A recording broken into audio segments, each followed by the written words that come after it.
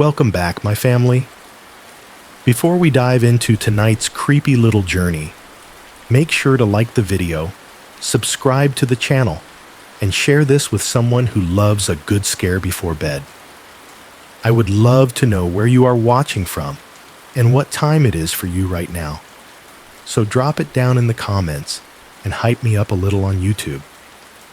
Now, get comfortable, dim the lights, and let us step into tonight's story.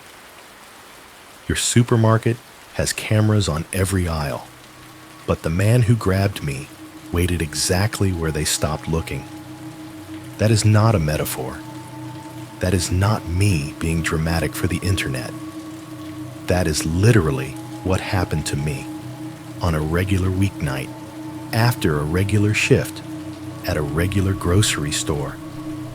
Think about the last time you were in a supermarket late. The lights are a little too bright. The music is a little too soft. You hear carts rattling, scanners beeping, that polite voice over the speakers asking for a cleanup on aisle 7. You feel safe because it is public. You feel safe because there are cameras in every corner, those little black domes staring down at you. You feel safe because you assume if anything bad was going to happen, it would happen in a dark alley or some abandoned warehouse, not next to the dairy section and a sale on frozen pizza. That was exactly how I used to think. My story did not happen in the middle of nowhere. It happened at a 24-hour supermarket off a 4-lane road with a police station less than 10 minutes away and a security guard who knew my name. I was 27, working the closing shift to pay off debt and scrape together something like a life.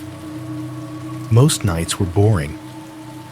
I would stand at self-checkout, listen to the hum of the freezers and the buzz of the fluorescent lights, watch tired parents scan milk and cereal while the automatic doors sighed open and shut on repeat. I was so used to that soundscape that I didn't notice when it went wrong, when the music cut out for a second too long, when the parking lot got a little too quiet, when the same silver sedan started showing up in the far corner of the lot, just beyond the glow of the streetlights. The cameras saw the front doors. They saw the registers, the aisles, the loading dock. They did not see the 3 feet of shadow right behind the dumpster, or the thin strip of darkness along the tree line where the asphalt ends. That is where he waited for me.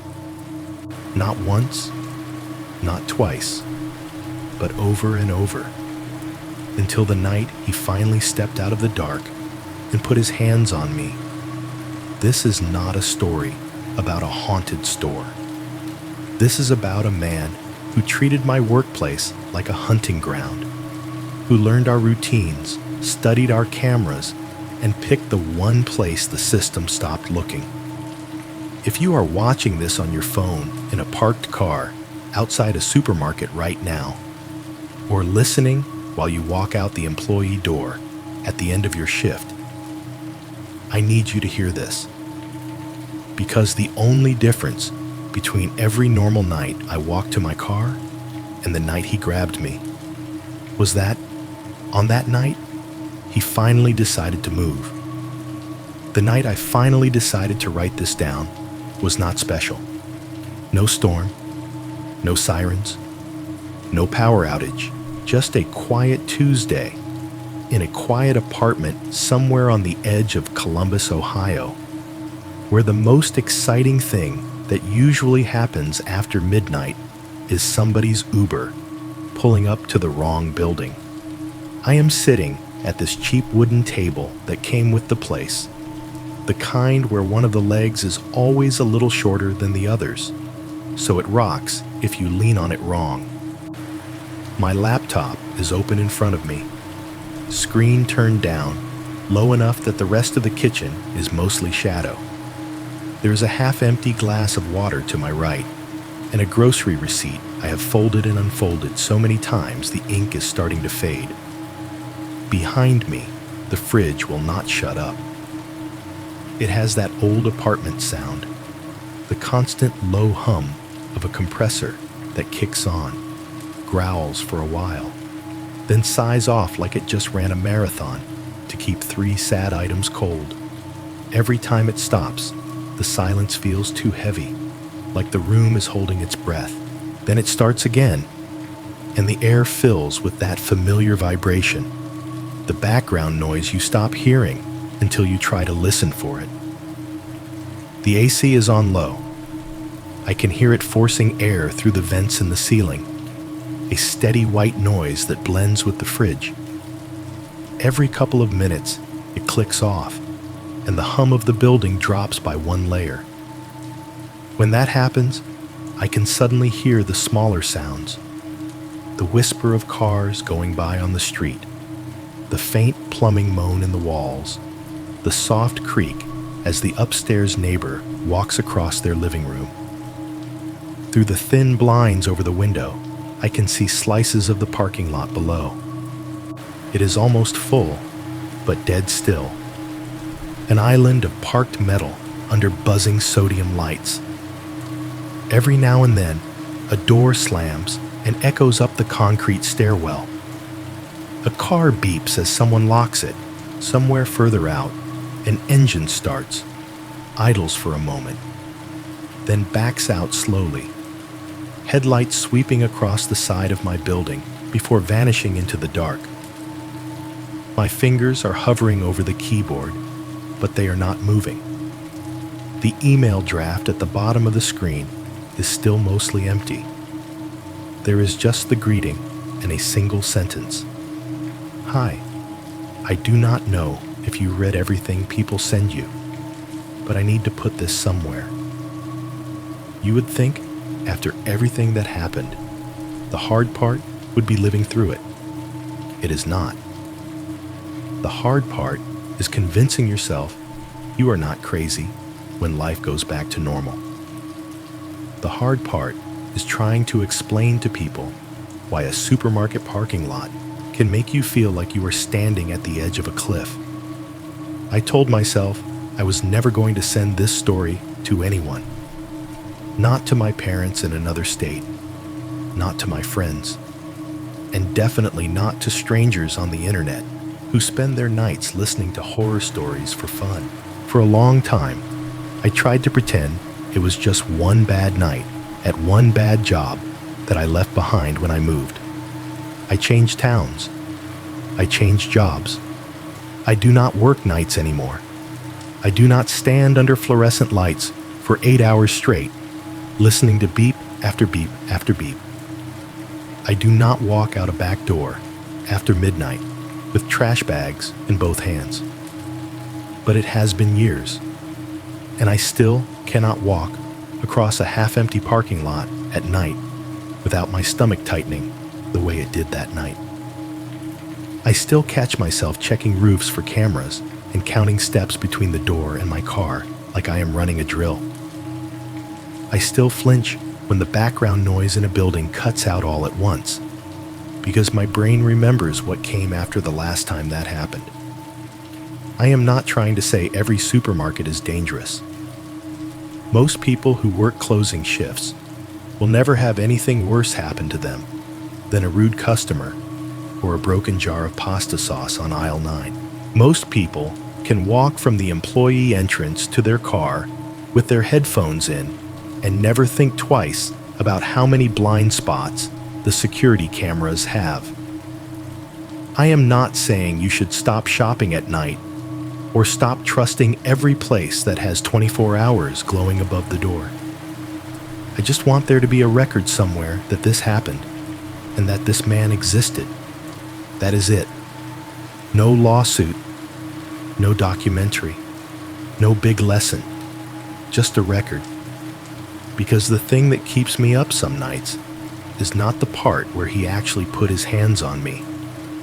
It is the part where we went back and watched the security tapes and realized how long he had been there before anyone even noticed. How many nights he might have stood just out of frame, heart beating, waiting for me to step into the part of the lot the cameras could not see. The AC kicks off again. The fridge winds down. For a second, the apartment falls completely quiet. No hum, no rush of air, no traffic. It is like the whole building pauses. I hate that second. It is always just one heartbeat too long. In that little pocket of silence, I can hear my own pulse in my ears, feel the blood in my neck, feel the way the skin on my arms tightens like it is trying to shrink away from the air.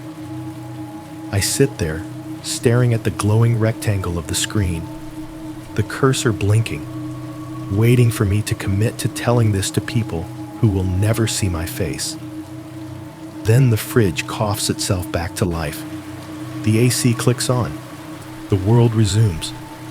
I take a breath that feels too loud in my own chest and rest my hands on the keyboard. The plastic keys are smooth and a little warm. My palms are damp. It is ridiculous how scared I am of a story. I would rather scrub a walk-in cooler at 2 a.m. than type the next sentence. But here I am, in an apartment that smells faintly of coffee and laundry detergent, letting my past bleed into this very normal kitchen. Outside, a car door closes, 2 beeps, a short laugh, feet on concrete, then nothing. I glance toward the front door without meaning to. Old habit. There is a deadbolt and a flimsy chain. The peephole is a dark glass dot in the middle. Beside it, the back of the metal push bar from the fire exit in the stairwell juts a shadow onto my wall every time the hallway light flickers on. I notice that shadow a lot more now. I look back to the laptop, to the blank space under my one lonely sentence, and I finally start to type. I used to work nights at a supermarket off a 4-lane road, and the man who grabbed me did not need to break in. He just had to stand where the cameras stopped looking. My fingers are moving faster now, the words tripping over each other. But my eyes keep drifting to the corner of the room where my own back door is. It is funny, in a dark kind of way, the way some details follow you no matter how far you move. The back door of this building. It looks a lot like the employee door at Value Mart. Same chipped beige paint, same metal push bar, same blind spot just around the corner. If you had met me a few years before all of this, you probably would have thought I was just another almost college graduate who took a wrong turn somewhere. I was 26, maybe 27. I had been almost done with school for 2 years. One more term, one more class, one more payment plan I could not quite manage. My parents lived 3 states away. They helped with what they could until it became clear that my 4-year degree was bleeding into its 6th, and nobody was sure if the finish line was even still there. So I did what a lot of people do when the numbers stop adding up. I quietly dropped out. Officially, I took a break. That is what I told my parents. Then I got a full-time job because the rent did not care how close I had been to a diploma. Value Mart was not my dream, but it was steady. It sat off a 4-lane road on the edge of town, the kind of road lined with fast food, a nail salon, a gas station that never looked completely open or closed. Behind the store, a narrow drainage ditch ran along the property line, separating the cracked asphalt from a row of thin trees and scrubby brush. In the daytime, it just looked like another forgettable strip of America. At night, it looked like a mouth. You could see the store from pretty far down the road. The big Value Mart sign glowed a dull red. The front windows threw rectangles of light out onto the parking lot. Inside, It was all fluorescent white and polished concrete. The buzz of the lights overhead never really stopped. It just changed pitch when you walked from one aisle to another. Every few seconds, a scanner beeped at the registers. Every few minutes, the PA cracked to life with that too cheerful announcement voice, "Clean up on aisle 7," or "Assistance needed at self-checkout."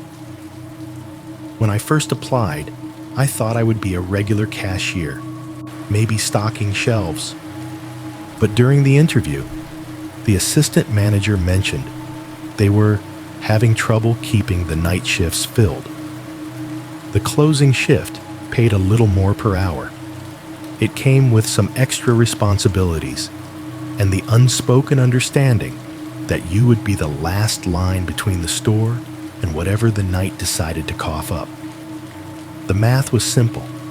I needed the extra dollars. I wanted my days open so I could still take online classes, pretend I had not given up completely. And honestly, I told myself, how bad could a 24-hour supermarket be at night? Families shopped there. There were cameras everywhere. The lights never went off. So I said yes. My first week, they trained me on both registers and self-checkout, then handed me a maroon vest and a name tag that kept flipping upside down. They walked me through the closing routines, counting drawers, locking the front doors at midnight, turning off half the lights to tell late customers it was time to move. That was when I met the people who would end up in this story, whether they liked it or not. Tom was the night manager, early 40s, permanently tired in the way retail managers always are. Coffee breath, dark circles, a crease between his brows from staring at schedules that never quite had enough people on them. He was not a power-tripping boss. He cracked dry jokes, helped bag when the lanes were full, and learned how I liked my breaks without me asking. Jess was 19 and always half a step away from laughing or crying. She worked the register closest to the door and complained that it was too close to the dark. Between customers, she loved telling creepy stories, urban legends, stalker threads, true crime podcasts she half remembered. It was easy not to take her seriously when she said things like, "I swear that guy in the produce aisle is going to follow me to my car," because she said it about different guys every week. And then there was Oscar. Oscar was the night security guard. Not a cop, not a caricature, just a big, soft-spoken man in his 50s with a slightly too small uniform jacket and a battered thermos of coffee that never seemed to leave his hand. He walked the front of the store, watched the cameras in the office when Tom was busy, and walked employees out when they did not want to cross the lot alone. He called everyone Kid. Those 3 people became my little world from 6 in the evening until after midnight, 5 nights a week. Out front, the automatic doors exhaled a soft whoosh every time someone came or went. You could hear it faintly all the way in the back, layered under the hum of the lights and the distant beeping of scanners. At first, that rhythm was weirdly comforting. Doors whoosh, cart rattles, scanner beeps. PA mumbles something about a sale on laundry detergent. Harmless noise that says, "This is just where people buy cereal and toilet paper. Nothing bad happens here." On my second night of training, Tom took me on the safety tour. He showed me where the fire extinguishers were, where to go if there was a tornado warning, how to lock the bathrooms if something went wrong. Then he led me through the swinging door to the back hallway, past the stockroom full of pallets and shrink-wrapped towers of toilet paper, to the heavy gray door that led out to the loading dock. He stopped with his hand on the push bar and looked at me for a second, like he was deciding how serious to be. "If you ever have to go out back alone," he said, tapping the radio on his belt, "call on the walkie first. Blind spot back there." I remember nodding, trying to look responsible. At the time, I thought he meant the kind of blind spot that gets people hurt in normal ways. Tripping over a pallet in the dark, getting backed into by a delivery truck, having some teenager try to run off with a cart of stolen beer because the cameras do not quite cover the far corner of the dock. I did not think about the other kind of blind spot, the kind that has a pair of eyes in it, waiting. Not yet. Not then. The first time I remember feeling something was wrong, it was not because of anything big. No screaming, no alarms, no broken glass. Just a car in the wrong place, staying there a little too long. It was a Thursday in late fall. I came in for my shift at 5:30 p.m. when the sky was still pretending it was afternoon, but the air had already decided it was night. The sun was bleeding out behind the strip malls across the road, turning the tops of the cars in the lot a dull orange. By the time I clocked in, tied my hair back, straightened my vest, the temperature had dropped enough that people coming inside had red cheeks and their breath puffed white for a second before the automatic doors swallowed them. By 7, the after-work rush was over. The families and tired parents and loud kids were gone. By 8:30, the store had that echo it only gets at night. Sound has more room to stretch when the aisles are mostly empty. Every voice carries a little farther. Every cart rattle sounds like it is rolling down a tunnel. I was at self-checkout that night. They liked to put me there because I was good with people, which really just meant I could say, "Please put the item back in the bagging area," without sounding like the machine that said it before me. The self-checkout corral sat near the front windows, and if I turned my head just right, I could see almost the entire parking lot through the glass. That lot was its own little world. Closer to the building, the asphalt glowed under a row of sodium lights, everything tinted yellow and soft. Shopping carts lined up in their metal corrals, some orderly, some half shoved in like people had given up halfway. Beyond that, the paint of the parking spaces dissolved into dark, and in the far right corner, near the row of thin trees and the drainage ditch, one of the lights had been dead for months.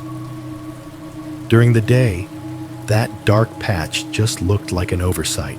At night, it looked like a hole cut out of the world. Sometime after 9, when we were down to a trickle of late shoppers, nurses coming off shift, truckers grabbing snacks, a couple of women in scrubs arguing about which brand of cat food was better, I noticed a silver sedan parked in that dark corner. It was the only car over there. No one else ever parked that far unless the lot was full, and it definitely was not full that night. Under the broken light, the sedan was more shape than color, a dull outline with faint reflections from the working lights closer to the store. I watched it for a minute between customers. I told myself I was just zoning out. People wait in cars all the time. Maybe they were on the phone. Maybe they were crying, or scrolling, or arguing with someone through the speaker.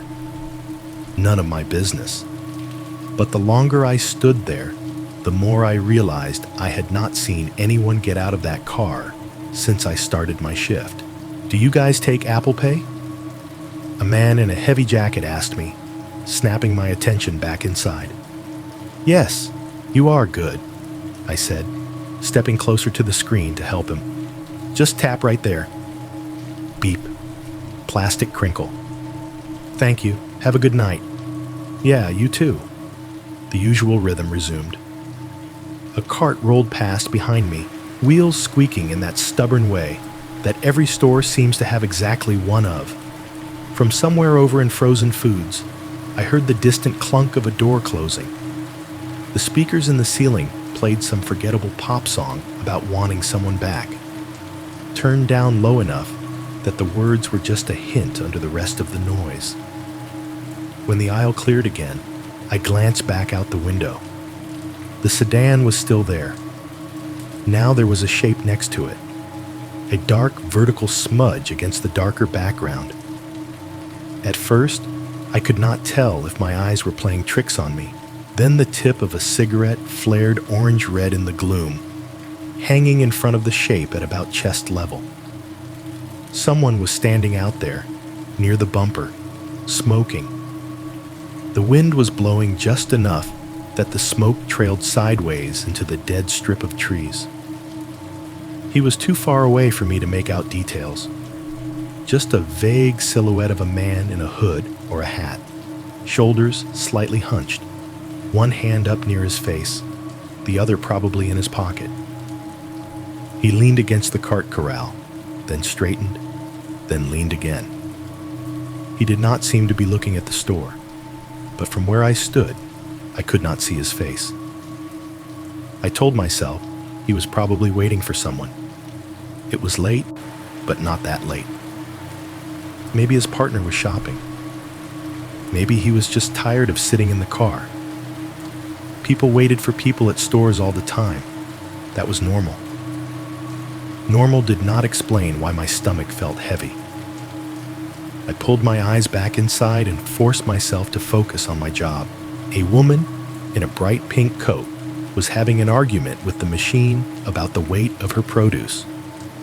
Somewhere, the PA clicked on, and Tom's voice came through, announcing that the pharmacy was now closed and would reopen at 9 a.m. tomorrow. A kid dragged his feet as his dad snapped at him to hurry up. The silver sedan stayed where it was. Every time there was a lull, I found my gaze drawn back to the far corner. Eventually, I saw the glow of the cigarette arc through the air, land on the asphalt, and go out. The shape shifted, moved closer to the cart corral, then drifted out of the little patch of view I had through the glass. A few minutes later, I saw a man under one of the working lights near the front of the lot.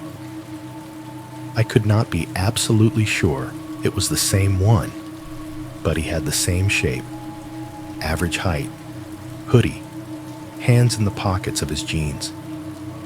He had another cigarette in his mouth now, unlit, just dangling as he leaned his back against the row of empty carts. He was closer this time, close enough that if I squinted, I could see the pale of his face. He did not look directly at the windows. He stared off toward the road, as if watching the flow of cars past the entrance. He still did not come inside. Probably waiting for a ride, I told myself in my head, over and over, like a mantra.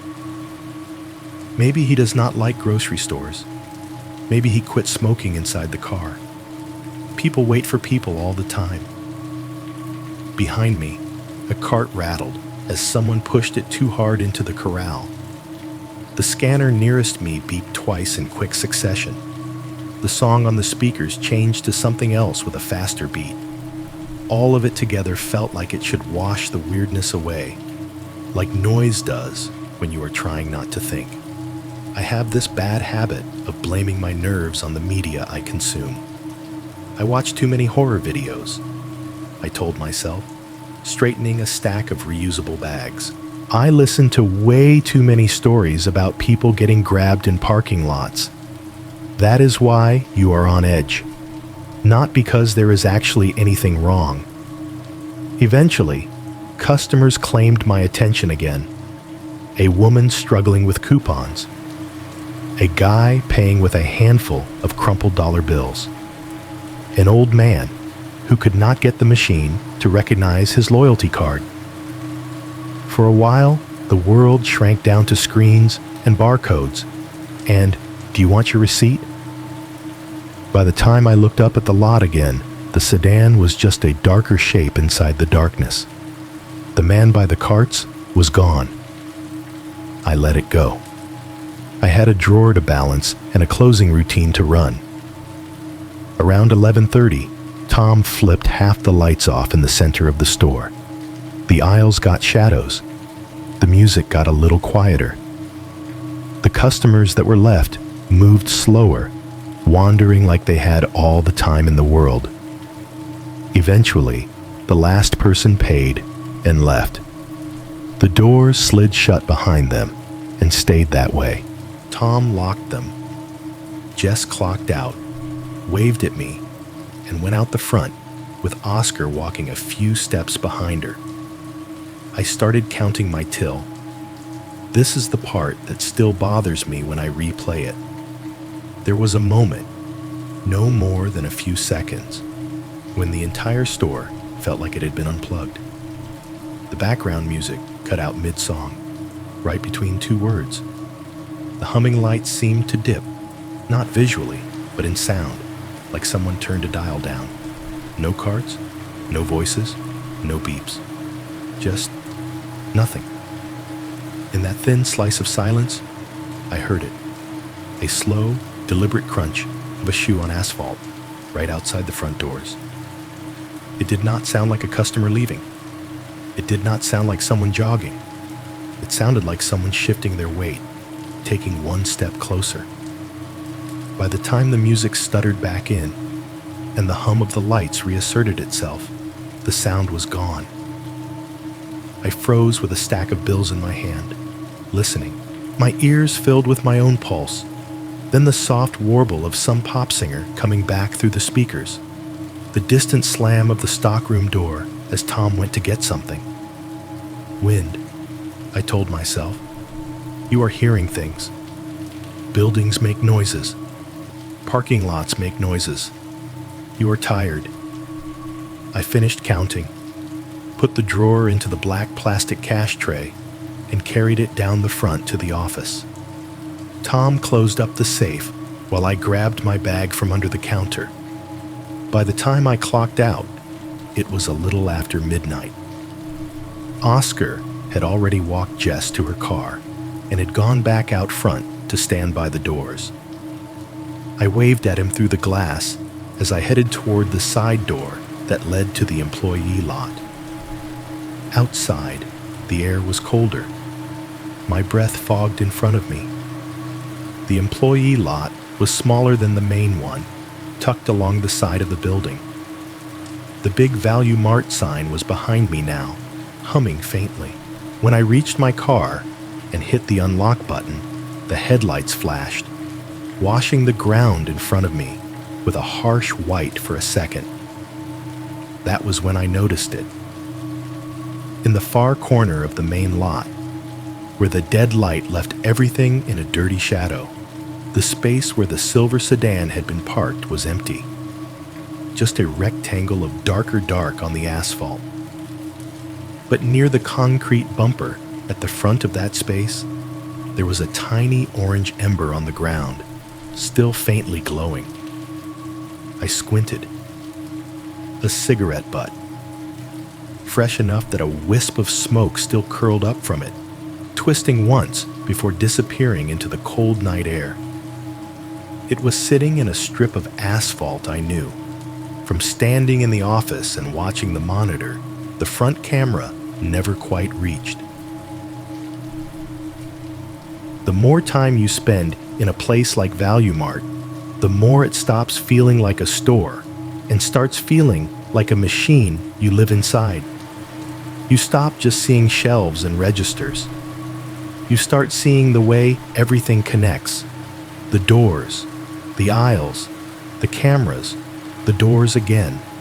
A loop you walk so many times your feet could probably do it without you. If you stood in the entryway and looked straight ahead, here is what you would see. The front doors are automatic. 2 sets of glass that shiver a little every time the heating system kicks on. They sigh open for anyone who gets close enough, like they are relieved to have something to do. When you walk through them, the cash registers are lined up to your right, red lights blinking lazily even when nobody is there.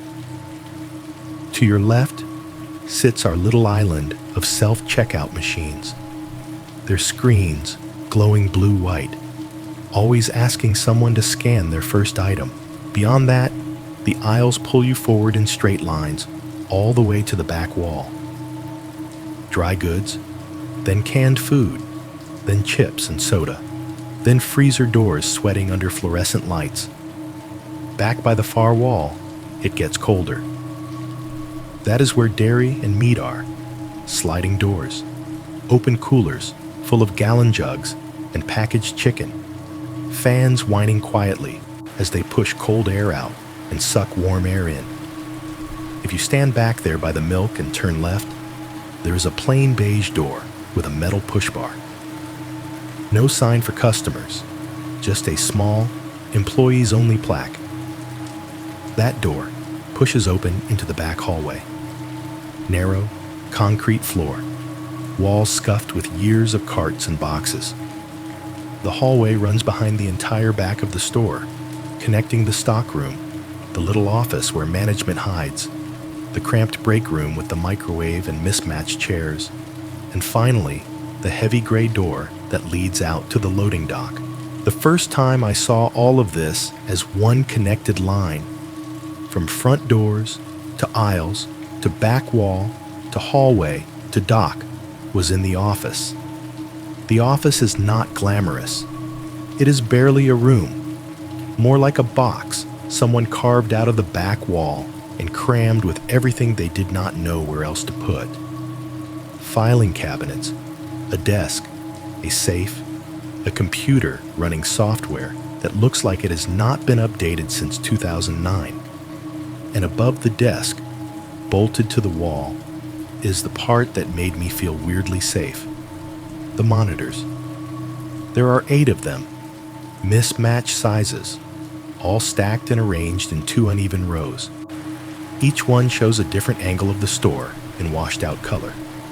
One is trained on the front doors, one on the main block of registers, one on self-checkout, one looking down the central aisle, one on the dairy section, one on the loading dock outside, another on the back stockroom.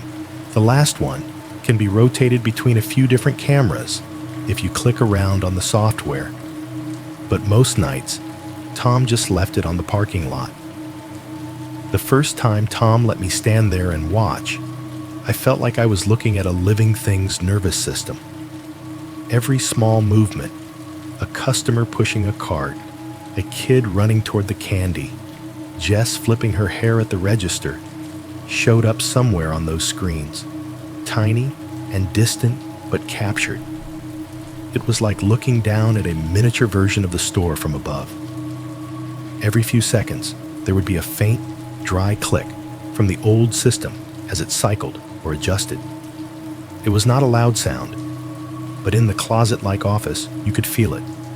Click, new frame, click, slight shift, click, another angle filling in.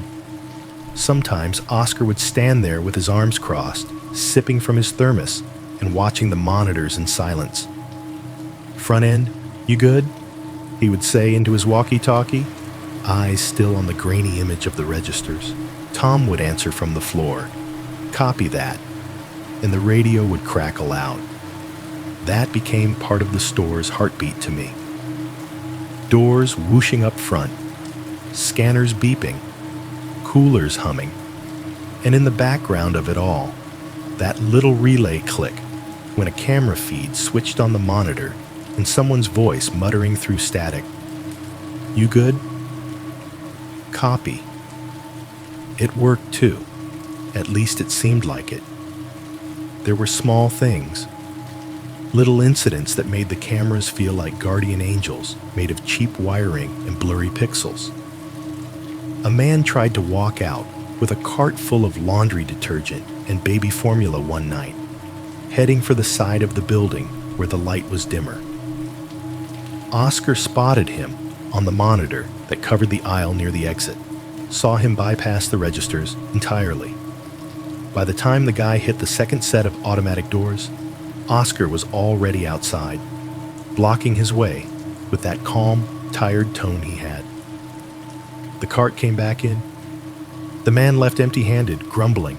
Another time, a drunk guy wandered in from the bar down the road, weaving a little as he grabbed a six-pack.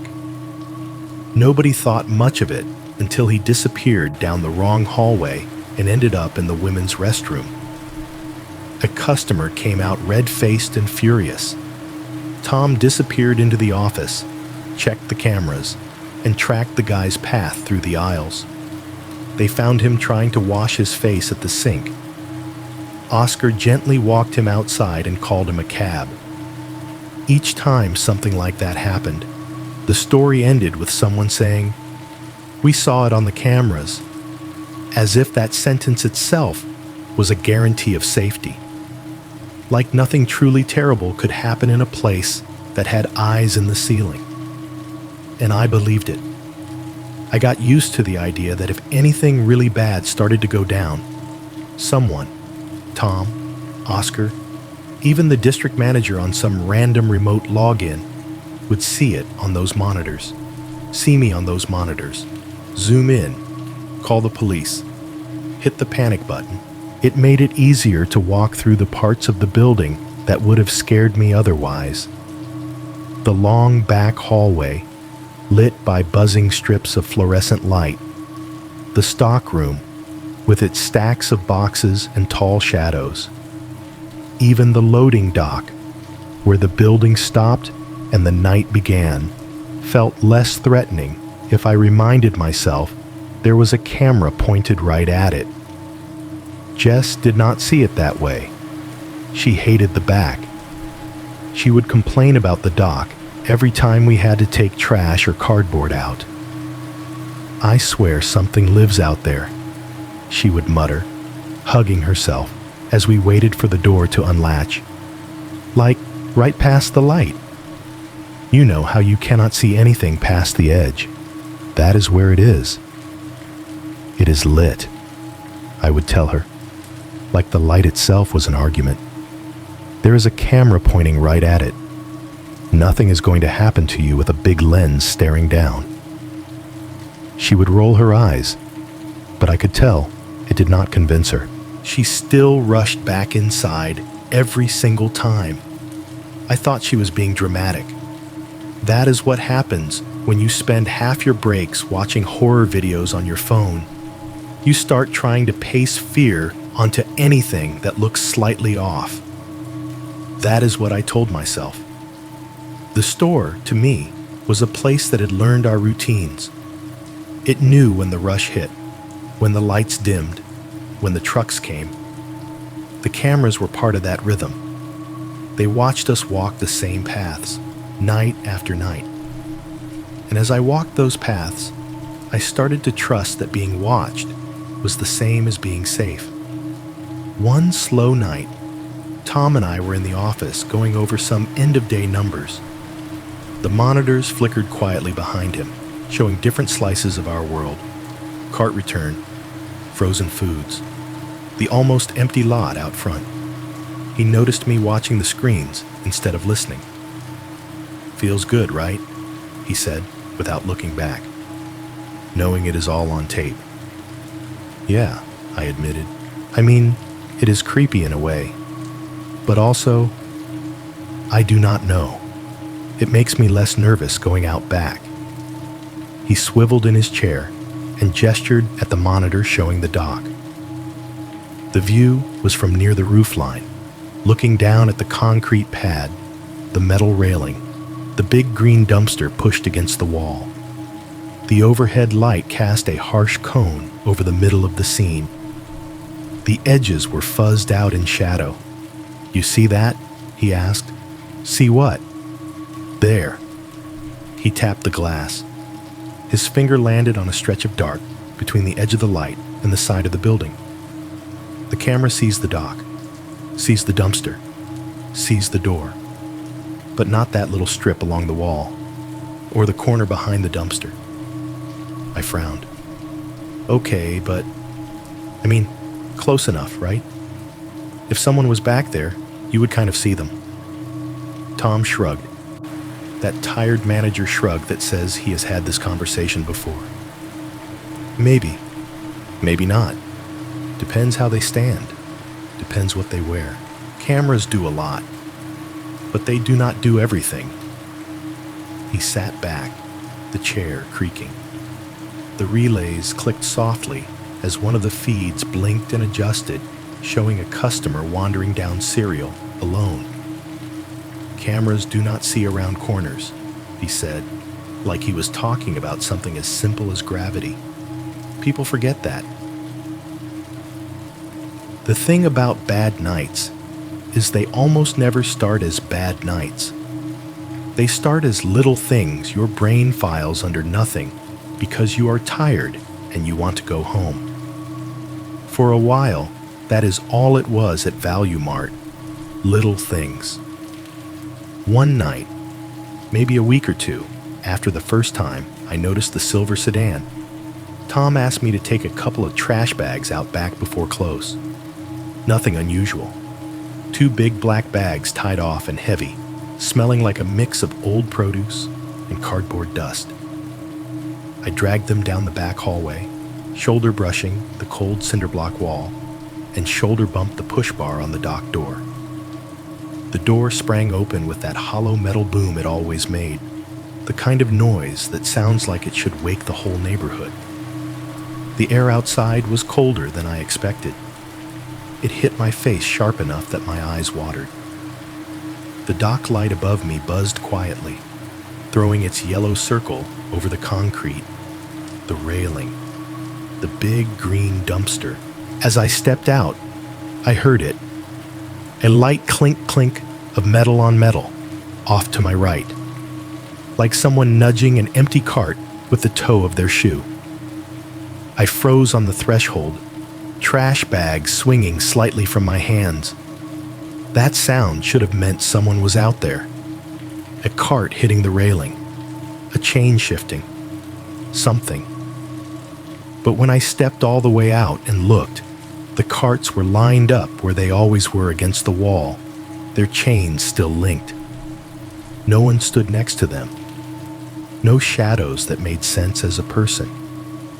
Just the rectangle of light, the hulking shape of the dumpster, and the way the dark seemed to lean in past the edge of the concrete.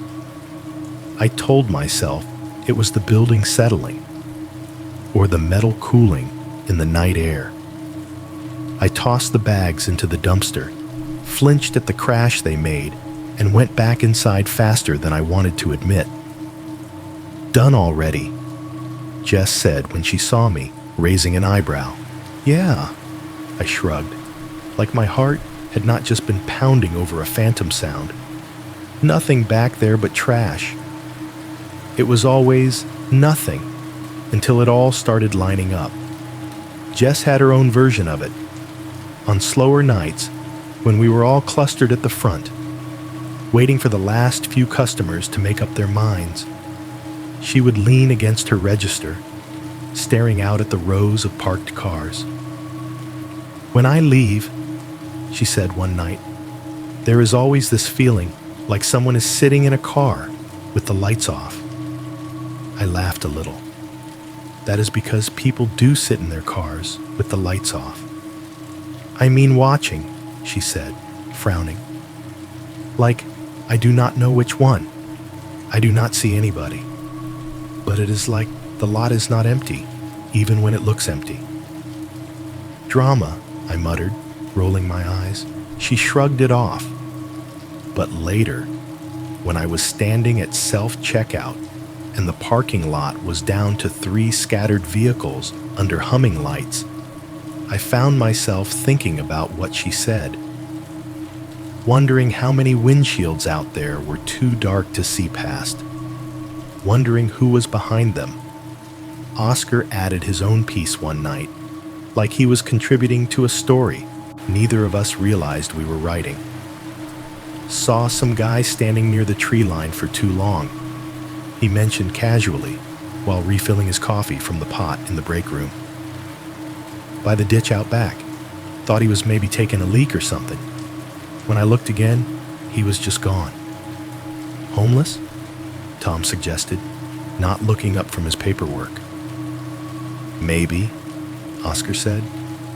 Maybe not. Just weird. He did not make a big deal out of it. None of us did.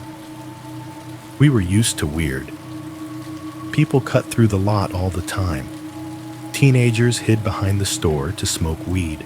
Truckers stretched their legs and walked laps around the building. We were open all night. The world did not pause just because the front doors locked at midnight. But after that, I paid more attention. The silver sedan started to feel less like a random car and more like a character with entrances and exits. It appeared in the far section of the lot on and off over the next couple of weeks, always in or near that same dead patch of light, always alone. Some nights, I could make out the pale rectangle of a phone screen glowing inside. The person in the driver's seat would lift it, light up their own face in blue, then drop it back down. Other nights, there was no visible movement at all, just a faint whitish fog around the driver's side window that could have been breath or could have been my imagination.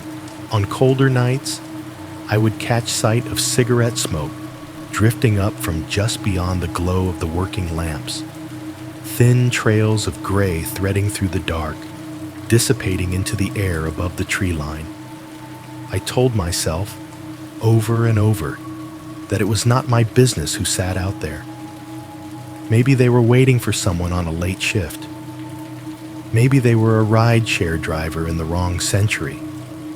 Maybe they just liked the view of the road.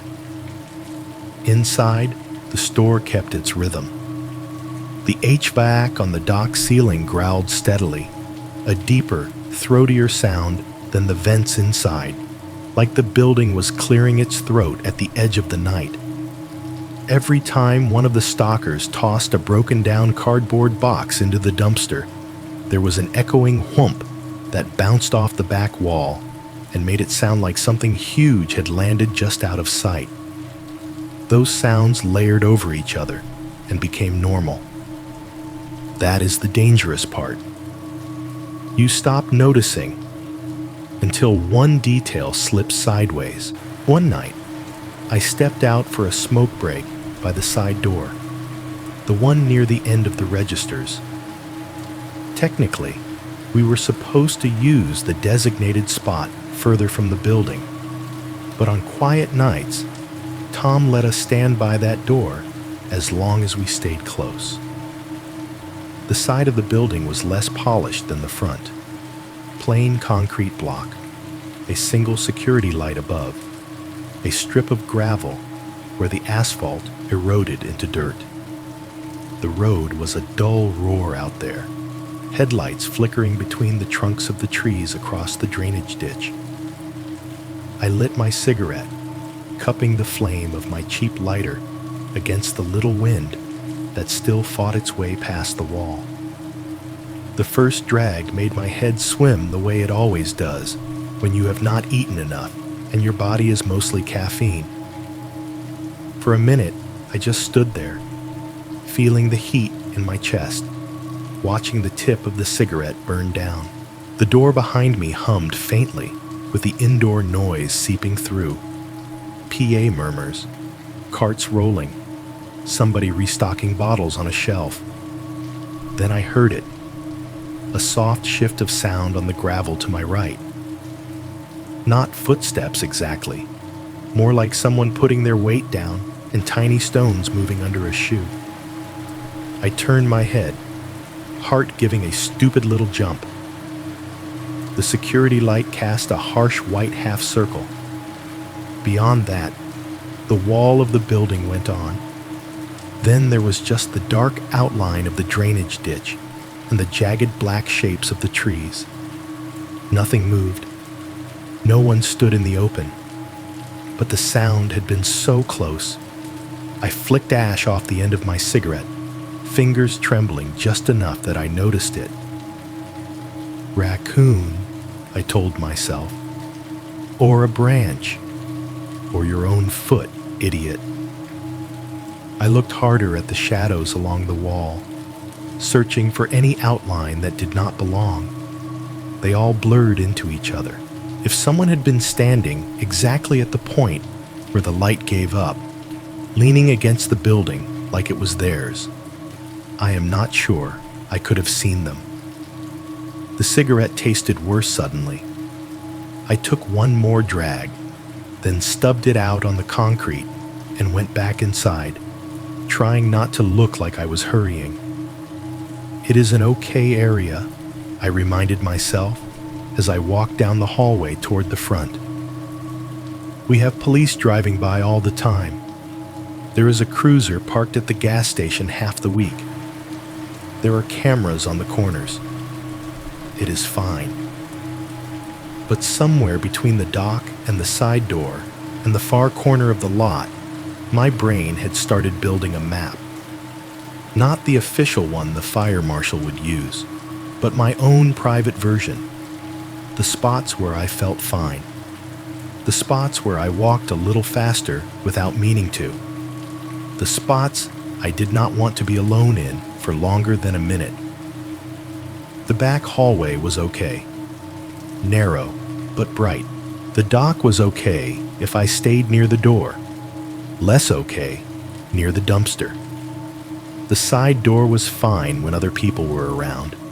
Less fine when it was just me and that strip of gravel.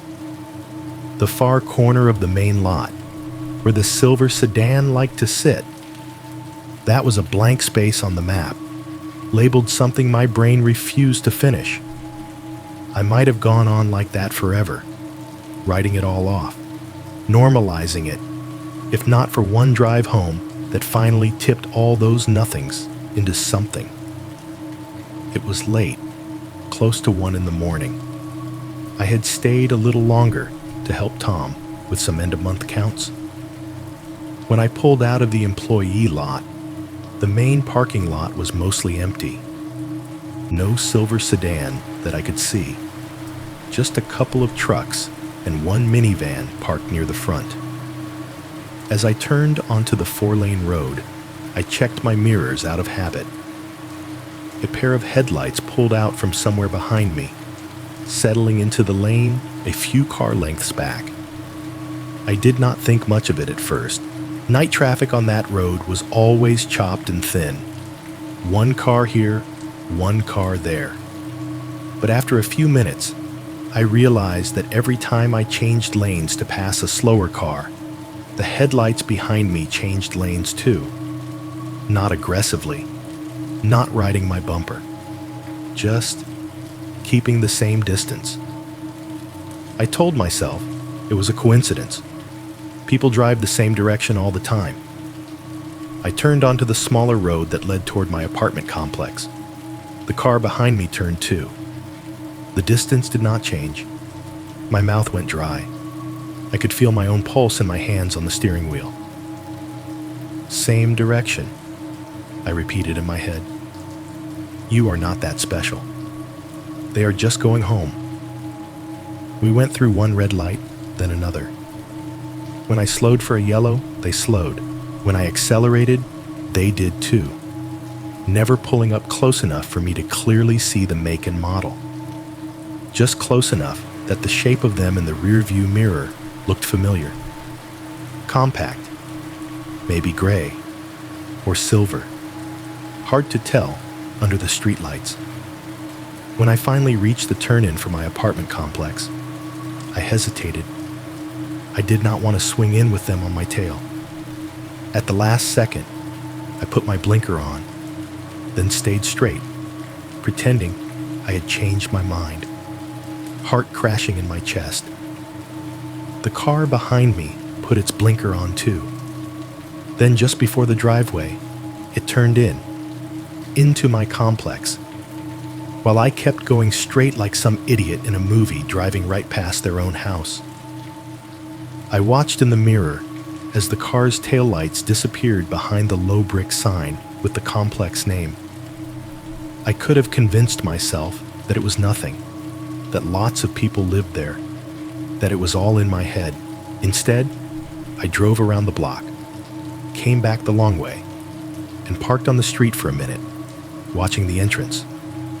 When I finally pulled in, the car, silver, 4-door, was parked 2 rows over from where I usually left mine.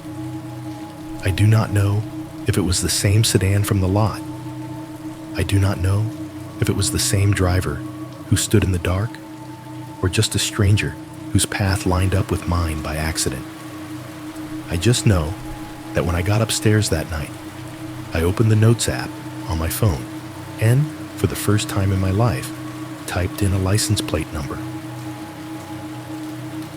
The night everything really clicked for me, the night I stopped being able to shrug it off as just a feeling, it was raining. Not a storm, nothing dramatic.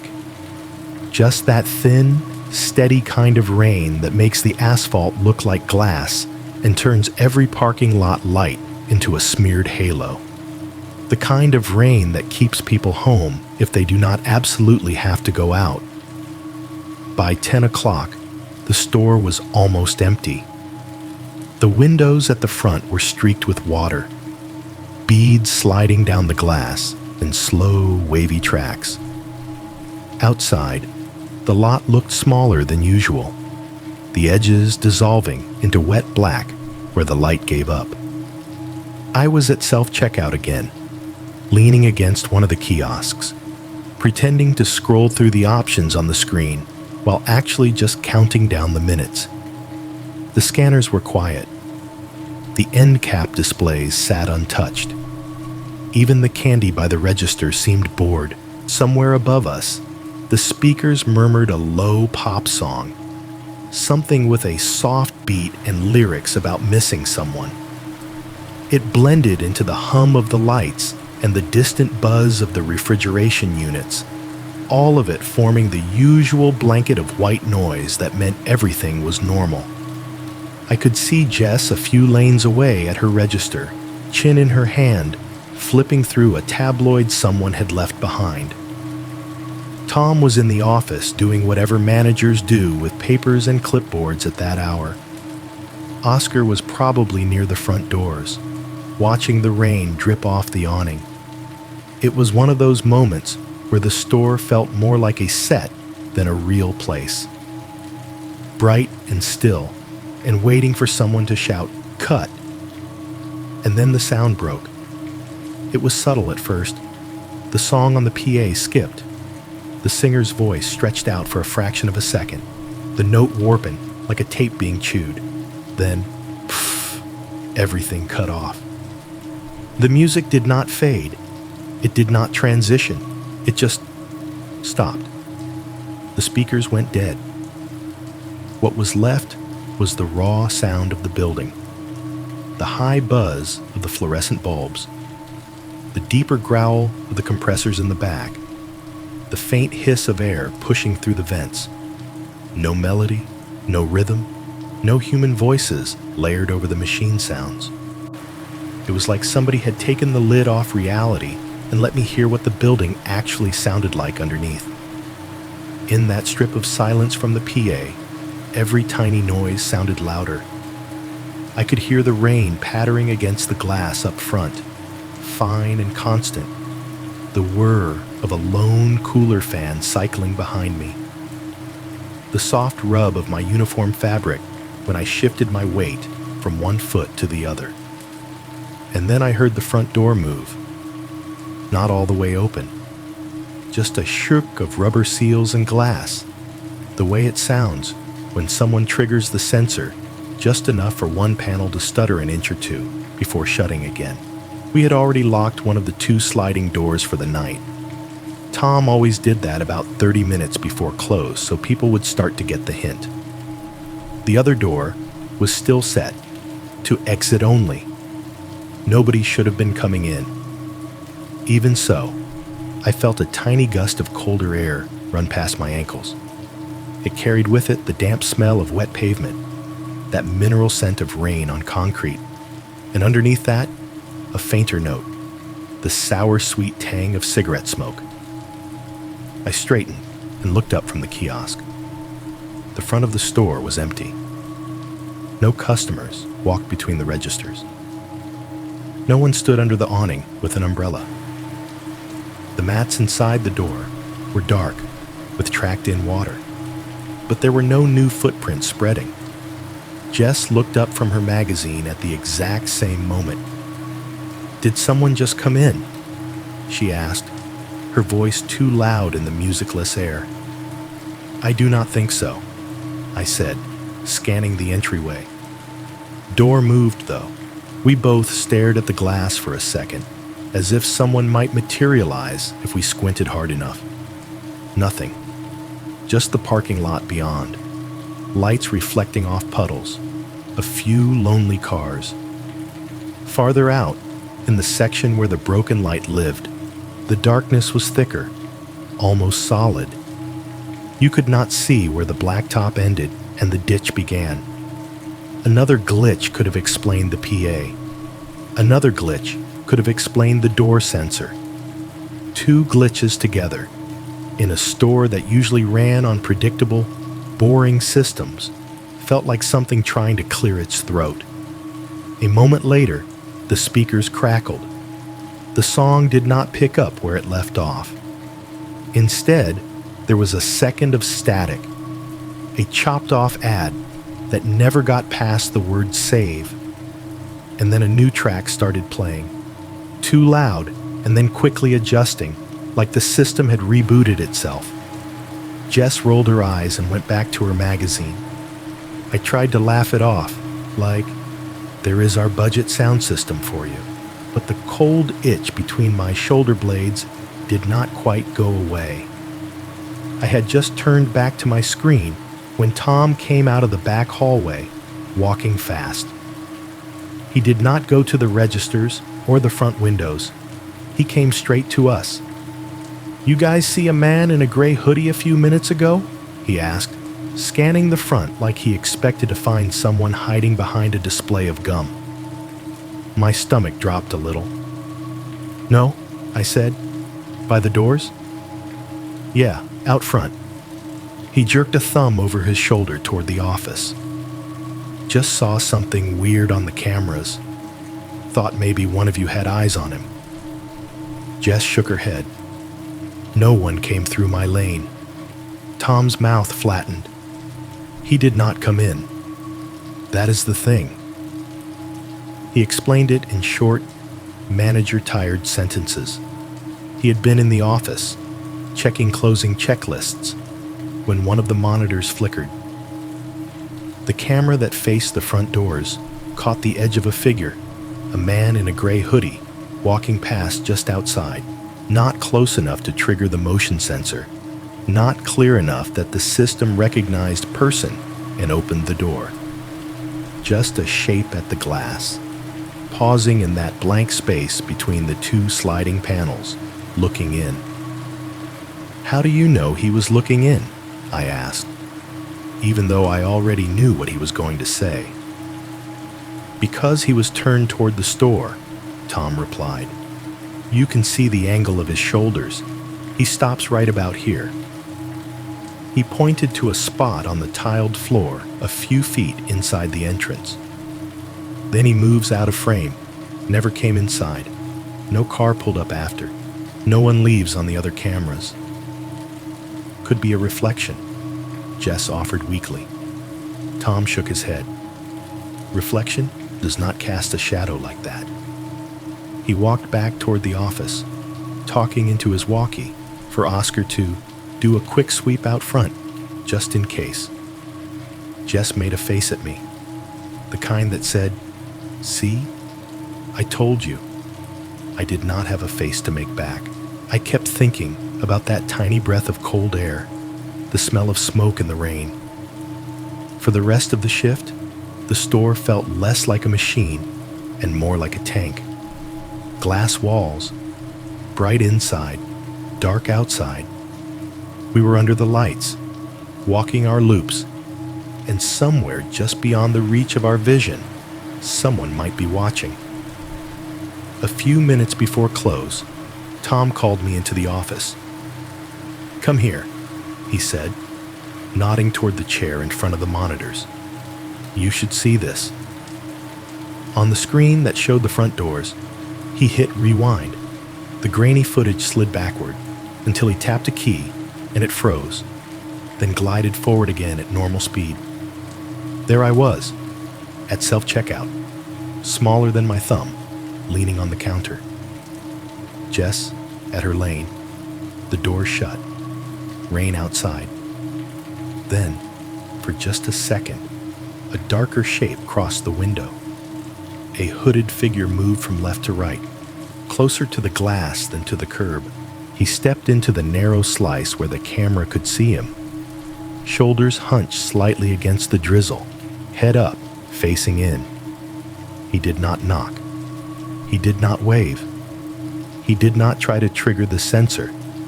He just stood there, in profile, at the edge of our world, and then his feet carried him out of frame to the right. The timestamp in the corner matched the moment when the music had died and the door had shivered.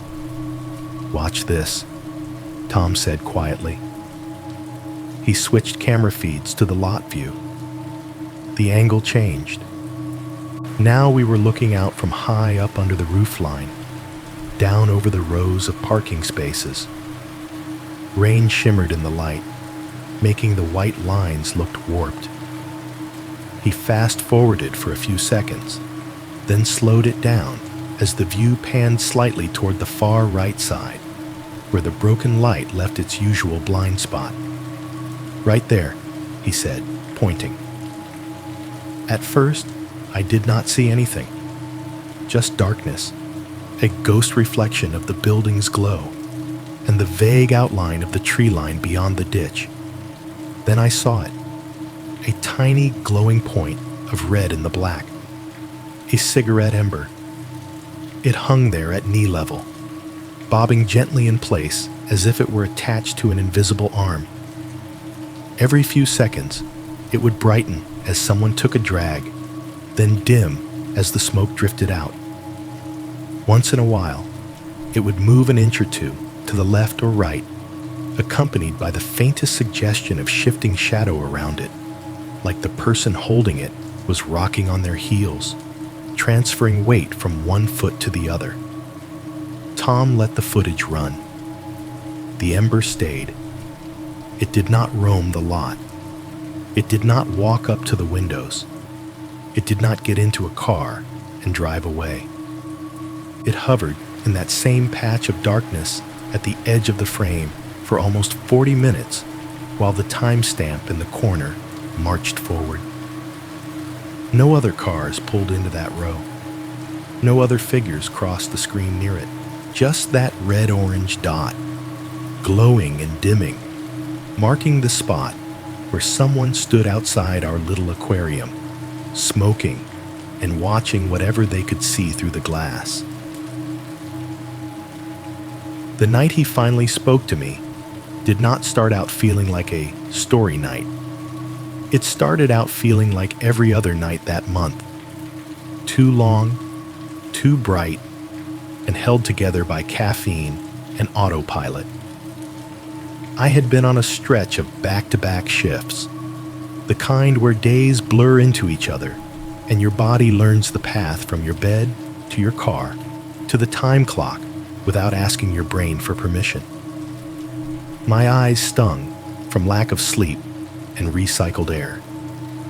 My feet hurt in that dull, throbbing way that you only notice when you stop moving and realize standing is actually its own kind of pain. By 10 o'clock, the coffee in the break room pot had turned into something closer to motor oil. I poured some anyway. The break room smelled like it always did at that hour, disinfectant from the floors that had been mopped at closing the night before, stale microwave popcorn from somebody's dinner, the sour hint of old coffee grounds, someone's damp jacket hung over the back of a chair, giving the whole corner a faint wet cloth smell. I took a gulp and winced. It was awful. It also pulled me just a little further away from the edge of sleep, which was the point. When I walked back up to the front, the store felt like it was entering that final stretch of the night. The bright produce displays that had looked so fresh and inviting at 6 o'clock were starting to look a little tired, fruit skins dulling under the lights. The floor was scuffed with the day's traffic. The music on the PA had moved into that late-hour playlist that seemed to be mostly slow songs and old hits. I slid back into my place by the self-checkout corral, resting my hands on the cool plastic edge of one of the kiosks. From there, I had a clear view of the front doors, the registers, and the first few aisles. If I angled my head, I could still see most of the parking lot through the windows. The air in the front of the store was full of familiar sounds. The beep, beep, beep of scanners reading barcodes. The soft clack of keys as cashiers punched totals into their registers. The rolling rattle of carts going past. The occasional murmur of the PA cutting in to announce some sale none of us were paying attention to. Underneath all of that was the hum of the lights overhead and the steady mechanical breathing of the refrigeration units along the walls. The smell of disinfectant from the freshly wiped counters mixed with the sweet, overripe scent of fruit from the produce section. Bananas a little too brown. Oranges with their oil just starting to scent the air. I was tired, but it was the kind of tired where your body is awake enough to function while your brain floats a few inches behind you. I scanned the area almost automatically, the way you learn to do in retail if you do not want to get yelled at. Eyes flicking from customers' hands to screens, from doors to aisles, from faces to cameras. That was when I saw him. At first, he was just another shape moving down the cereal aisle, a blur of gray and denim. Then he stepped briefly into the main aisle under a stronger light, and the details clicked into place. Gray hoodie, black baseball cap pulled low, stubble along his jaw, not a full beard, just the look of someone who either could not grow one properly or did not care to. Average build, average height, average everything. I recognized him, not in the sense that I had spoken to him before, but in the way you recognize a recurring extra in the background of your days. The man near the tree line Oscar had mentioned. The silhouette by the carts. The person in the grainy camera footage, hoodie up, cigarette ember glowing. He did not have a cart. He did not grab a basket. He walked the aisles like someone browsing without really seeing anything, letting his hand skim along the edges of boxes, pausing just long enough in each section to look like he belonged there, without actually picking anything up. From where I stood, I could track him in pieces. A shoulder passing the end of one aisle, the back of his hoodie disappearing around the corner of another.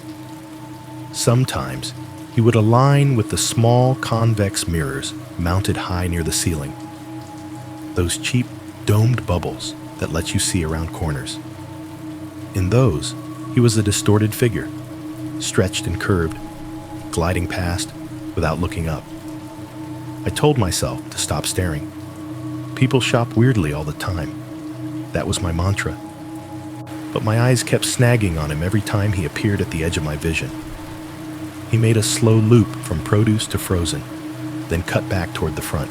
When he finally approached the self-checkout area, my heart did a small, irrational jump, like I had been hoping he would just vanish into the dog food aisle and never come out again.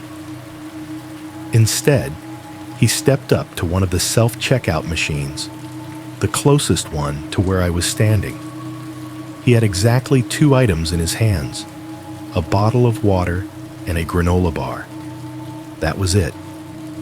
After all that wandering, all that pretending to browse, that was what he had to show for it. He set them down carefully on the edge of the scanner, then just stood there. Most people who use self-checkout behave the same way.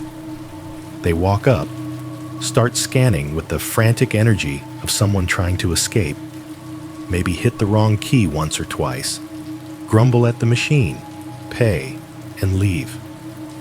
They do not linger. The whole point is speed. He did not move at all. He stared at the blank screen for a few seconds too long, like he was waiting for it to speak first. The machine's idle animation glowed blue on his face, washing his features in cool light. He turned his head slightly, and his eyes met mine. Up close, they looked ordinary. Not wild, not glassy, not anything you would pick out of a lineup. Just eyes. But the way he held the eye contact was wrong. People glance. They slide off you. They do not hold like that unless they want something. "Hey," he said, finally, voice casual, like we had met before. "What time do you guys close?" I shifted my weight, suddenly aware of how empty the self-checkout corral was. "Midnight," I answered. "Doors lock at 12. He nodded slowly, like he was filing that away. "That is late." "Yeah," I said. "We are a 24-hour store, just no new customers after that." He looked around, taking in the near-empty registers, the half-lit aisles, the reflection of the parking lot in the windows. "You always work this late?" he asked. "Night shifts?" "Most of the time," I said. There did not seem like a point in lying. "Closing, yeah." "By yourself?" he asked. "Like, you and who?" "Manager. Security," I said, feeling irritation prick under my tiredness. "We are staffed. We are not just like alone. He smiled at that, a little twist of his mouth that did not reach his eyes. "Right? Yeah. I was just thinking, you must get off super late. That parking lot must be creepy, huh?" I did not like how he said that parking lot, like it was a place he knew in detail, like he had stood in it and measured it with his own steps. "We have security," I said, keeping my tone light but firm. "Cameras, too." He flicked his gaze up toward one of the little black domes in the ceiling, then back to me, like he was acknowledging a joke we were not actually sharing. "Sure," he said. "Cameras." He finally picked up the granola bar, scanned it with a practiced movement, then set the water down on the scanner next. The machine chirped obediently. The total, that tiny amount, popped up on the screen. Behind him, a couple was struggling at another kiosk. One of them jabbed the wrong button, and a red square lit up on my screen, indicating assistance needed. Usually, when that happened, the machine would say, in its flat, chirpy voice, "Assistance needed at self-checkout." It was like our own little heartbeat, pulsing through the front of the store whenever someone messed up. But tonight, as he stood there in front of me, the store seemed to be holding its breath. No one touched the other machines. No one pressed the help button. The speakers above us were between songs, or maybe teetering on the edge of the PA glitch again. There was just the distant hum of the refrigeration units, the rain ticking on the roof, the soft whir of the receipt printer from Jess's lane. "You paying with card?" I asked, trying to put a normal retail script between us. He did not answer right away. He was still looking at me, head tilted, like I was the only thing in the store that mattered. Then someone at the far kiosk finally did hit the help button, and the machine across from us lit up red. A second later, its synthetic voice cut through the quiet. "Assistance needed at self-checkout," in that too bright tone that always made my skin crawl a little. "Excuse me," I said, seizing the excuse. "Let me just..." I walked around him, giving him a wide berth, and went to help the couple figure out why the scanner thought their bag of apples weighed as much as a bowling ball. It took maybe 30 seconds. When I finished, I turned back toward his kiosk, expecting to see him where I had left him, on the customer side of the machine, card in hand, maybe impatient now. He was not there. My gut dropped, and then I realized he had not left. He had moved. He had come around the back of the kiosk to my side. He was standing closer to my register area than any customer had a reason to stand, angled as if he had just casually drifted that way. The counter between us was no longer a barrier. He had bypassed it. There was only a narrow strip of floor between where I had stopped and where he was waiting. He was closer than he had been a minute ago. Close enough that I could see the faint shadow of stubble on his neck. The way his hoodie smelled faintly of rain and smoke and something else. Sweat, maybe? Or just the sour tang of someone who had been in the same clothes for too long. He leaned down slightly, bringing his face closer to mine, and lowered his voice to something just above a whisper. "Place is probably a lot different," he said, eyes flicking briefly toward the dark parking lot beyond the glass. "When the doors are locked, huh?" Up close, his question hung between us like a hook. "Place is probably a lot different when the doors are locked, huh?" I did what I always do when a customer says something that makes my brain lurch. I reached for the script. "We close the doors at midnight," I said, stepping sideways just enough to put the kiosk counter between us again, even if it was only symbolic. "After that, it is just employees. We are fine." He watched me move, eyes tracking the distance like he was measuring it. "Yeah," he said slowly. "Fine." For a second, neither of us spoke. The rain whispered on the roof. Somewhere in Frozen, a cooler fan cycled on with a low whine. The self-checkout machine nearest us blinked its idle animation, waiting for someone to care. Then he asked, almost casually, "What is your name?" Normally, that would not have bothered me. People ask that all the time, usually with a kind of hurried politeness as they gather their bags. "What was your name?" "Thank you." Name. "Have a good night." Name. Simple. Harmless. But the way he said it felt different. There was no rush in it, no hurry to get anywhere. It sounded less like he wanted to know who to thank and more like he wanted something to call me later in his head. I hesitated. My name was right there on my chest, printed in black on a little white tag clipped crooked to my vest. All he had to do was look down. For a second, I almost pointed at it and kept my mouth shut. The urge to lie came out of nowhere, sharp and clean. "Chelsea," I heard myself say. The fake name tasted strange. I had not planned it. It just came out of the same survival place that makes you cross the street at night when you hear footsteps behind you. "Chelsea?" he repeated, rolling the word around like he wanted to see how it felt. Then his eyes dropped to my name tag. The tag, of course, did not say Chelsea. He let his gaze travel back up to my face, and there was a smile there now. Not broad, not friendly, just the corners of his mouth tipped up, like we were sharing a private joke. "So, which one is real?" he asked softly. My heart skipped a beat. I forced a laugh, but it came out thinner than I wanted. "Company policy says this one," I said, flicking the edge of the tag with a fingertip. "So, I guess that is the official answer." "Huh," he said. He did not press.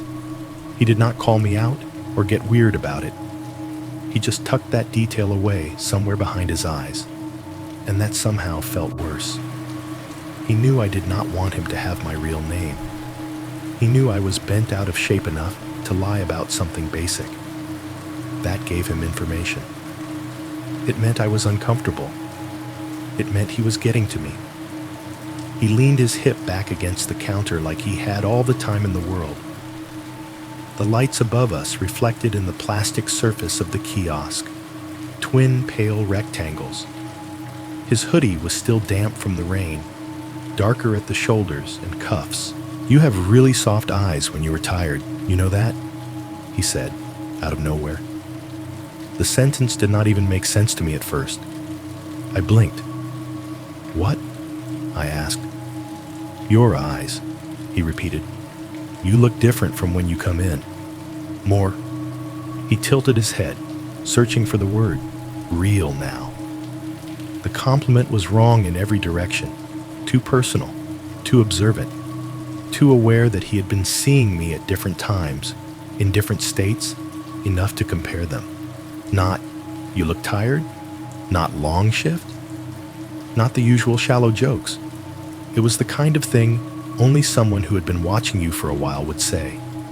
Inside, every alarm bell I had lit up loud and red.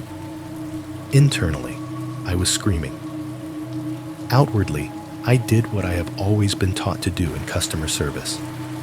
I smoothed my face and tried to make it look like his words had bounced off some invisible wall and dropped harmlessly to the floor. "Yeah, well," I said, forcing a little shrug. "That is what working nights does to you." Behind us, from somewhere in the warehouse area, a forklift let out its backing up alarm. Beep, beep, beep, in slow, deliberate little bursts, each one echoing off the high ceiling. The sound came through the stockroom doors and down the hallway, like a reminder that there were other people in the building, even if we could not see them from here. At almost the same moment, I heard the heavy thunk of a freezer door slamming shut in the ice cream section. The metal and glass shaking in their frame sent a dull vibration through the floor. The sounds layered on top of each other. Forklift beeping, door closing, rain on the roof, and for half a second, I clung to them like proof that the world was still normal, still out there, still bigger than this strange little pocket of interaction. He seemed unaffected by any of it. His focus stayed on me like there was nothing else worth noticing. "I mean it," he went on. "Most people are, I do not know, plastic, especially in places like this. But you..." He squinted, like he was studying a painting instead of a person. "You look more like yourself right now." I did not want to know what yourself meant to him. I did not want him to have a version of me in his head that he felt entitled to comment on.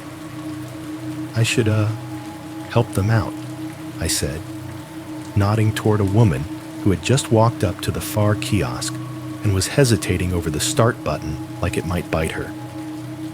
"You can go ahead and pay when you are ready. Just follow the prompts."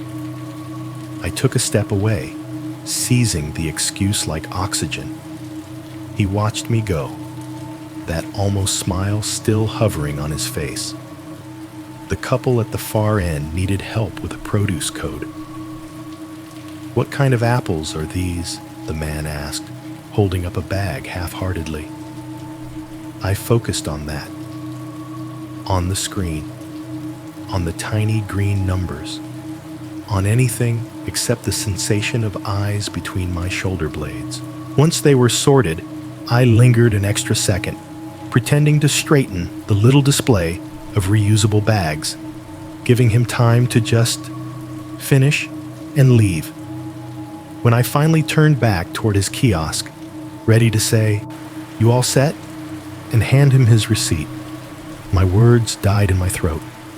He was gone, not walking away with his receipt in his hand, not out the doors as I watched, just gone like he had dropped straight through the floor.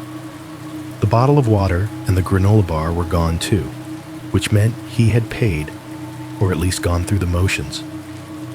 The screen was back on the idle homepage. No red alerts, no error messages. The machine had no complaint. I did a quick sweep with my eyes, heart thudding. No hoodie at the other kiosks. No familiar shape at Jess's lane. No one waiting by the doors. For a second, I let myself hope he had left the store entirely, that he had walked out into the rain, gotten into whatever car belonged to him, and driven away. Then I felt it, that prickling sensation on the side of my face, like someone was staring at me from the side. I followed it, past the self-checkout corral, past the registers, toward produce. There, half hidden by the bright stacks of oranges and the display of bagged salads, he stood. No cart, no basket, no items in his hands. Just standing at the edge of the produce section, body angled toward the front end of the store. He was not pretending to shop anymore. He was not even holding a piece of fruit to fake it. He just stood there with his hands in his pockets, head slightly tilted, watching the area where I was. As soon as he saw me looking, he did not look away in embarrassment like most people would. He smiled again, small, knowing, like we had shared a moment and he was checking to see if I remembered. I busied myself with the nearest kiosk, wiping down a perfectly clean scanner with a disinfectant wipe. Anything to break the direct line between us. Jess sidled up beside me a minute later, her voice low. "Hey," she murmured, eyes still on the register screen in front of her, like she was talking about a coupon. "That guy in the gray hoodie?" My chest tightened. "What about him?" She pretended to tap at a button, lips barely moving. "He asked me if you always leave out the back door. He said he wanted to make sure you get to your car okay." The words dropped into my stomach like ice. "What did you say?" I asked. Jess winced. "I laughed it off," she whispered. "I thought he was just being awkward. Creepy nice." She glanced up then, following my line of sight toward produce. The man had drifted further down now, into the shadows between displays, but he was still facing us. "I am sorry," she added under her breath. I did not realize he was that type of weird. I swallowed hard, my mouth suddenly dry. The store felt smaller. The lights felt harsher, and somewhere in the back of my mind, a quiet voice that had been whispering for weeks finally raised its volume just enough for me to hear it clearly. "This is not nothing." There is a point where "I am overreacting" quietly becomes, "If I keep pretending this is nothing, I am an idiot." That line is not marked on the floor. You only know you crossed it when your body refuses to play along anymore. For me, that point was right after Jess whispered that he had asked about the back door. Something in me just snapped into focus. All the little nothings lined up. The silver sedan, the ember in the dark, the question about my name, the way he stood behind the kiosk, too close, talking about locked doors, the compliment about my eyes, and now, him asking a teenage cashier which exit I used to walk to my car. I stopped pretending. "I am going to the office," I told Jess, trying to sound calm and failing. My voice came out thinner, higher. "If he comes near here again, call me on the phone, okay?" "You want me to get Oscar?" she asked. "Tom first," I said. Then Oscar. The office felt smaller than usual when I stepped inside, like the walls had crept in a few inches. The monitors on the wall showed their usual grainy collage of the store.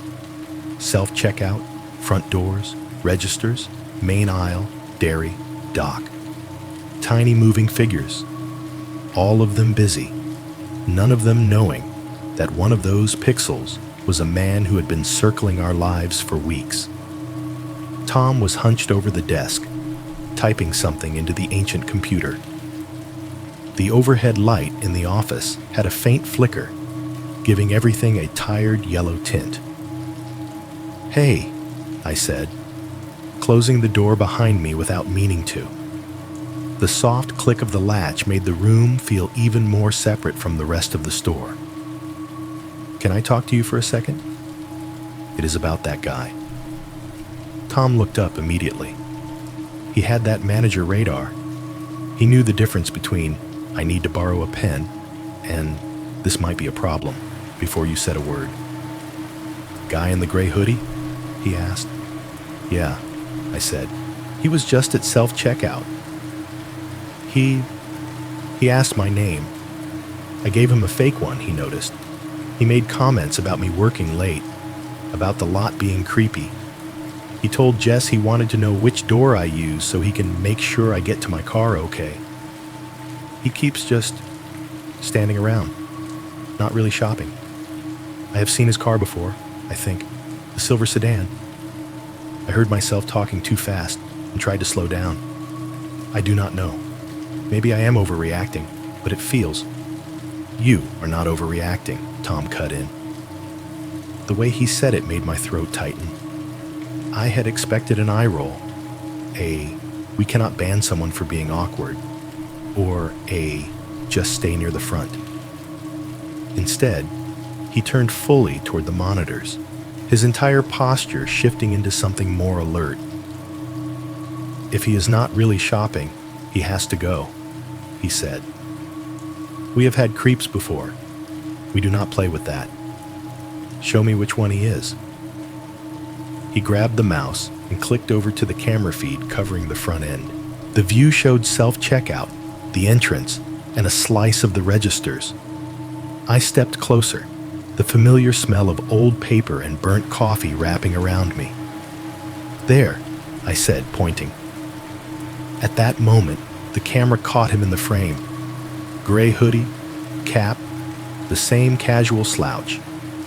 He was standing near the produce side now, just like I had seen, hands in pockets, head tilted toward the front. Tom narrowed his eyes. All right, he muttered. Let us see how long he has been here. He clicked the playback button. The footage on the screen began to rewind. People walking backward, carts rolling the wrong way, a dropped item flying back up into someone's hand. It would have been funny in another context. He stopped and started in small jumps, working backward from where the guy was standing now. 10:45 p.m. Hoodie guy near produce. 10:30 p.m. Hoodie guy at self-checkout, granola bar, and water. 10:15 p.m. Hoodie guy walking down aisle 12. 10:05 p.m. Hoodie guy drifting through the snack aisle, not picking anything up. Tom kept going. He switched feeds to the exterior camera that covered most of the front lot and the entrance. The rainy shimmer from earlier nights had been replaced by cool dryness. This was a different evening. The timestamp in the corner showed just before 9 o'clock. There, he said again, tapping the glass. The camera showed the front of the store from high above. Rows, parked cars, the glow of the Value Mart sign, the sliding doors opening and closing. Near the front row, next to one of the cart corrals, sat a familiar silver sedan. The angle was not perfect, but the shape was unmistakable. The same compact build, the same slightly darker patch along the driver's side where the light hit the windows. Beside it, leaning against the metal of the cart rack, was a figure in a gray hoodie. Even on the low-resolution screen, you could see the little movements, the tilt of his head as he watched people go in and out, the shift of his weight from one leg to another, the way his hand went up every now and then, a small orange flare at his face as he lit another cigarette. The timestamp read 8:56 p.m. Tom scrubbed forward a bit. 9:10 p.m. Still there. 9:25 p.m. Still there. 1 foot up on the concrete bumper now, like he had gotten even more comfortable. 9:40 p.m. He disappeared briefly out of the frame, then came back and resumed his post near the carts. All that time, customers came and went through the sliding doors. Some glanced his way. Most did not. No one approached him. He did not walk inside. It was not until close to 10:30 p.m. when I recognized myself coming up to the front to take over at self-checkout that he finally peeled himself away from the cart corral and walked into the store. For roughly an hour and a half, he had just been there, watching, waiting. Tom blew out a breath that sounded more like a curse than anything he actually said.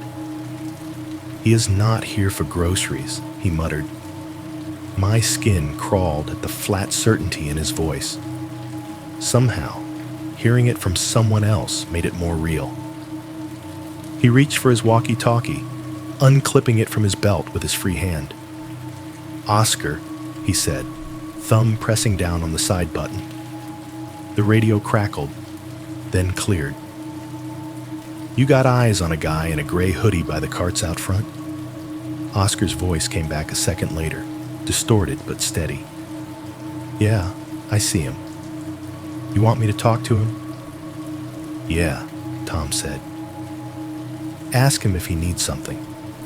If he gives you weird vibes, or he is just loitering, tell him he has to move along. He has been out there too long." "Copy that," Oscar replied.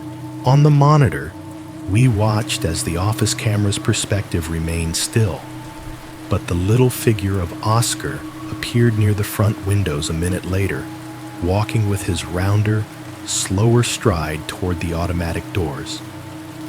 Tom switched feeds again, back to the exterior camera. From above, we saw the glass doors slide open. Oscar stepped out under the awning, looked toward the carts, and started walking. The man in the hoodie straightened slightly. Even from this distance, it was clear he was preparing some kind of reaction, nervous or annoyed, or both. Oscar stopped a few feet away from him and said something we could not hear through the screen. Whatever it was, it made the man in the hoodie shrug, that universal shrug of, "Who, me?" He gestured vaguely toward the lot, then at the store, then at his own chest, as if building a case no one had asked for. Oscar shook his head and pointed not at the doors, but toward the street, toward the exit of the lot, his finger jabbed that way firmly. "You cannot stay." The man hesitated, then laughed once, short and stiff. He nodded like they were old buddies who had just shared a joke he did not find funny, patted his pockets, and started to walk away. But he did not walk toward the main road. He did not get into the silver sedan and drive off. Not yet. He moved out of the frame of the front camera to the right, toward the side of the building, toward the area near the employee side door, toward the place we used for smoke breaks. My mouth went dry again. I watched his gray shape slip into the blind spot we all knew existed, but none of us had truly felt afraid of until then. Tom rubbed his forehead with his thumb, eyes still on the screen. "He is not a customer," he said quietly. "He is just here." I thought about the question the man had asked Jess. I thought about the compliment about my eyes. I thought about the way he had said my fake name like he was tasting it. A cold certainty settled in my stomach. "Should we call the police?" I asked. Tom hesitated, not because he did not believe me. I could see the anger in the tight set of his jaw, the protective, managerial kind that comes out when someone messes with his people. "We can call them," he said slowly. "But all we have right now is a guy who hung around outside and made creepy comments. They might come to a drive-thru, maybe talk to him if he is still around. But they are not going to arrest him for standing in a parking lot and buying a granola bar." He glanced at me then, the lines around his eyes deeper than usual. "We will keep him off the property," he added. "Oscar is going to walk you out tonight. And if he comes back after that, we file a trespass notice. We do not give him any more chances." He clicked the mouse again, rewinding the footage a little further. Other days flickered on the screen. Other nights, other versions of me, smaller in time, walking out back, pushing carts, going about the mindless routines of retail. On one of them, the silver sedan was parked in the lot again, a little farther out, nearly lost in the grain. A darker shape leaned against it, almost invisible. Tom paused the video, leaned back in his chair, and looked at me directly. "He has been out there watching this store for at least an hour and a half tonight," he said. "And I am willing to bet this is not his first night either. We just did not notice him on the older tapes until you pointed him out." I thought I understood what it meant to feel watched. I did not really, until I watched proof that somebody had already been watching me. After Oscar went to move him along, Tom did not just shut the monitors off and call it a night. He pulled his chair closer to the desk, cracked his knuckles, and said, "All right, let us see how long this has been going on." He motioned for me to sit. The office felt tighter than usual, like we had both grown bigger and the room had stayed the same size. It smelled like old coffee, printer toner, and that faint, stale fabric smell from the jackets people hung in the corner. The little computer in front of us hummed loudly, its fan whining in uneven bursts. Every so often, one of the old monitors on the wall made a tiny tick, its relay flicking as the feed adjusted. Outside the thin office door, the store noise was muffled into a low wash. Distant beeps, the rumble of a cart, the PA murmuring something we could not make out. Beneath all of that was a faint hiss of rain angling against the side of the building, and every couple of minutes, the deep rushing sound of a truck passing on the 4-lane out front.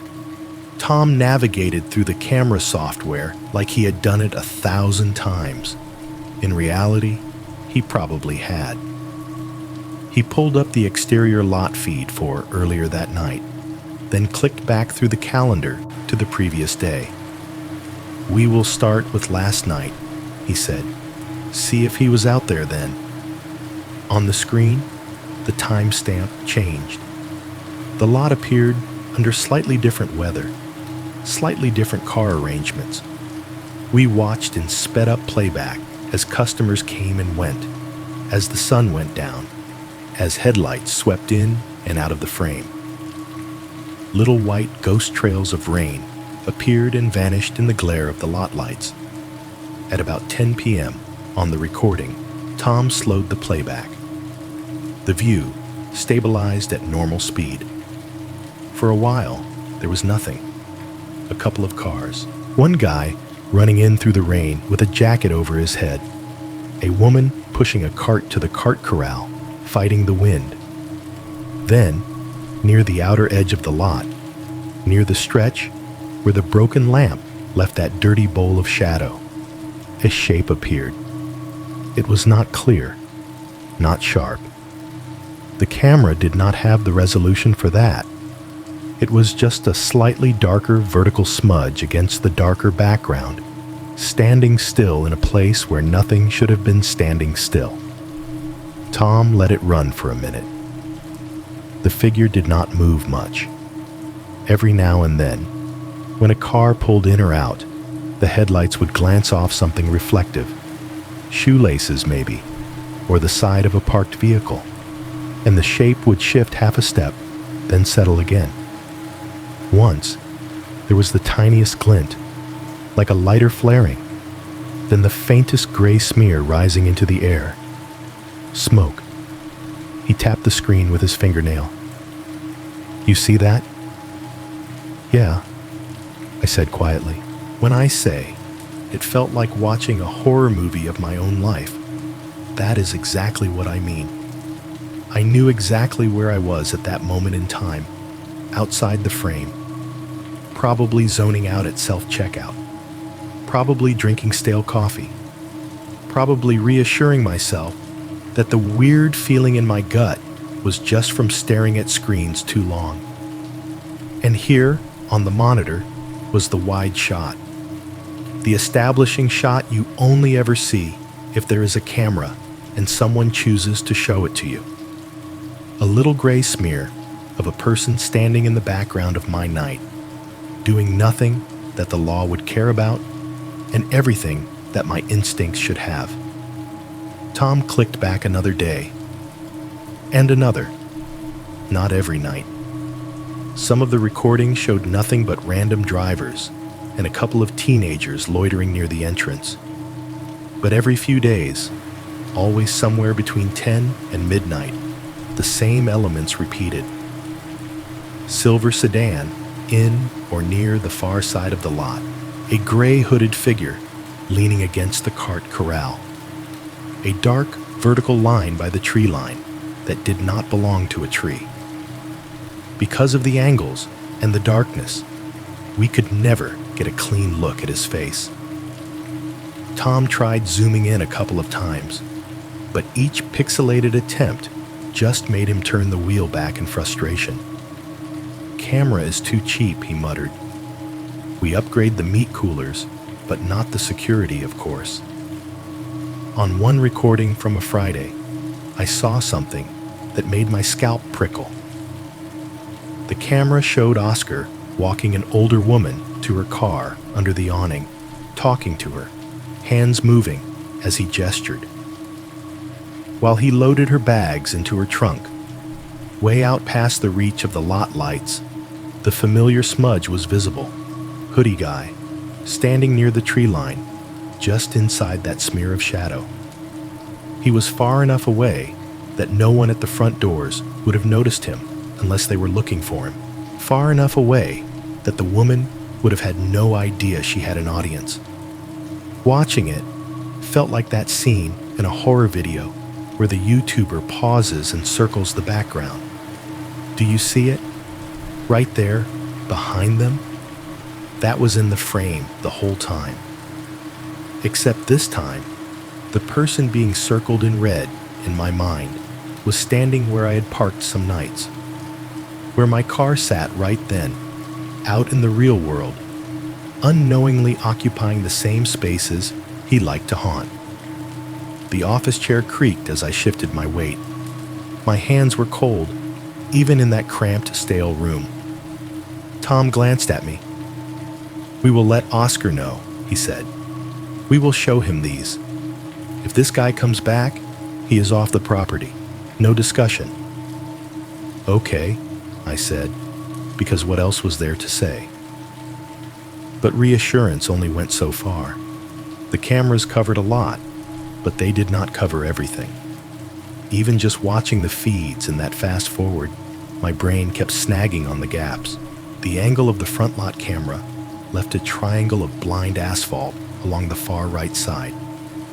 The dock camera caught the concrete pad and the dumpster, but it did not reach the patch of ground where the concrete turned to gravel and then to scrubby grass near the ditch. The side door camera, the cheap one by the employee exit, showed the doorway and a few feet beyond, then gave up into smeared dark. If he stood exactly where the angles missed each other, if he hugged the wall, or tucked himself into the dipped shadow behind the dumpster, or found the sliver between the cones of light, he could have been watching us for hours without ever becoming more than a pattern of pixels on a screen, indistinguishable from the static. "We like to think of this place like a fishbowl," I said quietly. "Light on us, dark out there, but there are parts of the glass no one ever looks through. Tom did not answer that. He just clicked to another date. About 2 weeks back, on a Tuesday, he stopped going night by night and started skipping more quickly through the calendar, jumping a few days at a time. The computer protested with louder fan noise, like it resented being asked to think this hard. "Here," he said finally, selecting a date from 3 weeks ago. The view that loaded was from the dock camera. "Watch this one," he said. The timestamp in the corner showed a time around close, a little after midnight. The concrete platform of the loading dock glowed under the harsh overhead light. The dumpster was pushed up against the far wall like always. Beyond that, the tree line was a jagged black seam between the back of the store and the invisible ditch. In the frame, a familiar figure appeared. Me. I watched myself push the heavy gray door open with my back, both hands occupied with 2 bulging trash bags. The me on screen wore the same maroon vest, the same tired slouch. I stepped out into the light, the bags swinging. When the door swung shut behind me, it made that hollow boom I could almost feel in my chest, even though it was silent on the recording. I watched myself walk toward the dumpster, a little too quickly, like I already did not like how exposed it felt out there. Tom let the footage run, then paused it as soon as I disappeared out of frame behind the dumpster. "Hang on," he said. He dragged the timeline bar back a few seconds and slowed the playback to almost frame by frame. The dock light flickered once. The camera struggled with the contrast between the bright concrete and the dark beyond. I reappeared on screen as I came back into view, empty-handed now, heading for the door. My shoulders were slightly hunched, like I was bracing for the sudden change from cold outside to warm inside. "Look there," Tom said, pointing not at me, but at the far edge of the frame. I leaned in. At the bottom right of the screen, right where the concrete lip of the dock ended and the slope down toward the ditch began, there was something, a vertical smear in the dark.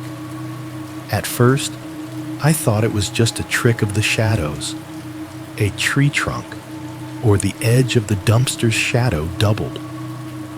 But as the footage ticked forward one frame, then another, the shape shifted ever so slightly, like weight shifting from one foot to the other.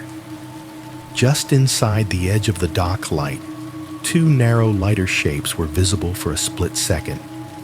Legs, from the knees down, lit by the spill of yellow. The rest of the body was swallowed by the dark above, blending perfectly with the tree line. It could have been nothing. A distortion, an artifact, camera noise. That is what I told myself later. In that moment, though, staring at it in the cramped office, it looked exactly like someone standing just out of the circle of light, watching me heave trash into the dumpster, close enough to hear the bags hit, close enough to step forward if they decided to. On the screen, my recorded self reached the door, opened it, and vanished back inside. The shape at the edge of the light did not move into the open. It stayed pressed against the line where visibility ended. Tom froze the frame and zoomed in as far as the grain would allow. The image dissolved into blocks. The leg-like shapes fuzzed into messy gray lines. There was no face, no hoodie, nothing we could print out and hand to a cop. We stared at the mess of pixels anyway. "I cannot say for sure that is him," Tom said finally. "Camera is garbage. Could be a weird shadow. Could be a tree. Could be anything." He scrubbed the footage backward and forward a couple of times, watching the shape appear and disappear at the edge, like it was breathing with the frame rate. "Could be," he repeated, but his voice did not sound convinced. I did not say anything. I did not trust what my own brain was doing. All I could think was, that was me. That was me out there, alone, with a door that takes 2 seconds to open and close, and something standing where the cameras go blind. We never got to 100% certainty about that smear on the tape. We never printed it out, or circled it in red, or sent it to anyone. On paper, it was nothing. But from that night on, every time I stepped out that door, that half image came back to me. The hint of legs in the light, the rest of the body melted into the dark above.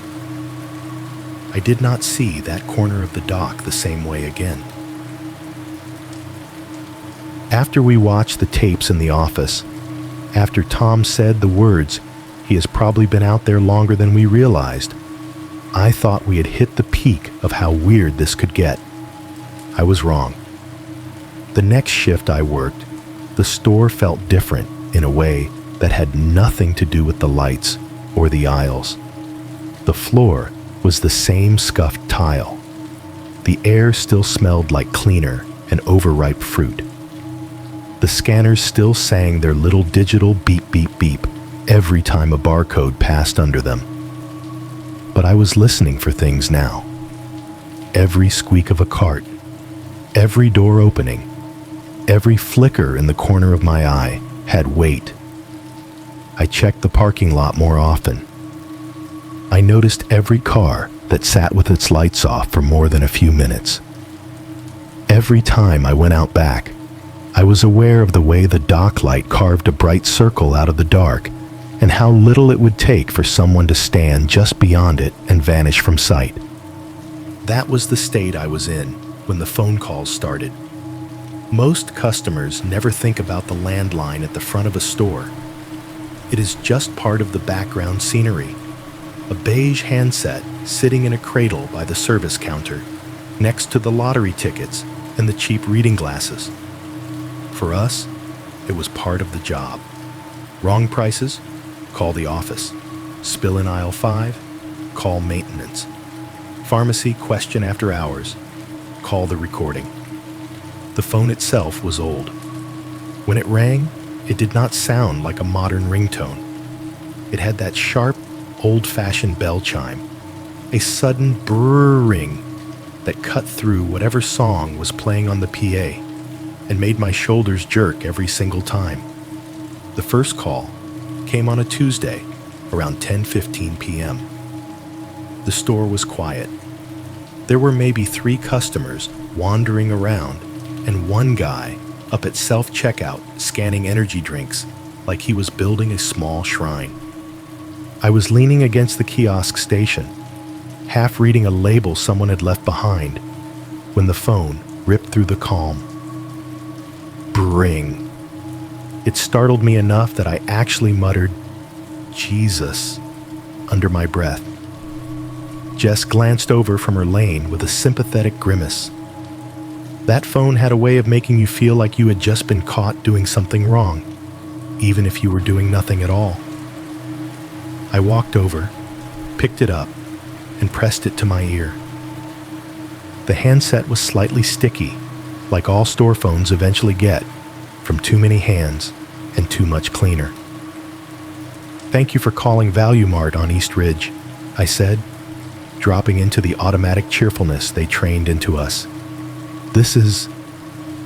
I caught myself before giving my real name and swapped in the fake one I'd started using for anything that felt the least bit off. "This is Chelsea. How can I help you?" There was a faint buzz on the line, the kind of background hiss you get from old wires. Behind it, I could hear the muffled echo of our own store PA, just a fragment of the song we had on, like someone was calling from not very far away. "Hey," a man's voice said. Normal tone, normal pitch, completely unremarkable. "I was just wondering, what time do you guys open in the morning?" I let out a breath I did not realize I was holding. Just a normal question. Just a normal caller. 6 a.m., I said. Doors open at 6. 6, he repeated. Okay. And you're open until midnight, right? Yep, I said. We closed the doors at 12. He hummed like he was writing it down. You got that flavored sparkling water? The kind with the green label? Lime or something? I described 3 different brands until he made a vague noise that could have meant any of them. Then he said, too casually, so what time do you get off? The hair on my arms lifted. We close at midnight, I repeated, keeping my tone neutral. Manager and security stay a bit later for closing tasks. Yeah, but you, he said. You at the front. You there till close? I cannot give out staff schedules over the phone, I said. That was not exactly company policy, but it sounded like it should be. Is there anything else I can help you with? There was a pause. I could hear something on his end. A faint, hollow sound, like rain on a windshield, with a low whoosh of cars passing. Nah, he said finally. That is good. Thanks, Chelsea. He hung up. I stood there, with the silent receiver in my hand for a second, before putting it back in the cradle. The store noise rushed back in. PA. Beeps. I turned my head toward the windows, feeling ridiculous and paranoid, and looked out at the lot. A few cars. A pickup truck near the entrance. And farther out, near the broken light, the dark outline of a sedan that could have been any sedan. I told myself it was nothing. I told myself creeps call stores all the time. Retail employees swap stories about them. The heavy breathers, the ones who ask about female staff, the ones who think they are funny. It was a category of annoyance, not a crime. The second call came 2 nights later, around the same time. Same sharp brrring that made my heart jump. Same faint line buzz when I picked up. Thank you for calling Value Mart. This is Chelsea. How can I help you? Hey, the voice said. If it was the same man, he had not changed anything about his tone. You guys sell that brand of energy drink with the black can and the green logo? Yes, I said. Aisle 6, halfway down on the right. Cool, he said. You there late again? I stared at the far wall for a second, phone pressed too hard to my ear. We are open until midnight, I said, repeating the safest sentence I had. Is there anything I can help you with in the store? Is it just you at the front that late? He asked, ignoring the question. No, I said. We have multiple team members and a security guard. Do you need me to page a manager? There was another one of those pauses. I could almost picture him on the other end, blinking, recalculating. Nah, he said eventually. Just wondering. Click. I set the phone down more carefully this time. The old plastic thunked softly against the base. My heart was beating too fast for a conversation that, on paper, had been almost nothing. I found myself drifting toward the windows again. Outside, the lot was mostly empty, except for a scattering of vehicles under the amber lights. In the far corner, in that patch of grainy dark, I could just make out the shape of a car sitting too still. The next day, I mentioned it to Jess while we were refilling the bag racks. I think some guy keeps calling, I said, asking what time I get off, asking if I am alone up here. She wrinkled her nose. Ugh, phone creeps. We used to get them when I worked at the pizza place. Did you have a way to shut them down? I asked. Yeah, she said. I stopped telling them anything real. You should stop telling people you close. Say you leave earlier. It was practical advice. It also made my stomach twist a little. because it meant she took the calls seriously enough to see them as a pattern, not just random noise. So I started lying. The next time the phone rang, on a slow, late night, I picked it up with my shoulders already tense. "Value Mart, this is Chelsea." "I was just wondering if you were still open," the man said, "or if it is just you there." "We close at 10, I said smoothly, even as I stood there, very much working at 10:30. "Overnight stocking after that. I go home earlier." "10, huh?" he said. "Good for you. Safer that way." He hung up before I could respond. It kept happening. Not every night. That almost made it worse. There was no pattern I could brace for. Some shifts, the phone stayed quiet. Others, it would ring once, twice, then nothing for a few days. Like whoever was on the other end was testing the line, seeing if I was still there. Sometimes he asked about products first, random, forgettable things. "You got that brand of iced tea?" "How much is your cheapest pack of bottled water?" "You still doing those buy one get one chips?" Always followed by, "So what time do you get off?" Or, "Is it just you at the front?" Or, "You sound tired? Long night?" Each time, I gave less and less. "I am just here for a bit. We rotate. I'm not allowed to give out my schedule." Each time, when I hung up, I found my eyes pulled toward the glass and the lot beyond.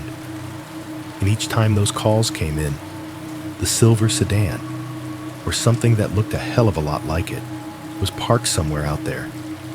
Not always in the exact same spot, but always on the nights when the phone rang with that particular buzz in the background and that particular voice on the other end. The sound design of those moments carved itself into my memory in layers. The violent brrrring of the store phone in an otherwise calm front end. The faint, high-pitched buzz in my ear when I picked up, like a fluorescent ballast humming. The muffled echo of our own PA system bleeding through from somewhere near the caller, 1 second behind. The distant hiss of tires on wet pavement whenever it rained, like the sound was coming through glass. The last call before everything went to hell came on a night that, weirdly, had started pretty good for me.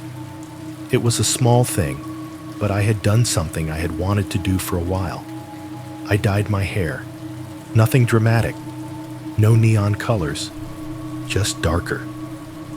I had been a medium brown for years, the kind of forgettable shade that disappears under fluorescent lights. That week, I went almost black. At home, in my bathroom, the new color had felt like slipping into a shadow and deciding to stay there. I pulled it back for work, the way I always did, but the difference was obvious to anyone paying attention. My coworkers noticed. Jess said it made me look a little dangerous, which she meant as a compliment. Tom said it made me look older. I had not posted any pictures. I had not gone out anywhere. It was literally day one. It was a little after 10:30 when the phone rang. The store was in that slow, late-night glide. The PA was playing some old pop song quietly. The lot outside was sparse. I was alone at self-checkout. Jess had gone to the restroom, and Oscar was somewhere near the back talking to a stalker. Brrrring. I swallowed, picked it up. "Value Mart, this is Chelsea. How can I—" "Hey," the man's voice said. No product question this time, no preamble. "I see you changed your hair." My grip on the handset tightened so fast my fingers hurt. "I am sorry," I said, though I had heard him clearly. "Darker suits you better," he said conversationally. "Looks more you." There was no way he could know that from anything I had put online. No way he could have seen a picture. No way he could have known it was the first shift I had worked since the change. There was only one way he could say that. He was looking at me. Right then. from somewhere I could not see. Behind the plastic of the phone, behind the thin, relative safety of the counter, the front end of the store suddenly felt like a stage with all the lights pointed inward and nothing but dark beyond the first row. The night I found the note, nothing felt special going in. No glitchy PA, no weird phone call, no gray hoodie hovering around self-checkout. It was one of those shifts that almost lulled me back into thinking all the fear was in my head. We were steady early, then dead late. By 11:30, the store was down to one guy buying cat litter and a woman speed walking through Frozen like she was on a game show. The rain had stopped earlier in the evening, leaving the parking lot with that dark, oily sheen. You could smell damp asphalt every time the front doors opened. We did all the usual closing routines. Jess wiped down her register. I cleared the self-checkout area, restocked the receipt paper, signed my initials on the closing checklist. Tom did the money drop and the safe count, his voice drifting over the walkie with the usual end-of-night tiredness. Front end, you are good to go. Lock the doors. By the time we actually shut everything down, it was close to 12:30. The lights at the center of the store dimmed. The music on the PA went silent. The hum of the refrigeration units felt louder in the absence of everything else. "Want me to walk you out?" Oscar asked, standing by the front doors with his hands in his jacket pockets. He had started asking that more often since the hoodie guy. Sometimes I said yes. Sometimes I told myself I could not let fear rearrange my entire life. "I am parked on the side," I said. "Employee lot." "I can swing around," he offered. I glanced at the time clock, at Tom still in the office, at the empty aisles. "It is okay," I lied. "I will be quick. It is right there." I do not remember what I said after that. Something small, something dumb. The kind of thing you toss into the air to prove you are not scared. I pushed through the side door into the employee lot. The air outside was colder than it had any right to be for the month. The sky was low and heavy, the kind of cloud cover that eats moonlight. The employee lot sat along the side of the building, a smaller rectangle of spaces lined with a couple of half-dead shrubs and one humming transformer that always smelled faintly like hot dust. There were lamps, but they were weaker than the ones out front. Yellowish cones of light pooled here and there, leaving long stretches of gray between them. My car was parked under one of the weaker ones, close enough to the building that the side wall loomed in my peripheral vision. My keys jingled in my hand as I walked. That was the loudest sound at first. The metallic clink of keys against each other, the little jangle every time I stepped. Under that, I could hear my own shoes on the asphalt, the shallow scrape of rubber on grit. Behind me, the building's outdoor AC units growled in a low, constant rumble. They sat in a row behind a metal cage, big square boxes rattling softly as they pushed air through the system. It was a sound I had heard 1,000 times in passing and never actually listened to. That night, it felt like a heartbeat behind my back. Halfway to my car, I scanned the lot out of habit. 3 other vehicles. Tom's old sedan. A beat-up truck I recognized as belonging to one of the stalkers. A nondescript car farther down whose owner I could not place. Nothing moved. No engines running. No red glow of brake lights. Just still, parked shapes under buzzing lamps. I clicked the unlock button. My car chirped and flashed its headlights once, washing the windshield in brief, harsh white. That was when I saw it.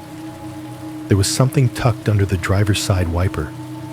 a small rectangle of paper folded in half. I slowed down. For one brief, stupid second, my brain offered up a normal explanation. A flyer, some promo, a cheap ad for a payday loan place or a car wash. Then the rest of me caught up and remembered where I was and what had been happening. Flyers do not usually show up on employees' cars in a half-empty lot at 12-something in the morning. My fingers clenched tighter around the keys. I could hear them scraping against each other. The AC units hummed behind me, steady and oblivious. I stepped up to the hood, close enough now to see that the paper was just a plain white note, folded once, no logo, no print. The edges fluttered slightly in the weak breeze from the units. I reached out and slid it from under the wiper. The paper was cool and a little damp against my fingertips. It had enough weight that it felt deliberate, not like trash that had blown into place. For a second, I thought about not opening it out there, about getting into the car, locking the doors, and driving to a gas station with bright lights and people before even looking at it. But curiosity, or some deeper need to know exactly how bad it was, won. I unfolded the note. The handwriting inside was small but firm, blocky letters written with a ballpoint pen. It was not the shaky script of an old person or the bubbly scrawl of a teenager. It looked like a man's handwriting, controlled, almost neat. There were only 2 short sentences. You really should not walk out here alone. Some guy could be watching. No name, no signature, no smiley faces or hearts to make it a joke. Just that. The first feeling that hit me was anger. Hot, irrational anger. At him, at myself, at the fact that he had taken something as simple as walking to my car and turned it into a performance he could critique. Then the second feeling hit. The realization that to leave this note, he had to know which car was mine. Instinct took over. I crumpled the paper in my hand, spun on my heel, and walked back toward the side door, much faster than I had come out. The AC units growled louder for a moment as I passed them, their metal casing vibrating under my hand when I brushed it. I did not look around as I went back in. I did not scan the lot again. My world narrowed to the 5 feet in front of me and the ugly beige of the door I was heading for. Inside, the fluorescent lights felt too bright, like walking into an interrogation room. I went straight to the office, heart pounding in that weird, hollow way where you cannot quite feel your hands. Tom was at the desk, writing something on a clipboard. He looked up when I came in, taking one look at my face and setting the pen down. "What happened?" he asked. I dropped the crumpled note onto the desk between us, my hand shaking just enough that the paper bounced. He smoothed it out with his fingers and read it. His jaw tightened. The line between his eyebrows dug deeper. "You found this where?" he asked. "On my windshield," I said. "Driver's side, in the employee lot." His expression darkened in a way I had not seen before. "When?" "Just now," I said. I went out to my car, saw it, came straight back in. Tom let out a quiet curse under his breath. It was not loud. That made it worse. "Sit," he said, nodding at the chair. "We are pulling the cameras." He grabbed the mouse and opened the camera software. The monitors on the wall flickered as he switched the feed to the employee lot view.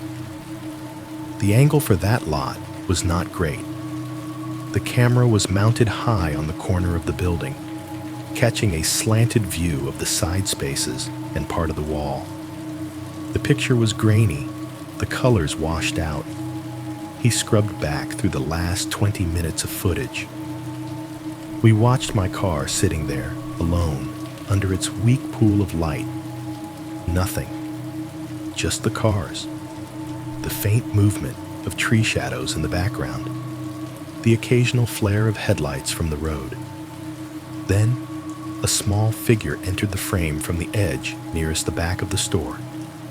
A man, bundled in a jacket, cap pulled low, head slightly down. He walked along the row of parked cars, hands in his pockets, like he was just another employee heading to his vehicle. He stopped at one, glanced at it, moved on, stopped at another, moved on. Then he reached mine. He paused by the driver's side door. For a second, he just stood there, body angled toward the building. Then he leaned in, arm lifting. On the screen, we saw his hand reach toward the windshield wiper. The angle was too far to see the paper itself, but the motion was clear. Tuck, adjust, pat. He straightened, looked toward the building, toward the door I had just come out of in the present, and then walked out of frame at a calm, unhurried pace. Tom rewound, paused, played it again slower. Same jacket style we had seen near the front, same general build, same brim of a cap pulled down over his brow. The hood of a gray sweatshirt was visible under the jacket collar. "Is that him?" Tom asked. I think so," I said. "I cannot see his face." "The clothes match," Tom said. "The behavior matches. He walks the lot. He picks your car. He leaves a note that name drops exactly what we have been talking about in here." He clicked to another feed, the one covering the back corner where the employee lot connected to the main lot. The camera there was even worse. Older, lower resolution. It showed a sliver of the main lot, the line of the building, and a glimpse of the employee spaces beyond. Tom scrubbed backward again, syncing the timelines. We watched the same small figure cross from the main lot side toward the employee lot. Before he disappeared toward my car, the camera briefly caught another shape, the silver sedan, parked a few spaces down from where I normally parked. It was angled in such a way that its headlights, if they had been on, would have pointed almost directly at the side door and the row of employee cars. "Unbelievable," Tom muttered. He reached for his walkie. "Oscar, you in the lot right now?" "Just came around front." Oscar's voice crackled back. "What is up?" Tom's tone was tight. "We got a note on an employee car. Looked at the cameras. Same guy we talked about. If you see him anywhere on the property again, you call the cops. I do not care if he is just standing there smoking. He is done." "Copy that," Oscar said, and there was an edge in his voice I was not used to hearing. "If I see him again, I am calling the cops. I do not care if he is just standing." Tom set the walkie down with more force than necessary. "We are printing this," he said, tapping the note with his finger. "We are logging an incident. We are filing a report with corporate and with the non-emergency line. This is not a game." I nodded, but my mind was elsewhere. He rewound the footage one more time, slower, almost frame by frame. This time, I did not just watch the man walk to my car. I watched everything around him. In the seconds before he stepped into the employee lot, the silver sedan sat just a few spaces away, nose pointed toward the building. The driver's side of the car was angled such that if someone were sitting inside, they would have a clear view of the side door, the row of cars, and the path from the door to where I had stood, unfolding that note. On the tape, we watched me appear, the tiny version of myself, stepping out the side door, walking to my car, pausing to remove the paper, opening it. I watched my own body jerk slightly with surprise as I read the words. I watched myself crumple the page in my hand, spin around, and hurry back to the door. The whole thing took maybe 20 seconds. In the footage, the silver sedan did not move. No headlights, no door opening, no clear proof of a person inside. But the angle, the distance, the timing. The coldest part of all of it hit me then, like somebody had opened a freezer inside my chest. If anyone had been sitting in that sedan, they would have had a perfect view. Not just of my car, not just of my back. They would have seen me read the note he had written. They would have seen me flinch. They would have seen me run. And in those 20 seconds, in those few meters of open space between my car and the door, I never once turned my head to look in their direction. There is a strange thing that happens when your life is quietly moving toward a specific night. That night never feels special as it starts. It just feels like another shift. I remember the date because I had to write it on the time off request forms, on the schedule change, on the little post-it note Tom stuck to the bulletin board that said, "Last week, for my name, transfer to day shift next Monday." It was a Friday, my last Friday night shift at Value Mart. I clocked in at 5:30 p.m., like always. Outside, the weather had turned mean in that particular way late fall can be. Cold without snow, windy without payoff. The sky was a flat gray smudge. The wind coming across the lot had teeth. It pushed against the automatic doors when they tried to open, making them shudder a little before they slid aside. The parking lot was sparser than usual for a Friday. People do not linger when the wind knifes through their coats. They clutched their bags and hustled to their cars, heads down, shoulders hunched. Inside, the store looked exactly the same as it always did. That was the most unsettling part in hindsight. The vinyl banners hanging over the aisles flapped a little whenever the front doors opened. The produce misters cycled on with their little fake thunder sound and fine spray. The overhead lights burned steady and unforgiving. I slipped on my vest, clipped my name tag in place, and did the usual walk up to the front. Tom was already there, looking more frazzled than normal.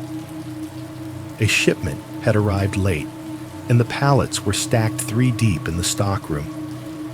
He had that 1,000-yard stare of someone trying to rearrange a Tetris board in his head. "Truck was late," he said when he saw me. "We are behind on backstock. Just keep the front clean and keep an eye on self-checkout. I might be in the back more tonight." "No problem," I said. Jess leaned on her register, stifling a yawn behind her hand. She had dark circles under her eyes, made more obvious by the fluorescent lighting. "If one more person hands me expired coupons, I am walking into the freezer and staying there," she muttered. "Tempting," I said. "It is probably warmer in there than outside." We laughed a little. It felt normal. That is what I remember. How normal it still felt.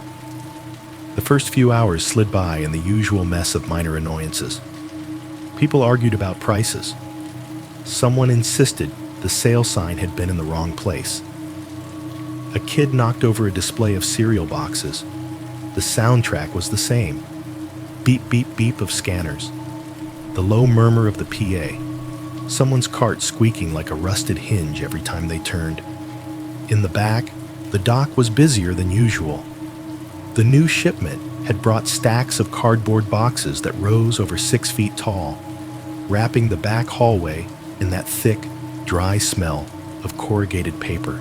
Every time one of the stockers cut open a box with their box cutter, that sharp zip of the blade rang out, followed by the rattle of jars or the soft thud of plastic bottles being moved. For a while around 8:30, one of the large freezers on the left side of the store went down. Not completely, It did not die with a bang or a flicker, but the compressor cut out, and for a few minutes, the constant background hum from that corner just stopped. It is hard to explain how much silence one missing sound can carve out of a space. I noticed it as I walked past frozen meals, a weird gap where noise should be. The air still felt cold, but the mechanical heartbeat of that section had gone quiet. One of the stalkers stood there with his hand on the freezer door, frowning. "Did it trip?" I asked. "Probably," he said. "It will kick back on. If not, we call maintenance." He did not look too worried. Tom, when I told him, just nodded and scribbled a note on his clipboard. But for the rest of the night, every time I walked past that aisle, I heard the emptiness like a missing tooth in the store's mouth. The hours crawled. I made change. I cleared self-checkout alerts. I answered the same questions. Where's the bathroom? Where's the almond milk? Do you have more of this in the back? The phone rang once around 9:15. Same old jangling burring. I picked it up with my stomach knotted. "Value Mart, this is Chelsea. How can I help you?" No answer. Just a faint hiss. Then a click. I set the handset down and forced myself not to look at the windows right away. When I did, the lot was just a smudge of shapes under the lot lights. By 10 o'clock, the rush was over. The store had emptied out to that strange, half-lit quiet I had come to think of as normal. A couple of late shoppers remained, one in paper goods, one wandering back and forth between two brands of cereal, like the choice might save or ruin their life. Tom popped his head up front around 10:15, hair a little messy from running his hands through it. "I am going to be in the back with the truck for a while," he said. "Oscar is doing laps. Call me or hit the panic if you need me." "Got it," I said. He lingered a second. "You doing okay?" he asked. "With everything?" I knew what he meant. The note, the calls, the cameras. "Yeah," I lied. "Just tired." He nodded, not entirely convinced, then headed down the back hallway. The door swung shut behind him with that soft suction thump. The store felt emptier without him up front. Jess turned the volume down a notch on her register radio, the little Bluetooth speaker she kept tucked under her stand when it was slow. She gave me a theatrical shiver. "Last Friday night," she said. "You are almost free." "Do not jinx it," I said. "I still have to survive it." We drifted back into our positions. Self-checkout screens glowed in a row, their blue light reflecting on the polished concrete. The background track on the PA changed to some melancholy older song, the kind that plays at 10:30 in grocery stores and nowhere else. That was when I saw him. He walked in like he had a right to be there. The automatic doors sputtered against the wind, then opened. A pocket of cold air slipped inside around him. He stepped over the metal threshold like he had done it 1,000 times. Gray hoodie, black cap, that same unhurried gait. He did not grab a cart. He did not take a basket. His hands were shoved into the front pocket of his hoodie, shoulders relaxed, eyes scanning the front end like he was checking who was on shift. My stomach dropped and flared at the same time. I knew him now. Not in the sense of, "Hey, that is so-and-so. He comes in every Tuesday." In the sense of, that is the shape I have seen on too many bad angles of video. That is the voice on the phone. That is the cigarette ember in the dark. That is the person who wrote the note that told me he was watching. "Hey," Jess murmured, barely moving her lips. "Gray hoodie." "I see him," I said. He did what he always did. He did not head straight toward anything obvious. He drifted, down the right-hand aisle, past baking supplies, cut over toward canned goods, doubled back through snacks. The whole time, he moved slowly, like he was waiting for something on a schedule only he knew. More than once, I watched him look up. Not at the signs, not at the products, at the cameras. His eyes would flick to the little black domes in the ceiling, linger for half a second. Then he would shift his gaze to his reflection in the convex mirrors at the end of the aisle. After that, he would glance toward the front doors, toward the glass. It was like he was mapping us from the inside now, comparing what the cameras could see to what he could see, checking the angles he had already studied from outside. I busied myself at the kiosks, cleaning a perfectly clean scanner with a disinfectant wipe, straightening receipt paper. My body faced the machines. My attention tracked him in the glass reflection of the front windows. He stopped in the aisle adjacent to self-checkout, the one with gum and candy on one side, and batteries and phone chargers on the other. He picked up a pack of gum, turned it over in his fingers without reading it, and set it back. He did the same with a charger. It was the most half-hearted pretend shopping I have ever seen. From where I stood, I had to walk right past him to restock the gum near the registers. It was part of the routine. Grab the box from under the counter, walk the line, front face the packs so they look full. I considered putting it off, considered asking Jess to do it later, but something in me refused to let him change my behavior that much. Or maybe I was just on autopilot. I grabbed the gum box and walked down the front lane. As I passed him, I could feel his eyes on me. Not in the casual, curious way customers glance at employees. In the specific way you watch something you have been thinking about for a long time. I kept my gaze on the display, fingers moving gum packs into neat rows. He waited until I was almost past him. Then, in a low voice aimed just at me, he said, "Last night working here?" I froze. Not externally. Not enough that anyone else would notice. My hands kept moving, arranging green mint packs in front of blue ones. But inside, everything stopped. He should not have known that.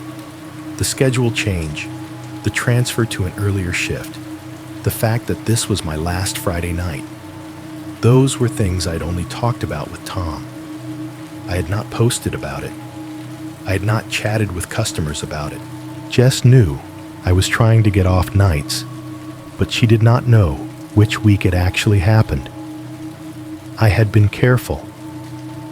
I had been trying, in all the small ways you try, to put distance between my private life and the man who watched from the dark. And yet here he was, standing in the candy aisle, saying it like we were co-workers gossiping at the time clock. Last night working here? I swallowed. The fluorescent lights hummed overhead. Somewhere behind us, the broken freezer compressor finally kicked back on with a low growl, filling that missing piece of sound in the store's background. It made the moment feel even sharper, like the building had inhaled and was holding it. "Why would you think that?" I managed, still facing the gum. He gave a soft, almost laugh. "You just look like someone who is about done with this place," he said. "That is all." I did not believe him. Not for a second. He knew. And if he knew that, he knew more. Once he said that line about my last night, there was no pretending things were normal anymore. I finished facing the gum with hands that did not quite feel like mine, dropped the empty cardboard sleeve into the trash, and went straight to the office the first minute I could slip away without looking like I was running. Tom was on the phone with someone from receiving when I pushed the door open. He took one look at my face, said, "I will call you back," and hung up without waiting for an answer. "What did he do?" he asked. I closed the door behind me. The office felt even smaller now that it was just the two of us and the wall of cameras. "He is here," I said. "Gray hoodie. Same guy. He just asked me if this is my last night working here." I did not tell him that. Nobody did except you. "He has been calling, Tom, talking about when I get off, if I am alone." Then he says that. He is not just being weird. He knows things. Tom's jaw clenched. He spun his chair toward the monitors, already reaching for the mouse and his walkie-talkie at the same time. "Where is he now?" he asked. "Aisle up front," I said. "Gum and chargers. He has a couple of random things in his hands, but he is not shopping. He is just orbiting." Tom switched one of the feeds to the front aisle camera. After a second of static and adjustment, the frame settled on the row I had just been in. There he was, gray hoodie, black cap, standing too casually, a couple of small items dangling from his fingers. Tom pressed the walkie button. "Oscar," he said, "you still up front?"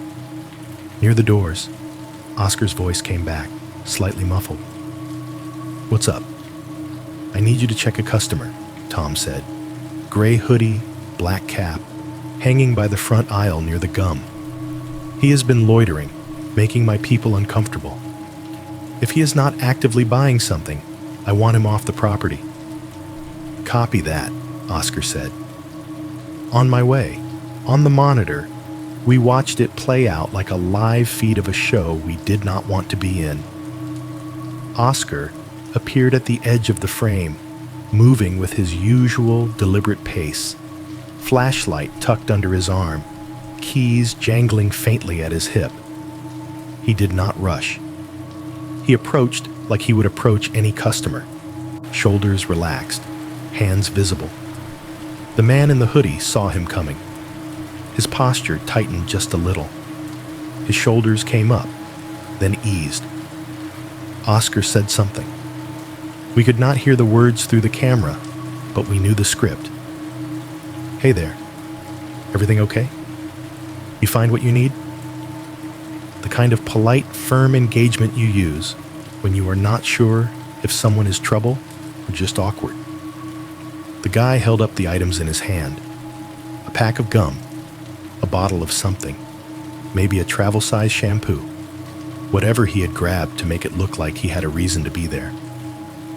He gestured with them, a little shrug that said, "See, I am shopping." Oscar tilted his head, said more. His hand came up and made a small, unmistakable motion toward the front of the store, toward the exit.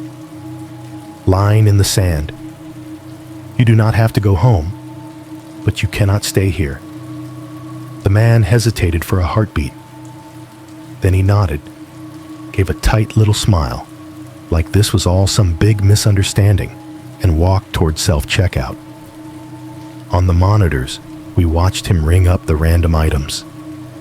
He moved slower than necessary, dragging the process out, making the machine beep, one deliberate beep at a time. My chest tightened, watching him stand at the kiosk I worked every night, as if he were trying the place on one last time. He paid. The receipt printed. He did not take it. Oscar stood a few feet away, hands on his belt, watching. Finally, the man picked up his small plastic bag, turned, and walked toward the front doors. They opened with their usual shuddering sigh of defeat at the wind. A gust of cold air pushed in. For a split second, his profile was clear against the glass. Hood, cap, stubble, the faint suggestion of a smile. Then he stepped out, and the doors slid shut behind him. Tom's walkie crackled. "Guy is off the property," Oscar said. "You are good." Jess, still at her register, had her own radio clip nearby. She could hear it too. A second later, she sauntered over to self-checkout, resting her elbows on the half wall between us. "See?"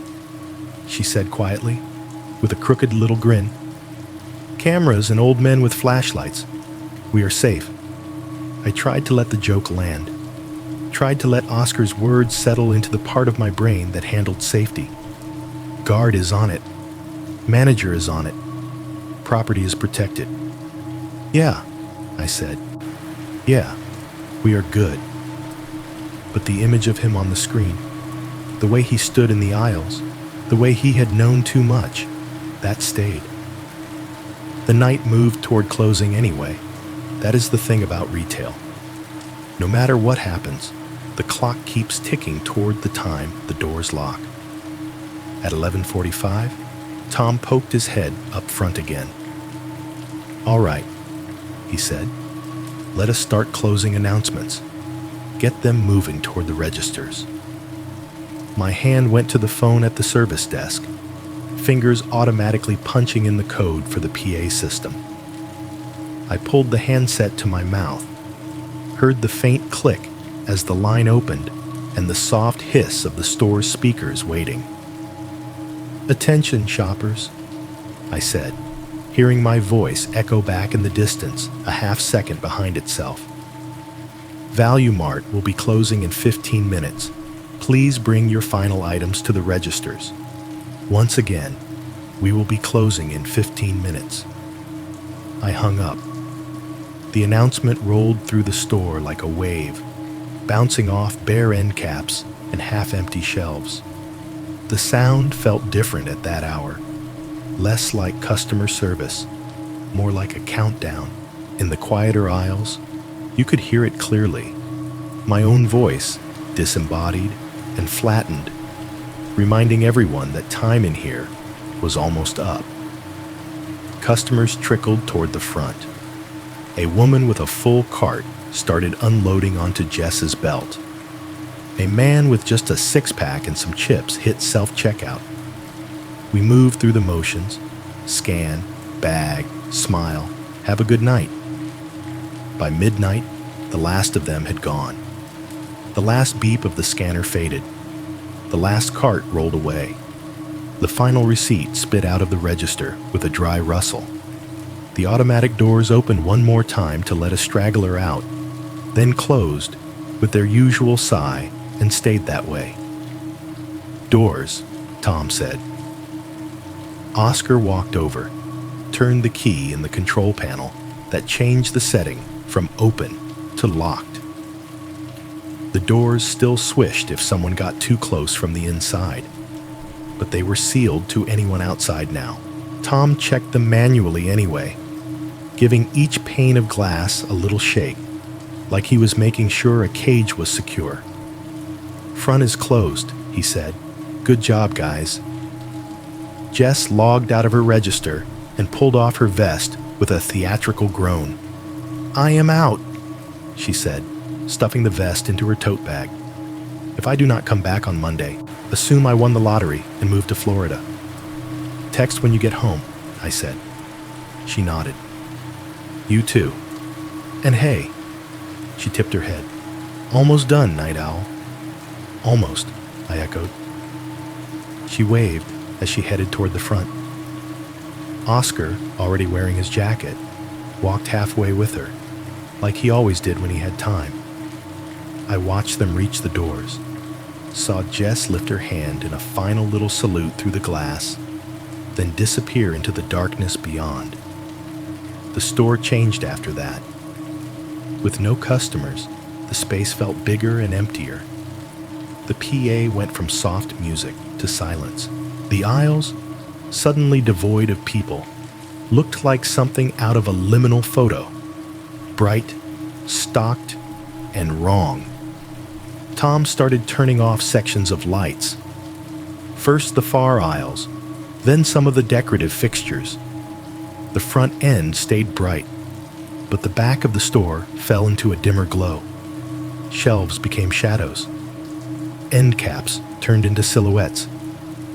I started my usual end-of-night tasks at self-checkout, clearing the tills, printing the last reports, gathering stray items left behind. The outside world was just a reflection in the glass now, a dark mirror broken only by the patches of parking lot the light still reached. That was when I saw the headlights, not swinging wildly, not pulling into the lot, just drifting. A pair of white beams slid into view from the far left of the front windows, moving slowly along the edge of the road that ran past the store. The car was not in the parking lot. It was on the strip of asphalt just beyond the curb, crawling along parallel to the front of the building. The speed was wrong. Too slow to be someone just driving by. Too fast to be someone stopping. The car itself resolved out of the glare as it passed the nearest working lamp. Silver, 4 doors, familiar compact shape. It did not signal. It did not turn in. It hugged the outer lane, rolling by with its headlights washing over the front windows in a slow, sweeping glare that momentarily erased our reflections and replaced them with the impression of looking out into a void. For a second, all I could see past the glass was light and the faint outline of a head in the driver's seat, like a shadow cut out of the glare. No features, no details, just a silhouette angled toward the store as the car drifted by. Better not be him again, Tom muttered beside me. I had not even heard him walk up. He stood with his arms crossed, watching the car pass with a look that was part anger, part calculation. The sedan glided out of sight toward the far edge of the lot and the road beyond. Its taillights left 2 red streaks in my vision when I blinked. Probably just passing, Tom said, but it sounded like he was arguing with himself as much as reassuring me. He looked at the doors again, checked the lock on the panel, scanned the empty front end. We are locked up. You stay inside until Oscar is ready to walk you out. Nobody gets in unless we open. I nodded, forcing myself to look away from where the car had disappeared and back to the glow of the self-checkout screens. Inside, under the lights, it was just us now. Outside, just beyond the glass, something had slowed down to look one more time. Once Jess's taillights vanished and the last customer receipt curled out of the printer, the store felt like it finally showed its true size. Too big, too empty. It was just the 3 of us now. Me, Tom, and Oscar. Tom disappeared back into the office, buried under paperwork, end-of-day logs, and whatever corporate nonsense managers have to type up, so the system will believe the doors were locked on time. Oscar did his usual slow patrol up front, moving between the windows and the first few aisles, occasionally cutting through to the side doors to check the lot. I stayed where I always did, front of the store, between self-checkout and the nearest aisles, hovering in that weird limbo between customer service and janitor. Closing shift is always this mix of small chores that only feel important because without them, the store looks wrong in the morning. I grabbed a roll of fresh trash bags from under the counter and started with the little things. The soundscape changed when the customers were gone. Without conversations and carts and kids whining, every small noise had room to breathe. The soft of plastic as I peeled a bag off the roll, the papery rattle of the half-full trash liners as I tugged them loose from the bins, the faint squeak of my shoes on the tile when I pivoted in place. Somewhere in aisle 8, a fluorescent light had developed a stutter. It flickered every few seconds, buzzing louder each time like it was complaining. Every time it snapped back fully on, there was a soft tick inside the fixture that echoed in the quiet. Overhead, the building groaned and settled the way big structures do when the temperature outside drops fast.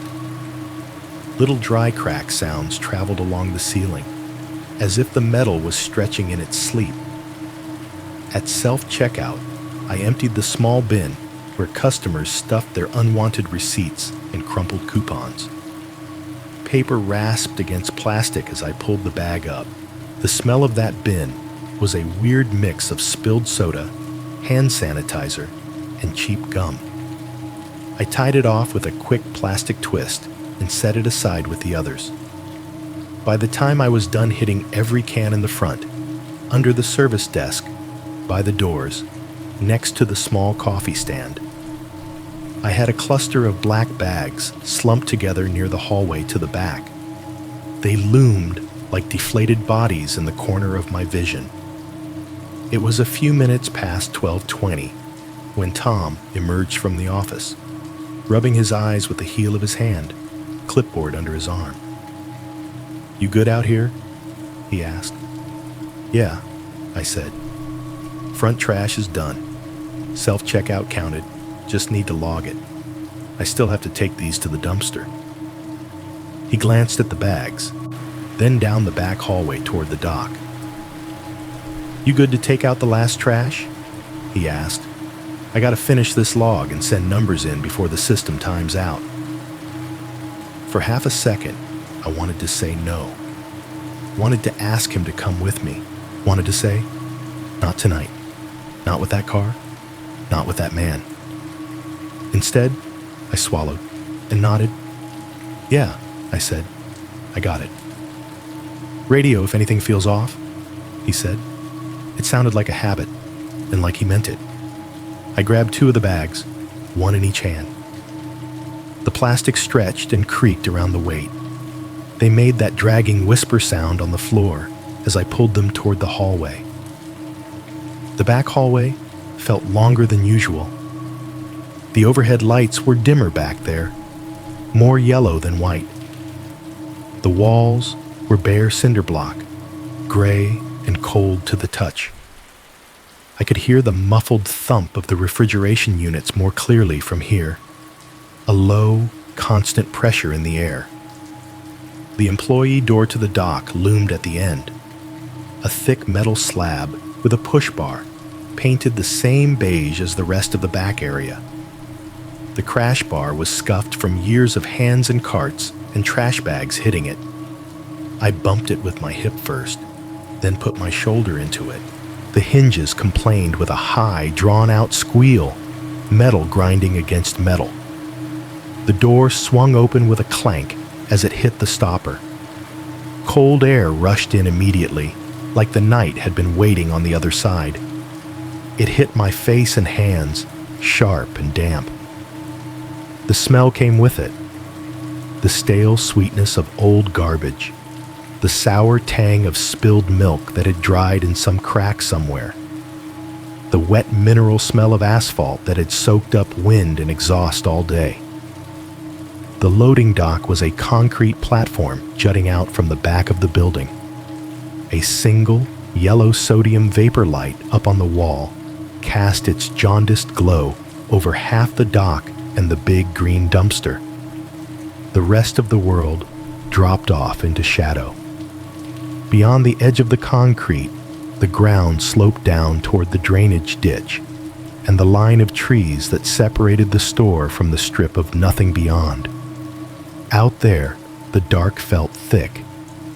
It was not just lack of light, it was the sense that the illuminated area was an island, and everything beyond its edge was water you did not want to step into. I stepped out anyway. The door swung mostly shut behind me, stopping just before the latch caught. The AC unit's hum was fainter here. They were on the other side of the building. Instead, I could hear the subtle whisper of wind moving through the tree branches, the distant whoosh of the 4-lane road on the other side of the lot, and somewhere far off, the lonely blare of a train horn. My shoes made soft contact with the concrete, flat, dull impacts. I hauled the first bag toward the dumpster. The plastic scraped on the dock, the contents shifting and thudding inside. When I heaved it up and over the metal lip, there was a loud, echoing thud from inside the empty space, like the building was dropping stones into a well. For a second after the sound bounced away, there was perfect stillness. No beeps, no music, no chatter, just my breathing, the faint hiss of wind, and the buzz of that one tired yellow light. I picked up the second bag, fingers biting into the plastic. As I turned toward the dumpster again, it happened. From my right, just beyond the reach of the dock light, came the sound of a single footstep, not the casual scuff of a shoe on flat concrete. A heavier, grinding sound. Weight coming down on loose gravel, the tiny stones crunching and shifting under a boot. It was close. Too close. Every muscle in my back locked up. That sound had the kind of clarity your brain does not mistake for anything else. It was not building noise. It was not a raccoon. It was not the wind. Someone had just stepped, deliberately, on the gravel at the edge of the dock. My head snapped toward the sound. For a fraction of a second, my eyes saw nothing but contrast. The bright gray of the concrete, the harsh circle of yellow light, the hard line where it died into black. Then my gaze adjusted. He was standing exactly where I had always imagined he would be if my worst thoughts came true. A few steps away from me, not down by the trees, not at the edge of the lot. Right there, just past where the light faded, half of him visible and half of him swallowed by the dark. Gray hoodie, black cap, hands relaxed at his sides. Up close, without glass or cameras between us, he looked both exactly like I remembered and completely wrong. His eyes seemed too flat. His smile, because he was smiling, felt like something he had practiced in a mirror. There was no silver sedan in sight. The spots near the dock were empty. If his car was here, it was somewhere else, out of view, out front, on the road. I did not know. All I knew was that he was here, on foot, with no barrier between us. The second bag of trash slipped a little in my grip. I tightened my hold without thinking, the plastic cutting into my palms. He took half a step forward, just enough that his shoes entered the light. "I would not," he said mildly, as if we were in the cereal aisle and I was reaching for the wrong brand. His voice was calm, steady. Lot of sharp stuff in there. He nodded toward the dumpster, like he cared whether I got cut on broken glass. My throat felt dry and tight.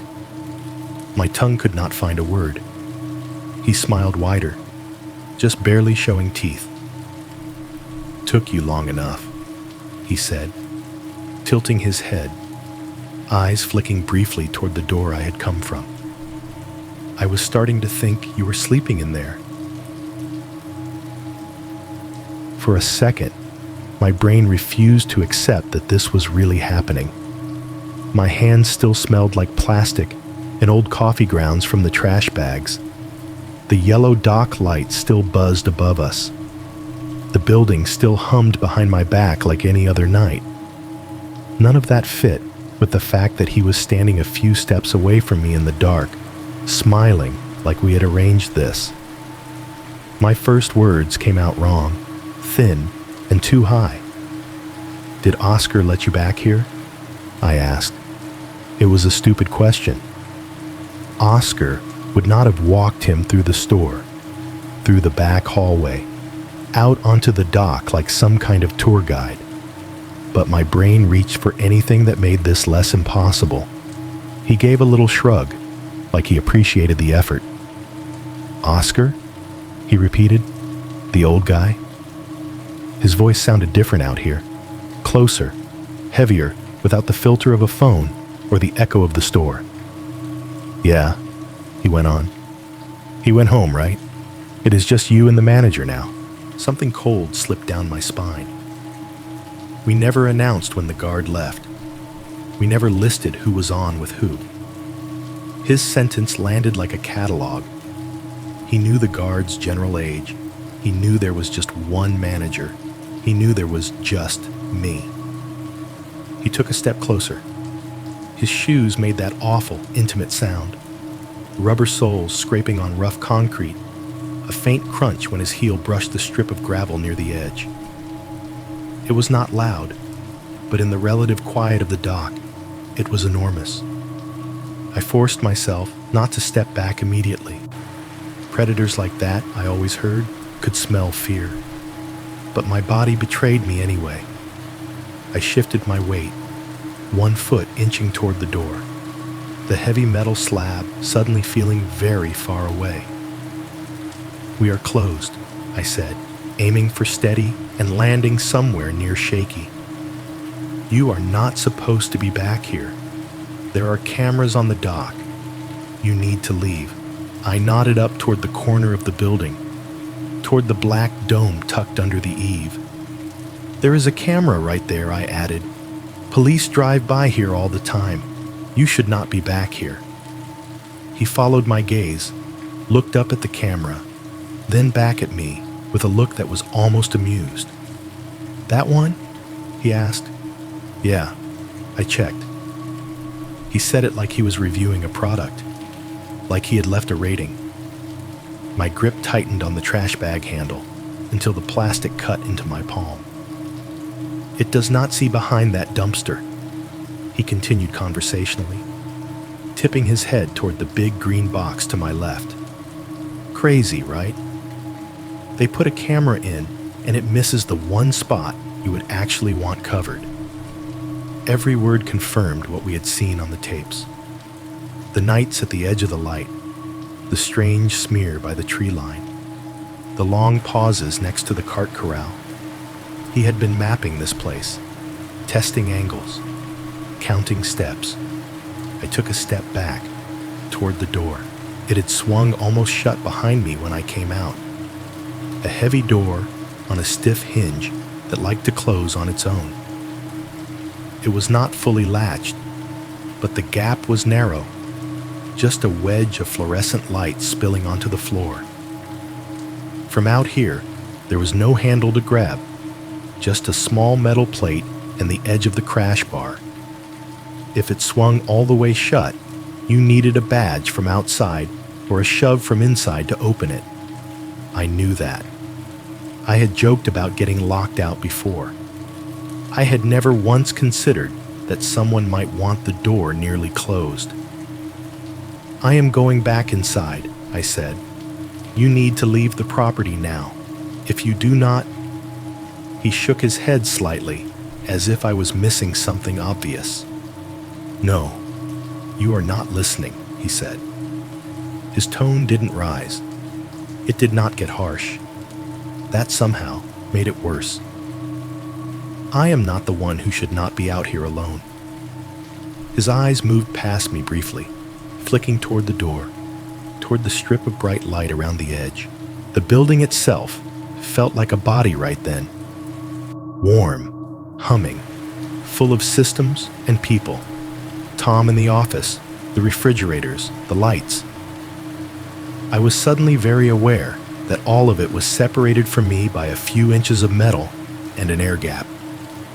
I took another step backward, dragging the second trash bag a little, the plastic rasping on the concrete. "Go inside," he said quietly, almost like a suggestion. "Come on, try it." He was closer now, 2, maybe 3 steps away. In the yellow light, I could see the wrinkles in his hoodie, the darker patches where the fabric was still damp from the wind, the faint, chalky smear of something on his sleeve. My heart pounded so hard it felt like it was trying to crawl up my throat. I pivoted, keeping him in the corner of my vision, and reached for the door. From this side, there was no handle, just the narrow edge of the crash bar visible through the gap. I hooked my fingers around it and pulled. The door moved a fraction of an inch, then stuck. The pneumatic closer at the top hissed softly, resisting. It was not impossible to open from outside if it had not fully latched, but you had to get your grip right, had to tug hard enough to get it past the point of resistance. My fingers slipped on the metal.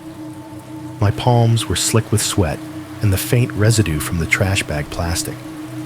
The door wobbled, then settled back in place. I pulled harder. It did not give. "Yeah," he said behind me. "It does that?" His voice was closer. Cold panic flared, bright and white, in my chest. Every instinct screamed inside, inside, inside. But the door was suddenly an obstacle that required fine motor skills my hands no longer had. I started to turn back around, to try and brace my shoulder against it for more leverage. His hand closed around my wrist before I got there. It happened fast and slow at the same time. 1 second, my fingers were straining at the metal. The next, there was a hand on me, hot, firm, fingers clamping around the thin bones just above my wrist bone. The contact was so sudden and complete that my brain stuttered. His grip was not sloppy. It was practiced.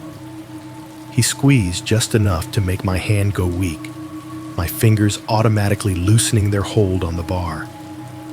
In that same motion, he gave a sharp tug backward. My shoulder yanked away from the door. The gap widened for a second, then swung shut with a hollow thunk, sealing the light behind it. The sound of the latch seating sent a small shock through my whole body. I stumbled half a step, trying to catch my balance, the trash bag swinging wildly from my other hand. The concrete under my shoes felt too rough, like it might grab my soles and keep me there. Up close now, I could see something I had not registered before. At some point, between when I had first seen him and now, he had taken off the baseball cap. It was hooked through a belt loop at his hip, hanging by the adjustable strap. His hair was short, darker than I had imagined, a little flattened like he had been wearing the hat for a long time. Without the brim shadowing his face, there was nothing obscuring it. He had done that on purpose. He wanted me to see him. The thought hit me as clearly as if he had said it out loud. He was done, half hiding in grainy footage and angles, done with silhouettes and smudges. He was standing in the thin overlap between the dock light and the dark, close enough that I could count the lines near his eyes, the slight asymmetry of his mouth, the small scar near his jaw. It was a face I could describe, a face I could remember, a face I could give to police. And he did not care. That was the part that made my stomach turn over. He looked at me with that bare, open face and smiled just a little as his fingers tightened on my wrist and pulled me a fraction closer to the blind spot behind the dumpster. Pain brought everything into sharp focus.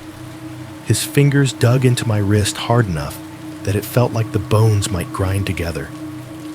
The grip was so tight, it did not even feel like a hand at first, more like a clamp or a cuff that had snapped shut.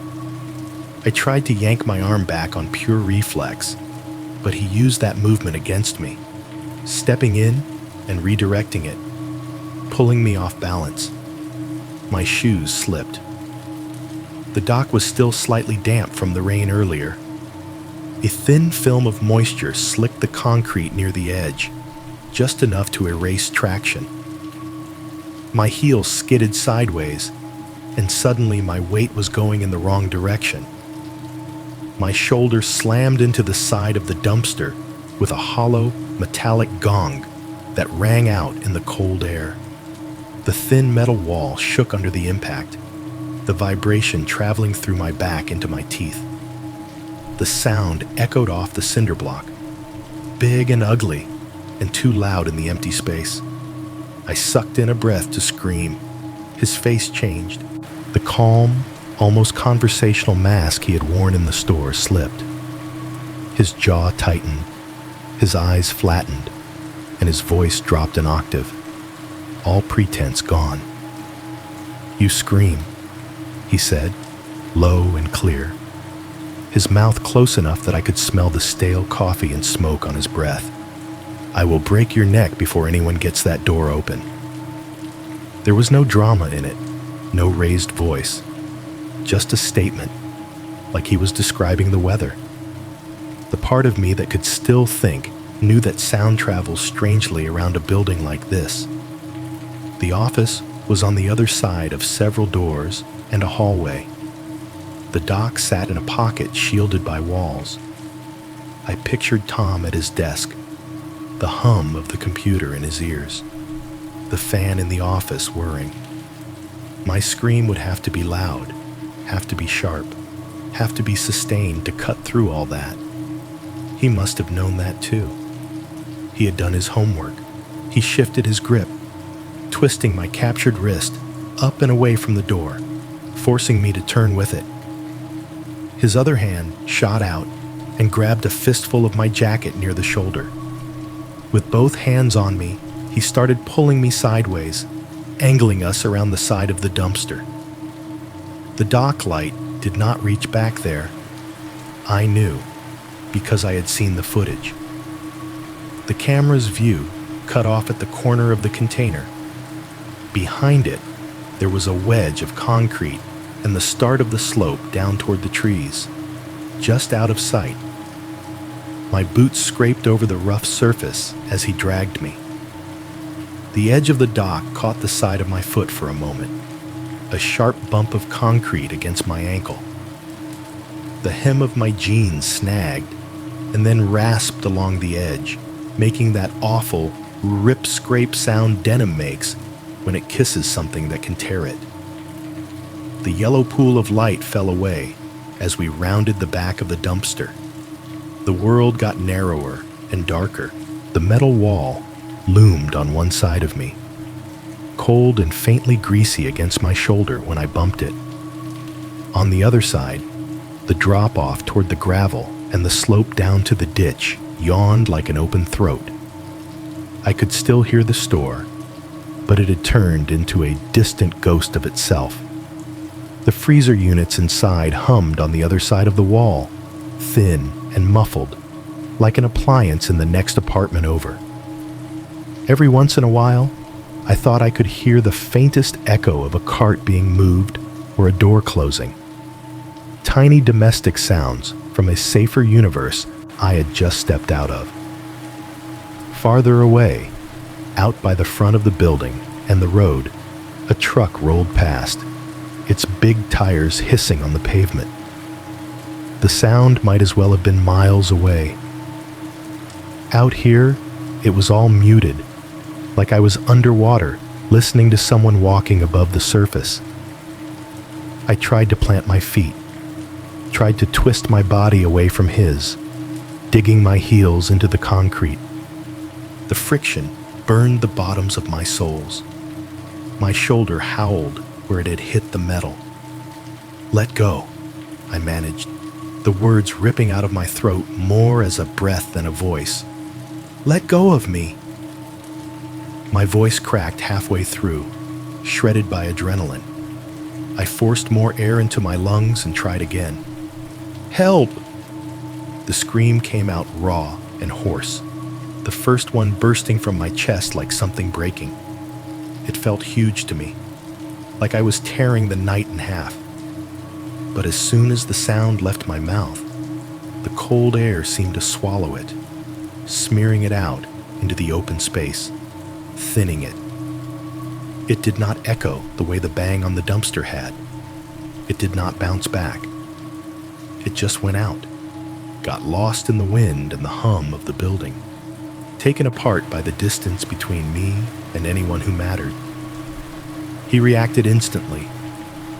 "Shut up," he snarled. The calm gone now, the words sharp enough to cut.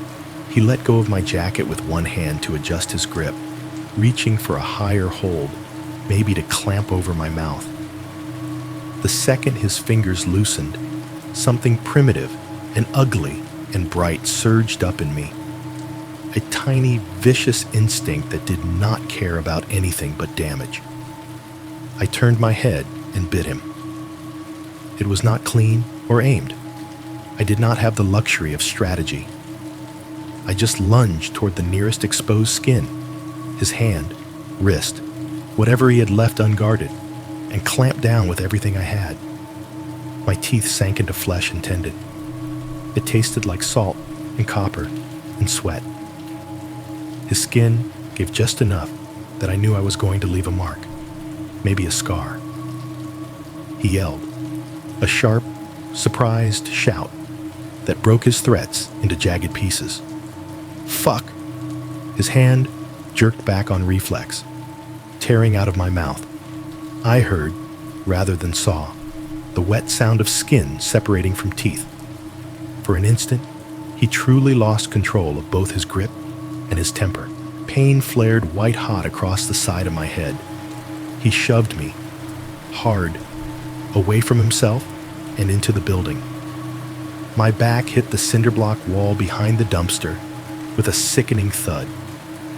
The impact knocked the air out of me, compressing my lungs like someone had slammed a door on my chest. Stars burst at the edge of my vision. The rough concrete scraped the skin through my shirt, a sandpaper burn that I did not fully feel yet because everything else hurt more. Before I could suck in new air, before I could find my voice again, his other hand was around my throat. The grip was not cartoonish, not fingers wrapping all the way around like in the movies. It was worse than that, precise and controlled. His thumb pressed into the soft spot under my jaw. His fingers dug into the side of my neck where the muscles meet the windpipe. Pressure, not enough to snap, more than enough to clamp down. The world narrowed to the ring of his fingers, to the way my airway pinched under his hand. A horrible, instinctive panic lit up in my body. A primal alarm screaming, cannot breathe while my brain tried to scramble for a plan. The soundscape changed again. The hum of the freezers became a thin, high whistle in my ears. The distant road noise warped into a low, rolling roar. My heartbeat slammed against my skull like fists on a locked door. I clawed at his arm with both hands, nails scraping at fabric and skin. I could feel the raised ridges of veins and tendons under his sleeve, the flex and shift of his muscles as he adjusted his grip, searching for the exact amount of pressure that would keep me quiet but not drop me instantly. My scream, when I forced it, came out as a choked, truncated sound, a strangled burst that did not feel like mine. There was no full-bodied shout, no long, theatrical cry for help, just a broken yelp and a rasp, cut off halfway by his tightening fingers. He leaned in closer, his face only a few inches from mine now, twisted with effort and anger. "You do that again," he hissed, breath hot against my cheek, "and you are done. You understand me? You make this difficult. No one ever finds you." The words blurred at the edges as spots swam in my vision. The night around him seemed to pulse. Dark light, like a heartbeat. That was when the world exploded in white. It started at the very edge of my sight, a sudden, blinding flare of brightness that sliced across the dock. Headlights. They swung into view from the direction of the driveway, cutting a harsh, high-intensity beam right into the back corner of the loading area. The light knifed around the side of the building and hit us full on, bouncing off the metal of the dumpster, turning everything into stark black and white shapes. For a second, his face became a mask carved in hard shadow and sharp light. His pupils shrank into pinpoints. Mine probably did not have time to react at all. I was too busy squinting against the glare, blinded. The sound followed a heartbeat later, the deep, laboring growl of a diesel engine, the hiss of air brakes, the crunch of heavy tires rolling over the gravel at the mouth of the dock. A truck. Big, loud, and close. Too close to be ignored. It should not have been there yet. Deliveries did not usually come in this late, and if they did, we were warned. But this one was. It swung into the side lane earlier than scheduled, its driver either misreading his route or trying to get a head start on the morning. The light hit him as hard as it hit me. His hand flinched away from my neck on pure instinct, fingers loosening as he squinted and turned his head, cut out of his carefully controlled bubble by the sudden intrusion of the outside world. He recoiled half a step, one arm coming up to shield his eyes, the other still half hooked in my shirt. For the first time since the door had latched, there was space between us. There was light on us. There was proof, from a pair of headlights and a diesel engine, that the world beyond the blind spot had decided, for whatever reason, to look this way. The headlights turned the world into a negative. For a heartbeat, I was not looking at a man and a wall and a dumpster. I was looking at shapes cut out of pure white and jet black, my brain trying to redraw them as something that made sense. His hand slipped from my throat when the light hit us, fingers jerking away like he had been burned. Instinct, not mercy. He threw one arm up to shield his eyes, the other loosening on my shirt. My body did what my brain had been screaming since the door shut. I dropped. My knees hit the concrete hard enough to send a shock up my spine. My palms slapped down, scraping over the rough surface, skin peeling in quick, bright stings. I did not try to stand. My legs were jelly, and my balance was shot. I twisted and went low instead, rolling sideways and dragging myself on hands and knees toward the brighter edge of the dock, toward the widening flood of the truck's beams. Behind me, he cursed. Short, vicious, just air and consonants. I could feel the air move when he reached for me, fingers catching in the back of my jacket for a second before losing grip as the fabric slipped through his hand. The diesel engine's growl filled the alley between the building and the truck. Air brakes hissed.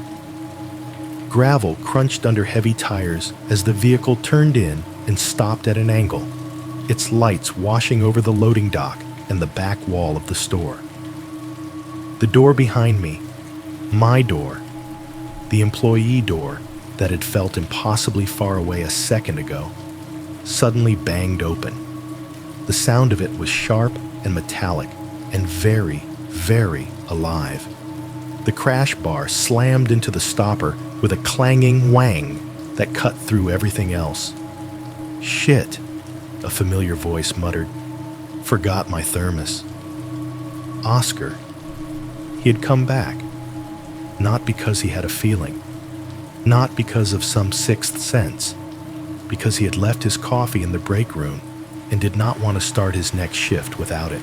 He stepped halfway out onto the dock, still facing back toward the hallway, one hand on the door frame. When he turned his head toward the light, toward the truck, his eyes adjusted and then landed on me. I will never forget the exact freeze frame of that moment. Me on the ground, one knee down, one foot scrambling for purchase, hands raw and bloodied against the concrete. My jacket twisted, collar pulled to one side like someone had tried to tear it off. The dumpster hulking next to me, casting a long warped shadow. And him, half in darkness, half in the brutal wash of the truck's headlights. One shoulder lit, the rest of him still pressed into the blind spot behind the metal container, his face visible enough to be undeniably human and undeniably wrong. His posture, that of someone caught mid-act, deciding if the move was fight or flight. Oscar took it in one breath. "Hey," he shouted, voice cracking upward, all the tiredness gone. Hey, let her go! The words echoed off the cinder block and the side of the truck, louder than they had any right to be. The engine's idle rumble swallowed some of it, but not enough. It was sound that would carry. Sound that made it real. The man reacted like someone who had had this scenario in his head and knew he had just hit the wrong branch. He did not lunge for me. He did not try to grab me and run. He dropped his hand from my jacket like it was suddenly worthless, turned, and bolted into the dark. He moved fast, faster than I would have expected, from the lazy, drifting figure I'd watched on cameras and from behind counters. One moment, he was in the edge of the light, hoodie bright against the dumpster. The next, he was a darker blur cutting across the shadowed end of the dock and down the slope toward the tree line. The truck's headlights followed him for a second as the driver finished straightening out, the beams swinging and catching the back of his legs, the shape of his shoes, a flash of his profile as he glanced back. Then he was gone, consumed by the thicket of trunks and branches beyond the concrete, vanishing into the dead leaves and black water of the ditch. Oscar's hand closed around my arm a second later. Inside, he said, voice low now, but urgent, the way you talk to someone on the edge of a drop. Come on, inside, now. My legs remembered how to work, clumsy and shaky. He hauled me up with more care than the grip suggested, guiding me toward the door. The dock tilted under my feet. The concrete felt uneven, even though I knew it was flat. My lungs burned from the half-strangled breaths I had managed with his fingers on my throat. The engine noise of the truck pressed against my back like a physical thing, its headlights still throwing our shadows huge and distorted against the wall.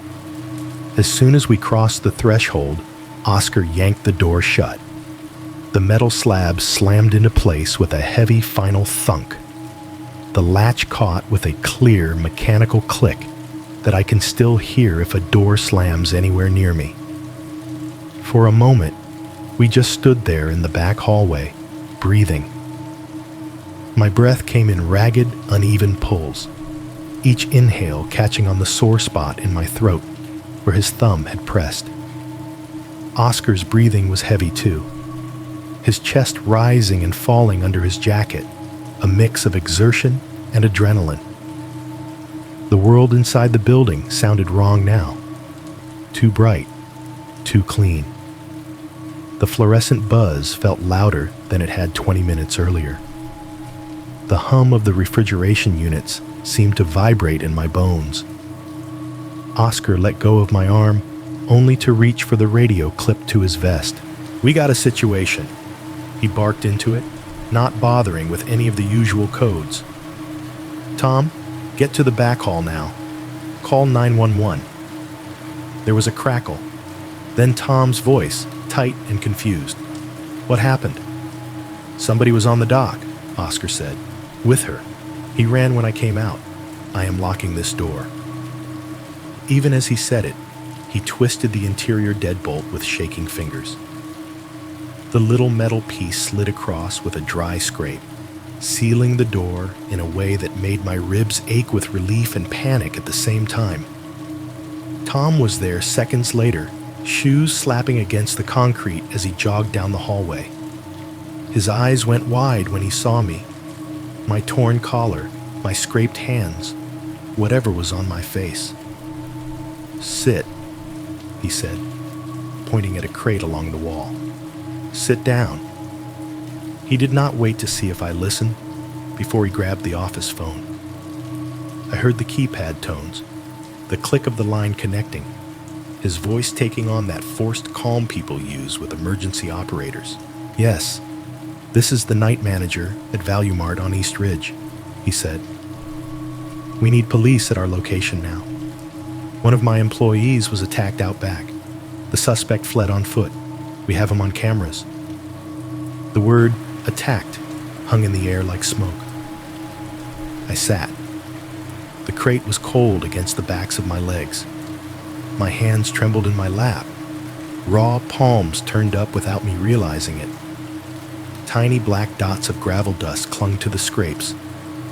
My throat throbbed in time with my heartbeat.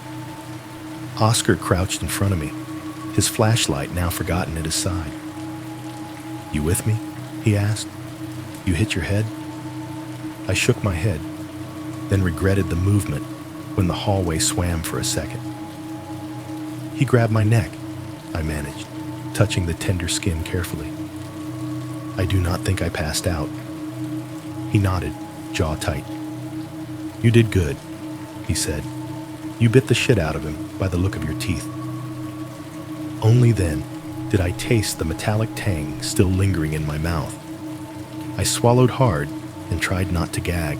The next 20 minutes are a blur of motion and color, broken into sharp little still images in my memory.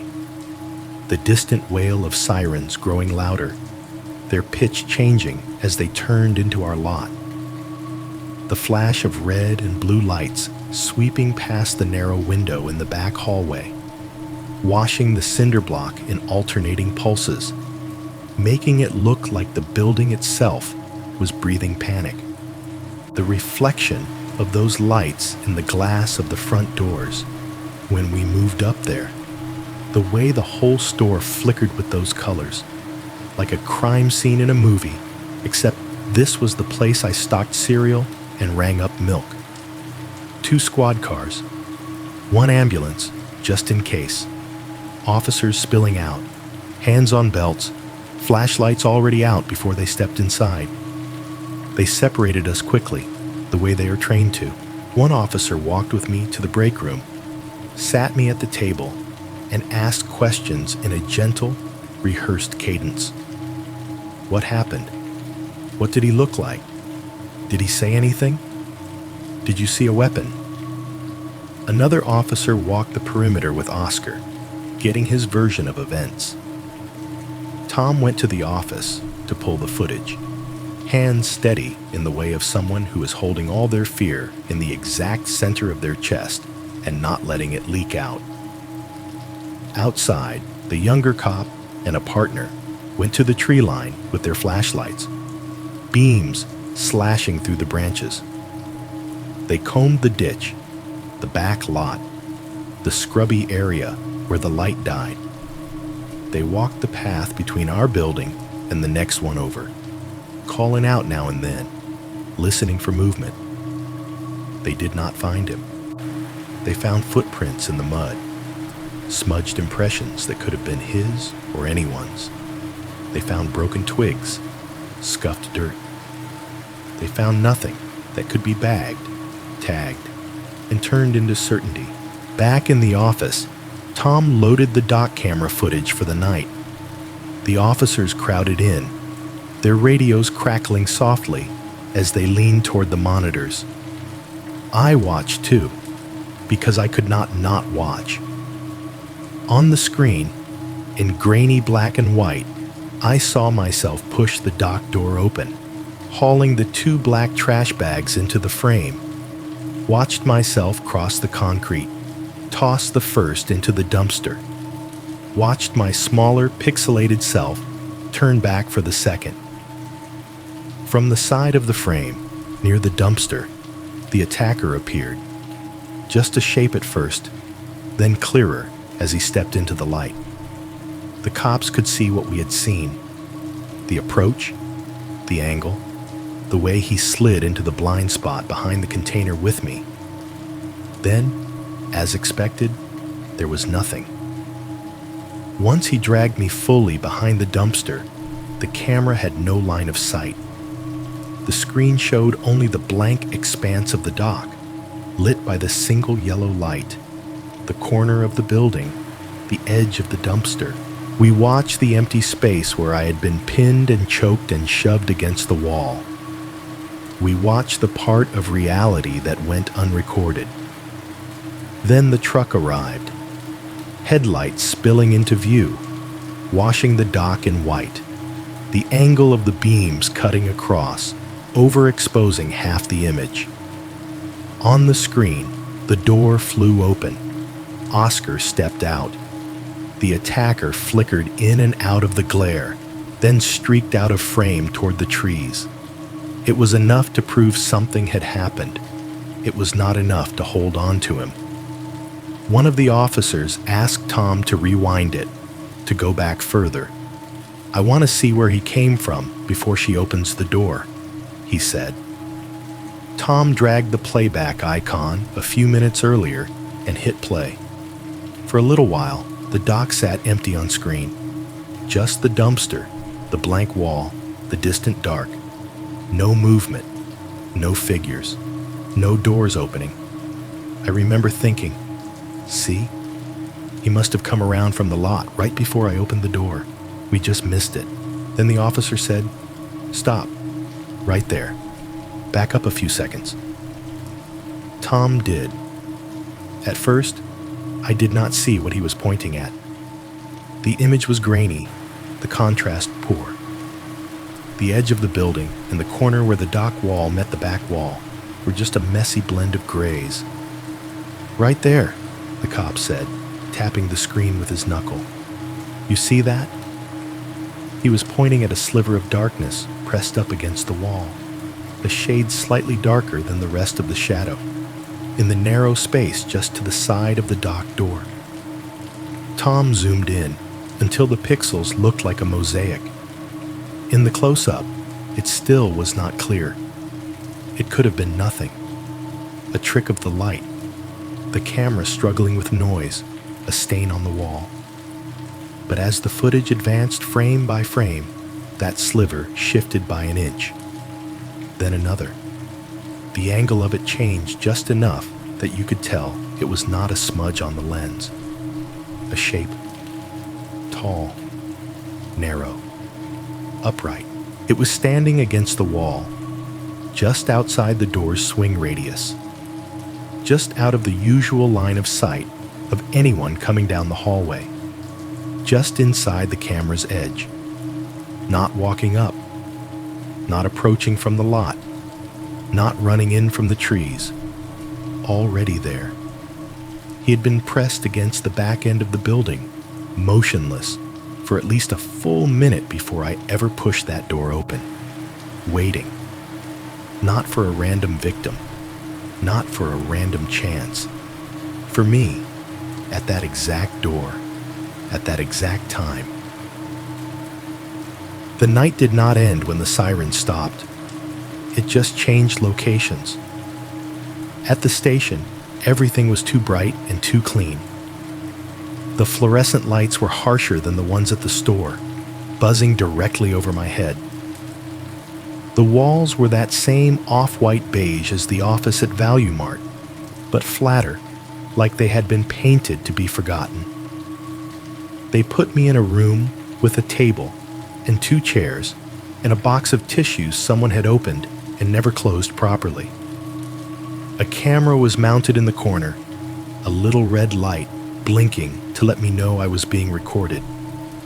I remember thinking how many awful stories that camera had watched without saying a word. The officer who sat with me had kind eyes and a notepad.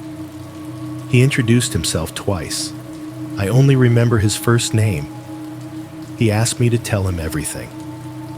Not the version you tell friends. Not the quick one you put in a text.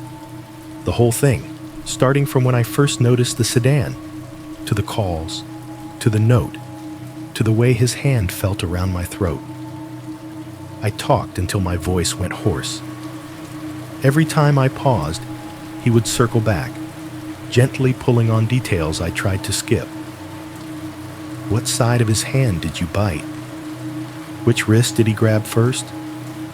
When he said he watched the cameras, did he say anything specific? Was his accent local? Anything stand out in the way he spoke? They took pictures. They photographed the bruises blooming around my wrist, purple and red fingerprints already rising like ghost hands under the skin. They photographed the faint, angry marks on my neck where his thumb had pressed. They photographed the scrapes on my palms and the raw spot on my shoulder from hitting the dumpster. None of it was dramatic. No movie blood, no cinematic injury. Just the kind of damage that says someone put their hands on you with intent. They did not need gore to understand what he had wanted. Back at the store, they pulled the footage, copied it, tagged it, the dock camera, the front lot, the self-checkout angles from the nights before. Frame after frame, still after still. They printed screenshots of his face from the clearest angles they could find. The night he stood at self-checkout with the granola bar and the water. The time he talked to Oscar near the carts. The glimpse of him when the headlights caught him on the dock as he ran. On paper, he looked almost ordinary. Gray hoodie, dark stubble, middle of the road age. One of those faces you pass in 100 aisles and never register unless it turns toward you and smiles too long. They pinned those printouts to corkboards. They attached them to emails. They fed them into the system. "We are putting out a bolo," one of the officers told me. "Be on the lookout. His image will go to neighboring precincts, patrol units, other stores in the chain. If he pops up, we will know." It sounded solid when he said it, like a net. Like this grid of grainy photos and internal alerts could stop his feet from stepping anywhere near me again. I left Value Mart a week later. Some of that was already in motion. I had wanted out of nights for a while, had been pushing for a day job with predictable hours, less fluorescent insomnia. After the dock, after the note, after the breathless minutes on the floor of the back hallway, those plans went from someday to now. Tom signed the transfer forms faster than corporate could ask follow-up questions. By the end of the month, I was in a different building on the other side of town, working a job that ended at 4 p.m. I drove home in daylight, stood in my kitchen while the sun still came through the window, and thought maybe I could put Value Mart away like an old sweater. He stayed with me anyway. He was in the way I checked parking lots, the way my heart picked up when a car slowed near me, the way every sudden phone ring made my shoulders jump. There is no transfer form for your own head. A few weeks into the new job, my phone rang with an unfamiliar number. I was sitting at my small lunch table in the break room, staring at the kind of salad you throw together just to pretend you are taking care of yourself. The TV in the corner was playing some muted daytime show. The hum of the vending machine filled the silence. "Hello? Is this?" The officer used my name carefully, like he was double-checking the right file. "This is Officer H. from East Ridge. We spoke a few weeks back about the incident at Value Mart." My fork froze halfway to my mouth. "Yeah," I said. "I remember." "There has been a report at another store up the road," he said. "A supermarket about 3 miles from the Value Mart you worked at. One of their employees called us about a man harassing women in their parking lot. Their security pulled footage of a suspect who looks very similar to the individual we have on your case." He paused, like he was giving me room to breathe. "We were wondering," he continued, "if you would be willing to come by and look at the footage, see if you recognize him." The new store was laid out differently, brighter, newer, less tired. Their manager shook my hand, her eyes doing that quick scan people do when they know something bad has happened to you but do not know the shape of it. They led me to a small room in the back where their cameras fed into a system with sleeker monitors than ours. The officer queued up a clip. On the screen, a different lot appeared.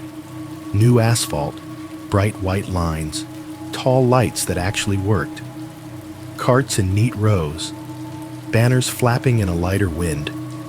The man in the footage wore a gray hoodie. He moved with a familiar kind of aimlessness, slow, looping paths through the lot, standing near parked cars without heading inside. He lingered by the edge of the store lights, watching women walk from the doors to their vehicles, staying just far enough away that it could technically be coincidence. In some frames, catchlights flashed off his face. The angle was wide, covering a lot of space. His features blurred inside the fisheye distortion. My stomach knotted. It was like looking at a slightly different dream of the same nightmare. The posture, the way he kept his hands in his pockets, the tilt of his head when he watched someone fumble for their keys. "Take your time," the officer said. They swapped to another clip, a side angle this time, caught by a camera near the cart corral. The suspect walked closer to the lens. For one brief moment, his face turned toward it, catching enough of the security light that you could see his profile clearly. The jawline looked right. The nose did too. The stubble. The way his mouth rested in a line that seemed almost relaxed, but never quite reached his eyes. But the hood cast just enough shadow that the comparison felt like squinting at two overlapping photos and guessing which one was real. If I say it is him, I thought, they will build something on that. They will chase that line. They will hang other things on this face. If I said it was not him, that it was someone else with the same walk and the same choice of clothing and the same habit of loitering in bad places, what did that mean? That there was more than one of him? The officer watched me watch the screen. "What do you think?" he asked. I swallowed. My tongue felt too thick in my mouth again, the way it had when I tried to scream behind the dumpster. "I think," I started, then stopped. If I said, "Yes, that is him," I would be turning a fuzzy image into a man with a record, into someone with a file stamped with my fear. If I was wrong, I would have just poured all my nightmares into the shape of another stranger. If I said no, and it was him, I would be giving him one more slip through the net. "I think it could be him," I said finally. "The way he moves, the way he stands, it is very similar, but the camera is wide. I cannot swear, not the way you need me to." The officer nodded, not disappointed, just resigned. "That is fair," he said. "We will add your note to the file. Thank you for coming in." Months slid by. I changed my route home twice. I memorized license plates without meaning to. I stopped going to certain stores after dark. The Value Mart became something I drove past instead of into. The dock door, when I pictured it, was always a little open, always with a shadow pressed against the wall beside it. Then one afternoon, an email landed in my inbox. It was from a department address I recognized. The message was short, no preamble, no long explanation. Just a follow-up, the way you might update someone on a package.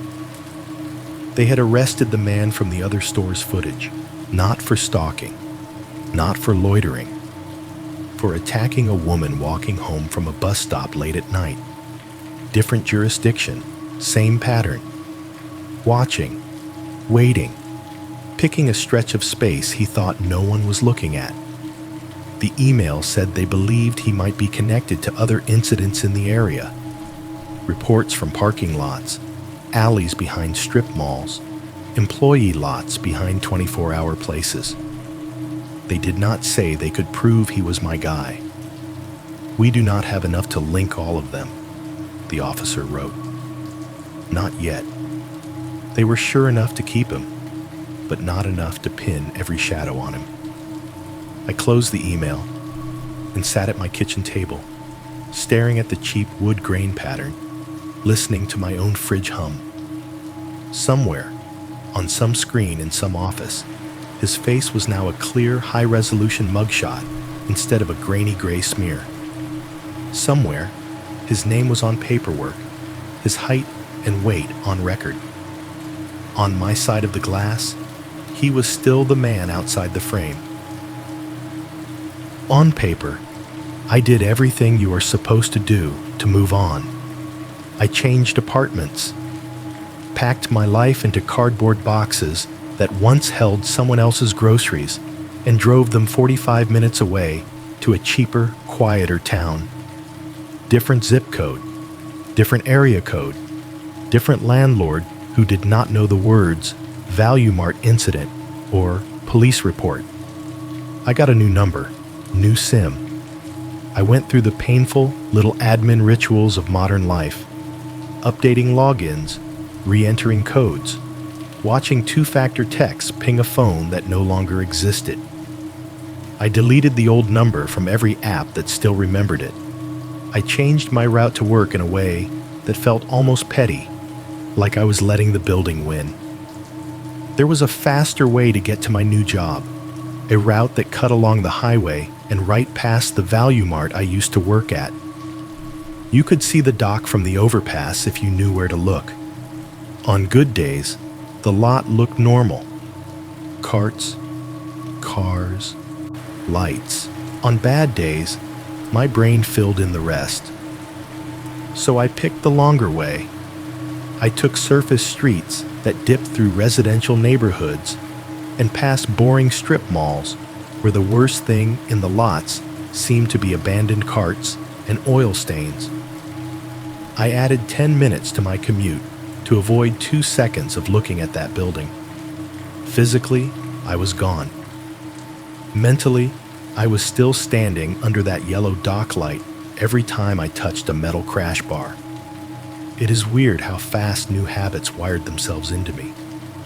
At the new job, different store, not grocery, I still found myself cataloging the exits, walking the back hallways and noting which doors had cameras pointed at them and which did not.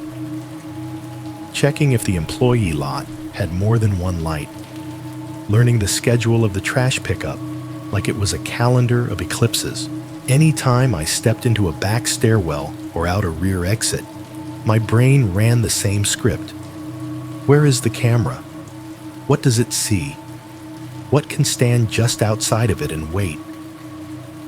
In my new apartment building, the sounds were different, but my body reacted like it had heard them before. The elevator chimed with a soft ding every time it reached my floor, followed by a second of silence, then the gentle rattle of the doors opening. That gap between the ding and the slide started to feel like its own kind of 1 second to me. Too quiet, too expectant. At night, I would sit at my small table by the window and listen to the parking lot below. It was a different layout from Value Mart, but the soundtrack was familiar. A car door slamming with a hollow thud, a distant beep-beep from a key fob, the low rumble of an engine starting, then idling as someone scrolled their phone. Tires crunching over gravel at the back edge where the asphalt ran out, sometimes late. When most people were home and inside, the lot would fall utterly still for a moment. No engines, no doors, no voices. Just the faint hum of the building's own systems. My fridge kicking on. The HVAC whispering through vents. The tiny buzz of something electrical in the wall. Even in a different town, even in a different building, my brain marked those silences like they were dangerous. Grocery runs did not help. No matter how many times I tell myself, I do not have to be afraid of supermarkets, that nothing magical lives under those fluorescent lights. There is something about the choreography of walking from bright aisles into dark parking lots that my body now associates with being watched. At the new store, I grab a cart like anyone else. I cross the threshold into the blast of cold air-conditioned air. I walk up and down aisles, compare labels, think about stupid things like what kind of pasta sauce is on sale, but the whole time, there is a tightness sitting just under my sternum, waiting, like a knot that will only slacken when I am back inside my car with the doors locked. Pushing the cart out is the worst part. The automatic doors part with that soft, tired sigh. A pocket of hot or cold air hits my face, depending on the season. The harsh inside hum of the freezers and the PA dissolves into the open air, replaced by the outside sounds. Distant engines, someone laughing too loud in another row, the subtle hiss of tires rolling past on the road. My hands wrap around the metal bar of the cart, fingers curling over the cold steel. The bar is always chilled, no matter the weather, from the constant cycling of carts in and out. It makes my skin prickle. The wheels clatter over the slight lip between tile and pavement, then settle into a dull rattling over the asphalt. That sound runs right up my arms, in sync with my steps. I keep my eyes on my car. I know the advice. I have read it 100 times online and on badly printed flyers in break rooms. Be aware of your surroundings. Scan the lot. Look around. My version of that is quick, sharp glances, not long stares. I check the rows, the corners, the stretches near the tree lines, or the broken lights. I look for silhouettes leaning where they should not be, for the glow of a cigarette where it has no reason to be. And then I look forward again, because staring into shadows is its own kind of invitation. My key fob beep has become a survival signal. Beep, beep. The headlights flash. The unlock mechanism thunks. The car chirps at me, a small mechanical sound that means near, here, this one, move faster. Every time I press that button, it feels like casting a line between me and safety. The car is not a fortress. It is just metal and glass and locks that can be forced. But it is light and doors that shut and a horn I can lean on. Compared to empty asphalt, it feels like a stronghold. I load the bags quicker than I used to. I do not take my time arranging them in the trunk anymore. I throw them in, slam it shut, get into the driver's seat, lock the doors before my seatbelt is even all the way across. Sometimes I sit there for a second, hands on the steering wheel, listening to the car settle around me, feeling my heart thump against the belt strap. The first time I had a full-blown panic attack after everything, it did not happen where it was supposed to. It was not on a dark dock. It was not in a back alley. It was in a nice, well-lit grocery lot in my new town, on a Wednesday evening when the sky was still faintly blue. I had just loaded the last bag into the trunk and was already climbing into the driver's seat when I caught a smell. One of those tiny, stupid details you should not be able to recall so precisely. Cigarette smoke. Not the general, distant haze of someone smoking somewhere. A specific, immediate drift of smoke that came in hot and thin through the open crack of my window and wrapped itself around my face. In a split second, I was back on the old lot, back under two tall lights with broken bulbs, back at self-checkout, looking past the glass at some guy in a gray hoodie leaning against a cart corral, the tip of his cigarette burning red in the dark. My body reacted before my brain could argue. My hands dropped whatever they were doing. My throat closed up. My chest got tight, every breath suddenly feeling like work. I shoved the bags on the passenger seat aside with my elbow and hauled myself fully into the car. My fingers fumbled the lock switch, even though the fob had already done it. The clack of the pins dropping into place sounded too quiet to be real. My heart pounded so hard, it made my vision pulse. I told myself, "You are in a different town. You are at a different store. He is in jail, or he is somewhere else, or he is dead, or something. Not here."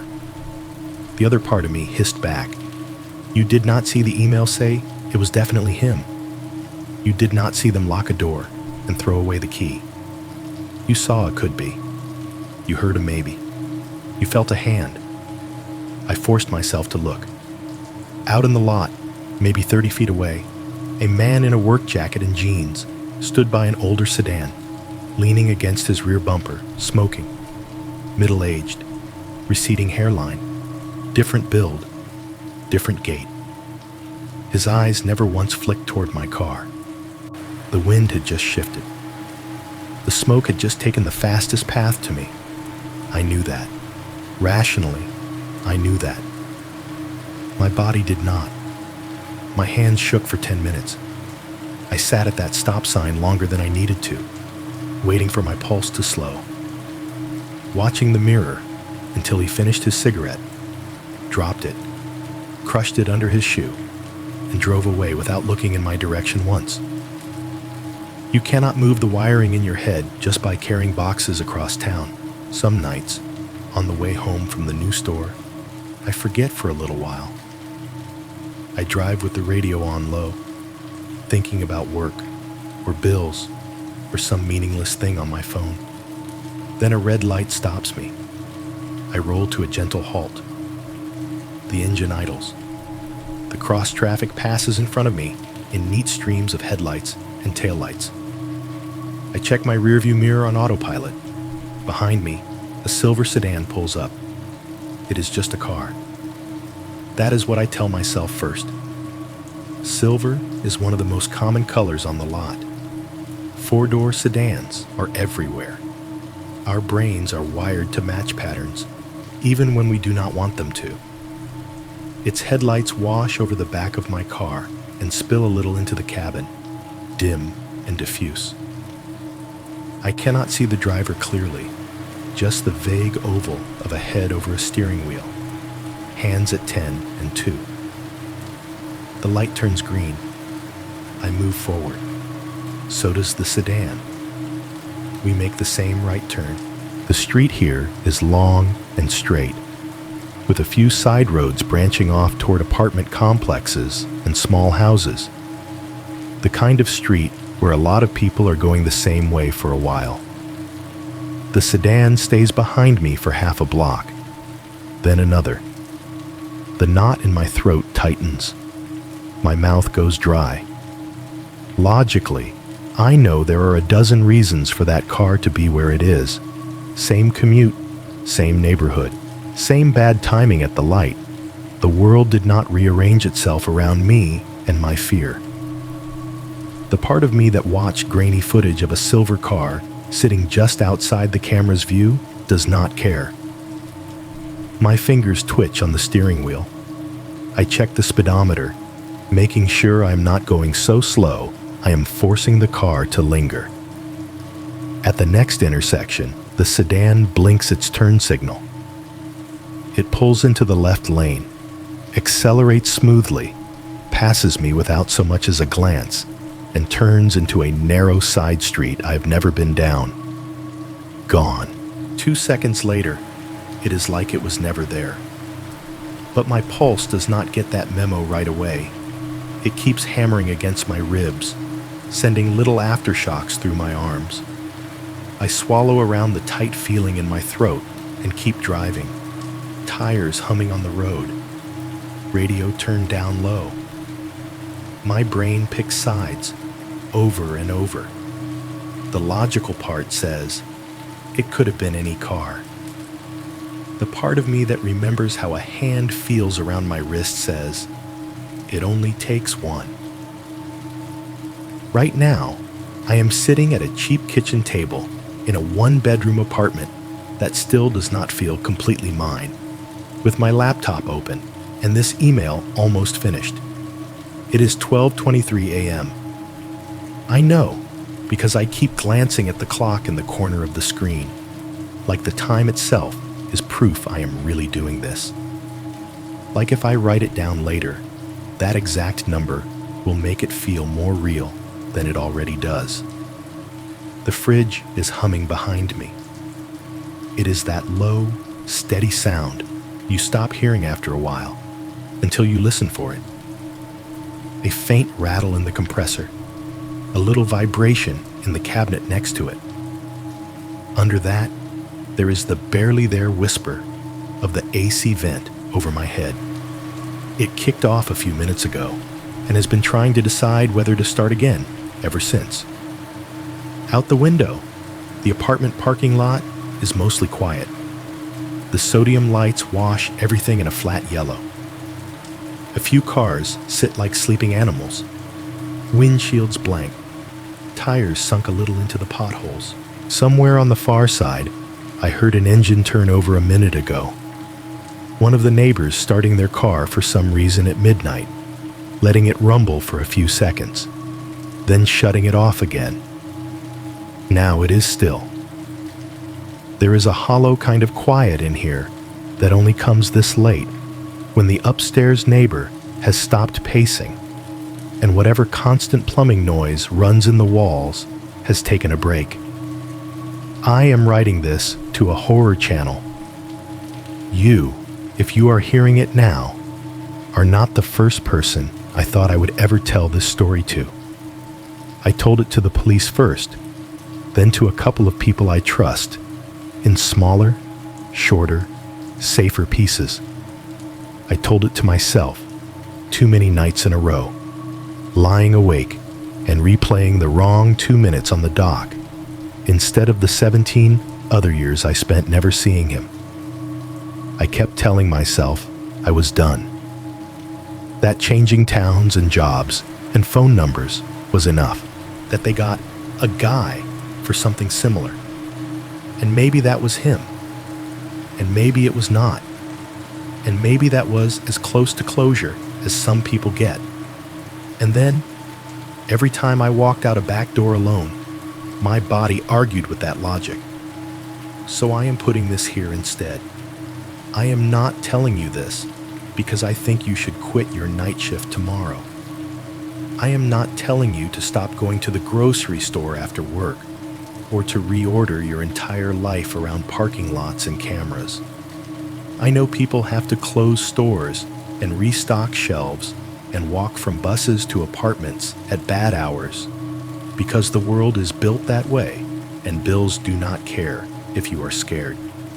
I am telling you this because I want there to be a record somewhere that says clearly that all the things we get told to trust, the cameras, the guards, the locks, have edges. And there are people who learn those edges better than you do. There are people who are not breaking in. They are not picking locks or smashing windows. They are not leaping out from behind bushes in some dramatic movie way. They are standing in the places the system stops looking. They are smoking in the strip of dark between two working lights. They are leaning against a wall just outside the camera's cone.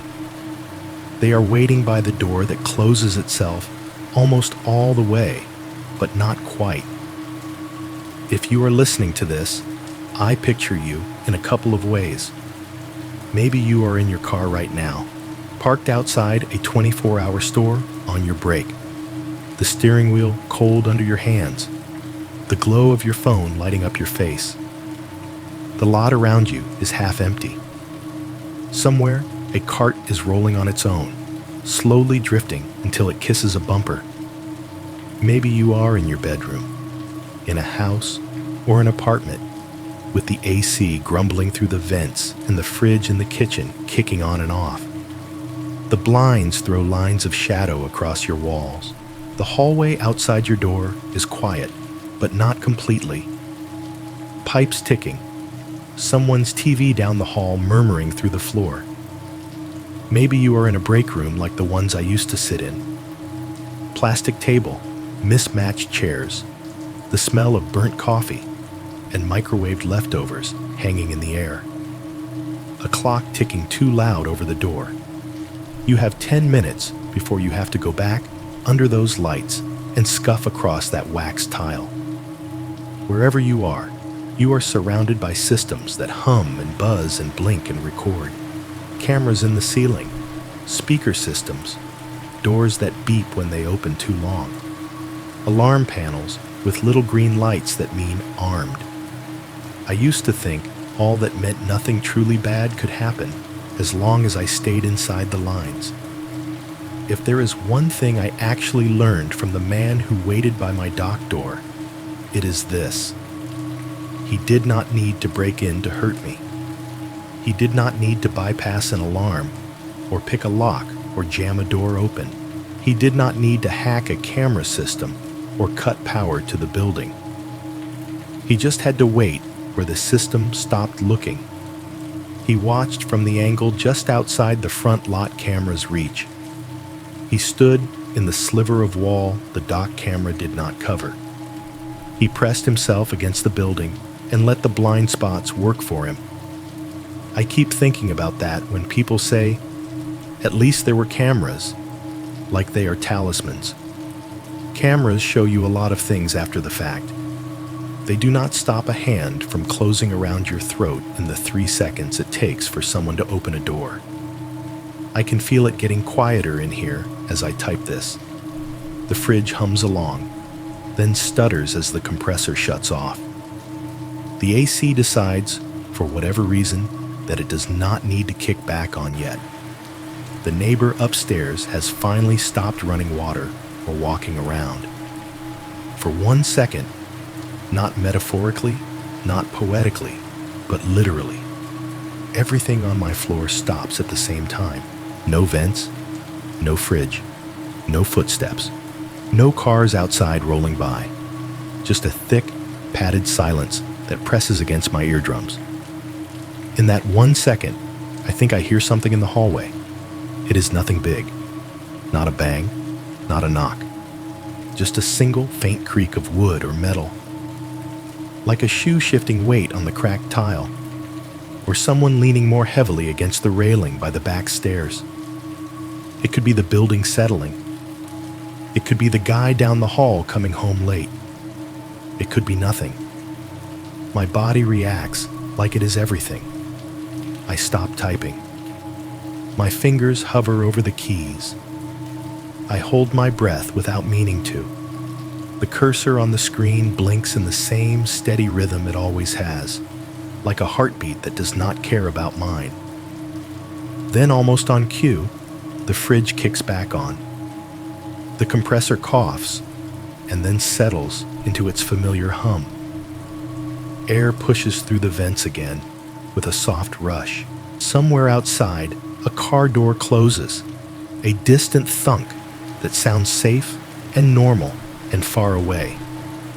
The spell breaks, if that is what you want to call it. I sit there for a few more seconds, staring at the half-finished sentence on the screen. Then I push my chair back and get up. The hallway light is dim when I open my apartment door. The motion sensor at the far end flickers, then brightens, spilling a weak cone of light over the carpet and the scuffed baseboards. The elevator doors are closed. The fire door to the back stairwell is shut. I walk up to the peephole, press my eye to the fisheye glass, and look. The corridor is empty. No one is pressed against the wall.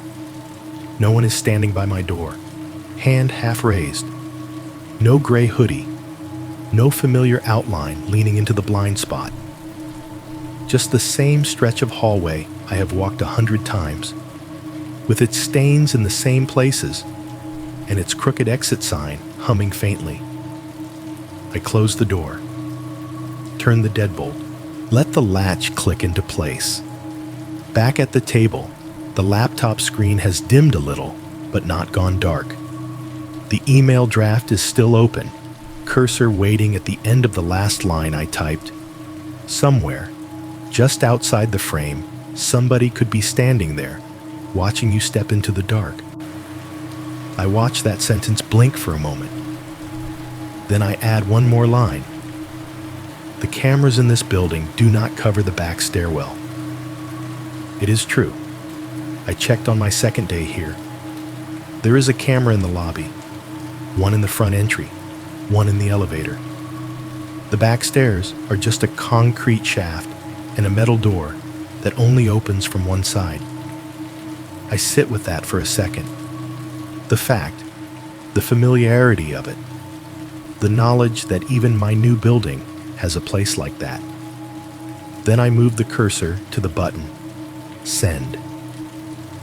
The email whooshes off into whatever system takes these stories and turns them into something you can put over horror music and stock footage of empty parking lots. Out in the hallway, the motion sensor light times out and clicks off again. Somewhere in this town, there is probably another store, another dock, another blind spot. If someone is standing in one of them tonight, leaning in the dark, hands in his pockets, watching the way workers move under the lights, this story will not stop him. All it does is make sure that when you step outside the frame, you at least know there is a place where the picture ends and the rest of the night begins.